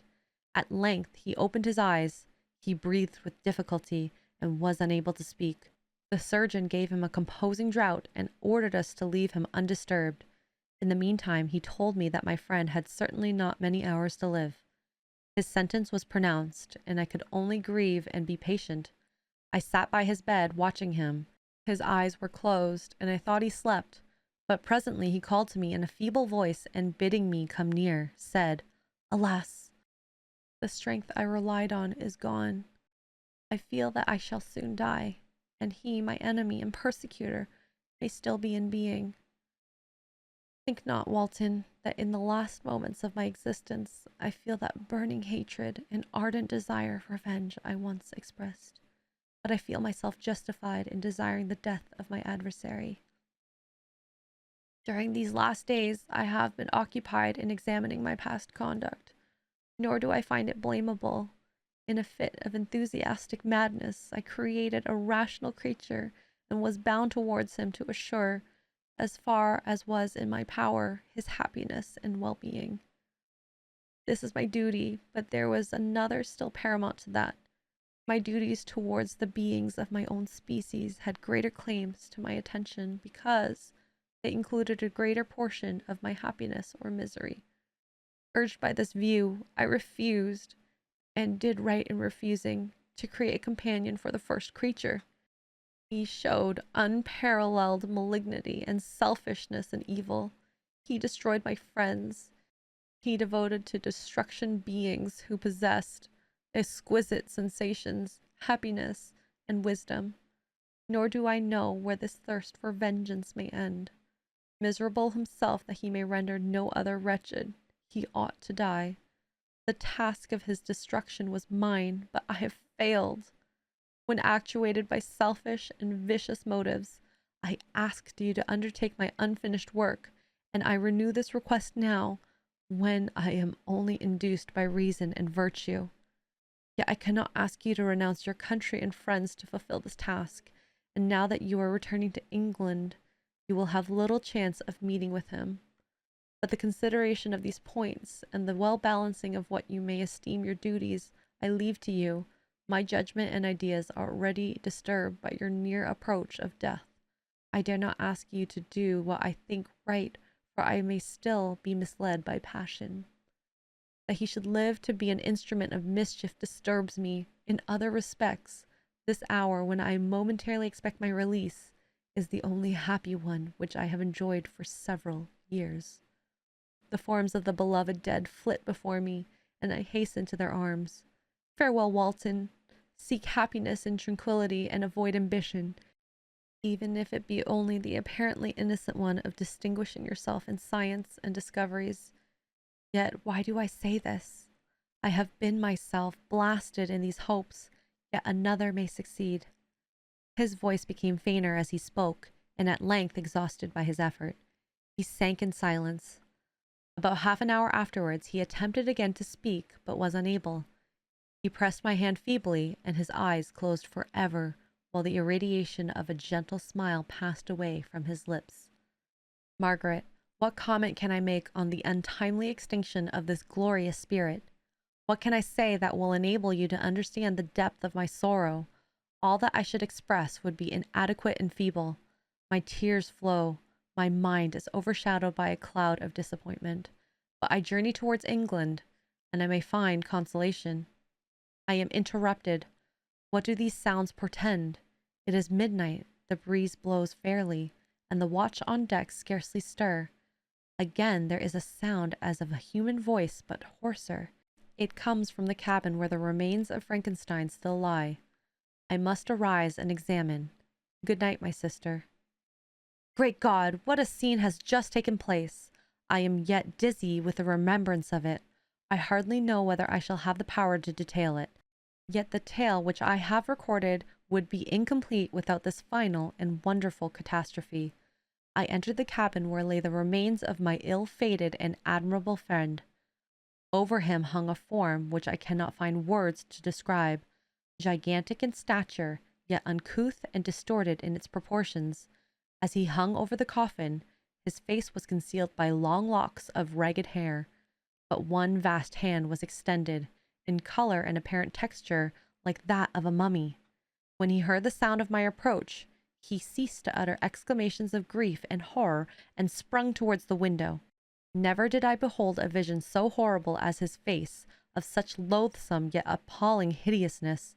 I shut my eyes involuntarily and endeavored to recollect what were my duties with regard to this destroyer. I called on him to stay. He paused, looking on me with wonder, and again turning towards the lifeless form of his creator. He seemed to forget my presence, and every feature and gesture seemed instigated by the wildest rage of some uncontrollable passion. That is also my victim, he exclaimed. In his murder, my crimes are consummated. The miserable series of my being is wound to its close. O Frankenstein, generous and self-devoted being, what does it avail that I now ask thee to pardon me? I, who irretrievably destroyed thee by destroying all thou lovest. Alas, he is cold, he cannot answer me. His voice seemed suffocated, and my first impulses, which had suggested to me the duty of obeying the dying request of my friend in destroying his enemy, were now suspended by a mixture of curiosity and compassion. I approached this tremendous being. I dared not again raise my eyes to his face. There was something so scarring and unearthly in his ugliness. I attempted to speak, but the words died away on my lips. The monster continued to utter wild and incoherent self-reproaches. At length I gathered resolution to address him in a pause of the tempest of his passion. Your repentance, I said, is now superfluous. If you had listened to the voice of conscience, and heeded the stings of remorse before you had urged your diabolical vengeance to this extremity, Frankenstein would yet have lived. And do you dream? Said the Damon. Do you think that I was then dead to agony and remorse? He continued, pointing to the corpse, he suffered not in the consummation of the deed. Oh, not the 10,000th portion of the anguish that was mine during the lingering detail of its execution. A frightful selfishness hurried me on, while my heart was poisoned with remorse. Think you that the groans of Clerval were music to my ears? My heart was fashioned to be susceptible of love and sympathy, and when wretched by misery to vice and hatred, it did not endure the violence of the change without torture such as you cannot even imagine. After the murder of Clerval, I returned to Switzerland, heartbroken and overcome. I pitied Frankenstein. My pity amounted to horror. I abhorred myself.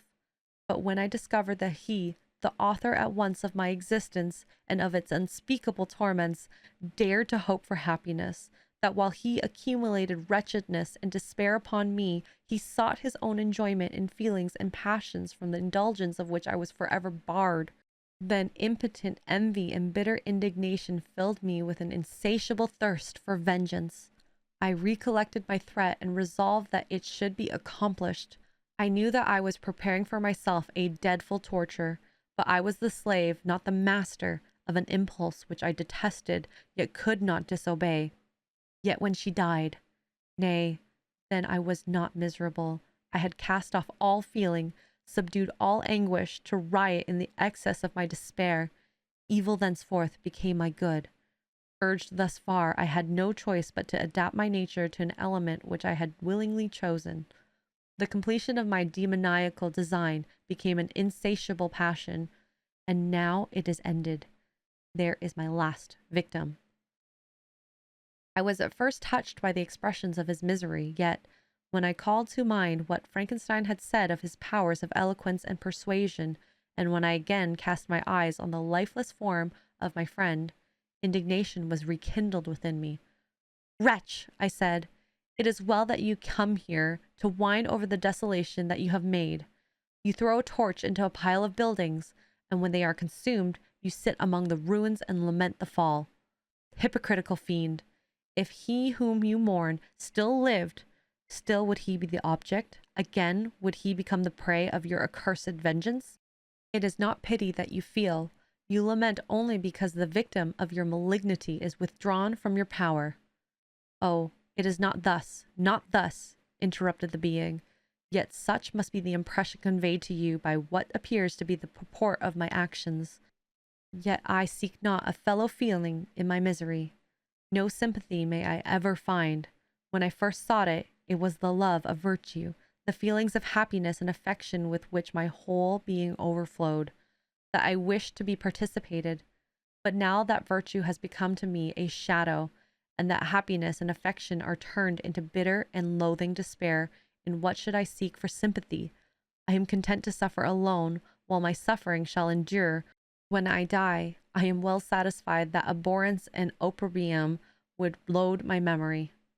Once my fancy was soothed with dreams of virtue, of fame, and of enjoyment. Once I falsely hoped to meet with beings who, pardoning my outward form, would love me for the excellent qualities which I was capable of unfolding. I was nourished with high thoughts of honor and devotion, but now crime has degraded me beneath the meanest animal. No guilt, no mischief, no malignity, no misery can be found comparable to mine. When I run over the frightful catalogue of my sins, I cannot believe that I am the same creature whose thoughts were once filled with sublime and transcendent visions of the beauty and the majesty of goodness. But it is even so, the fallen angel becomes a malignant devil. Yet even that enemy of God and man had friends and associates in his desolation. I am alone. You, who call Frankenstein your friend, seem to have a knowledge of my crimes and his misfortunes, but in the detail which he gave you of them he could not sum up the hours and months of misery which I endured wasting in impotent passions. For while I destroyed his hopes, I did not satisfy my own desires.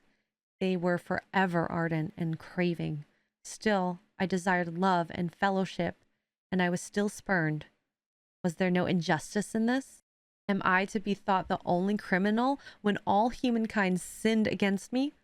Why do you not hate Felix, who drove his friend from his door with contumely? Why do you not execrate the rustic who sought to destroy the savior of his child? Nay, these are virtuous and immaculate beings. I, the miserable and the abandoned, am an abortion, to be spurned at and kicked and trampled on. Even now my blood boils at the recollection of this injustice. But it is true that I am a wretch. I have murdered the lovely and the helpless.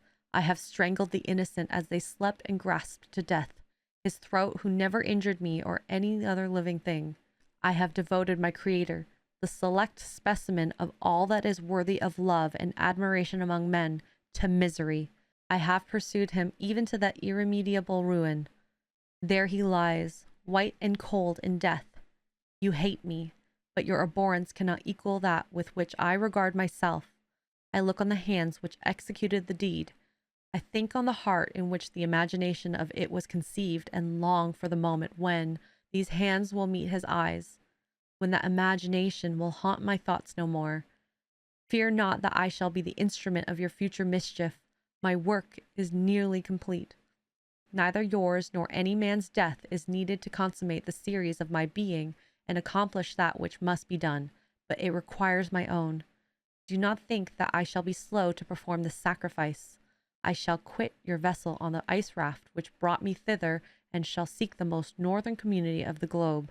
I shall collect my funeral pyre, and consume to ashes this miserable frame, that its remains may afford no light to any curious and unhallowed wretch who would create such another as I have been.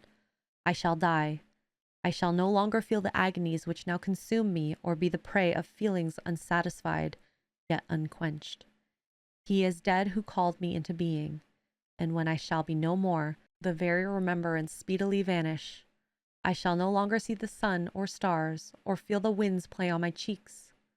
Light, feeling, and sense will pass away, and in this condition must I find happiness. Some years ago, when the images which this world affords first opened upon me, when I felt the cheering warmth of summer and heard the rustling of the leaves and the warbling of the birds, and these were all to me, I should have wept to die. Now it is my only consolation. Polluted my crimes and torn by the bitterest remorse, where can I find rest but in death? Farewell. I leave you, and in you the last of humankind whom these eyes will ever behold. Farewell, Frankenstein. If thou wert yet alive, and yet cherished a desire of revenge against me, it would be better satiated in my life than in my destruction. But it was not so. Thou didst seek my extinction, that I might not cause greater wretchedness, and if yet, in some mode unknown to me, thou had not ceased to think and feel, thou wouldst not desire against me a vengeance greater than that which I feel. Blasted as thou wert, my agony was still superior to thine, for the bitter sting of remorse will not cease to rankle in my wounds until death shall close them forever. But soon, he cried with sad and solemn enthusiasm, I shall die, and what I now feel be no longer felt. Soon these burning miseries will be extinct. I shall ascend my funeral pyre triumphantly and exult in the agony of the torturing flames. The light of that conflagration will fade away, my ashes will be swept into the sea by the winds. My spirit will sleep in peace, or if it thinks, it will not surely think thus. Farewell. He sprang from the cabin window as he said this, upon the ice raft which lay close to the vessel. He was soon borne away by the waves and lost in the darkness and distance. The end.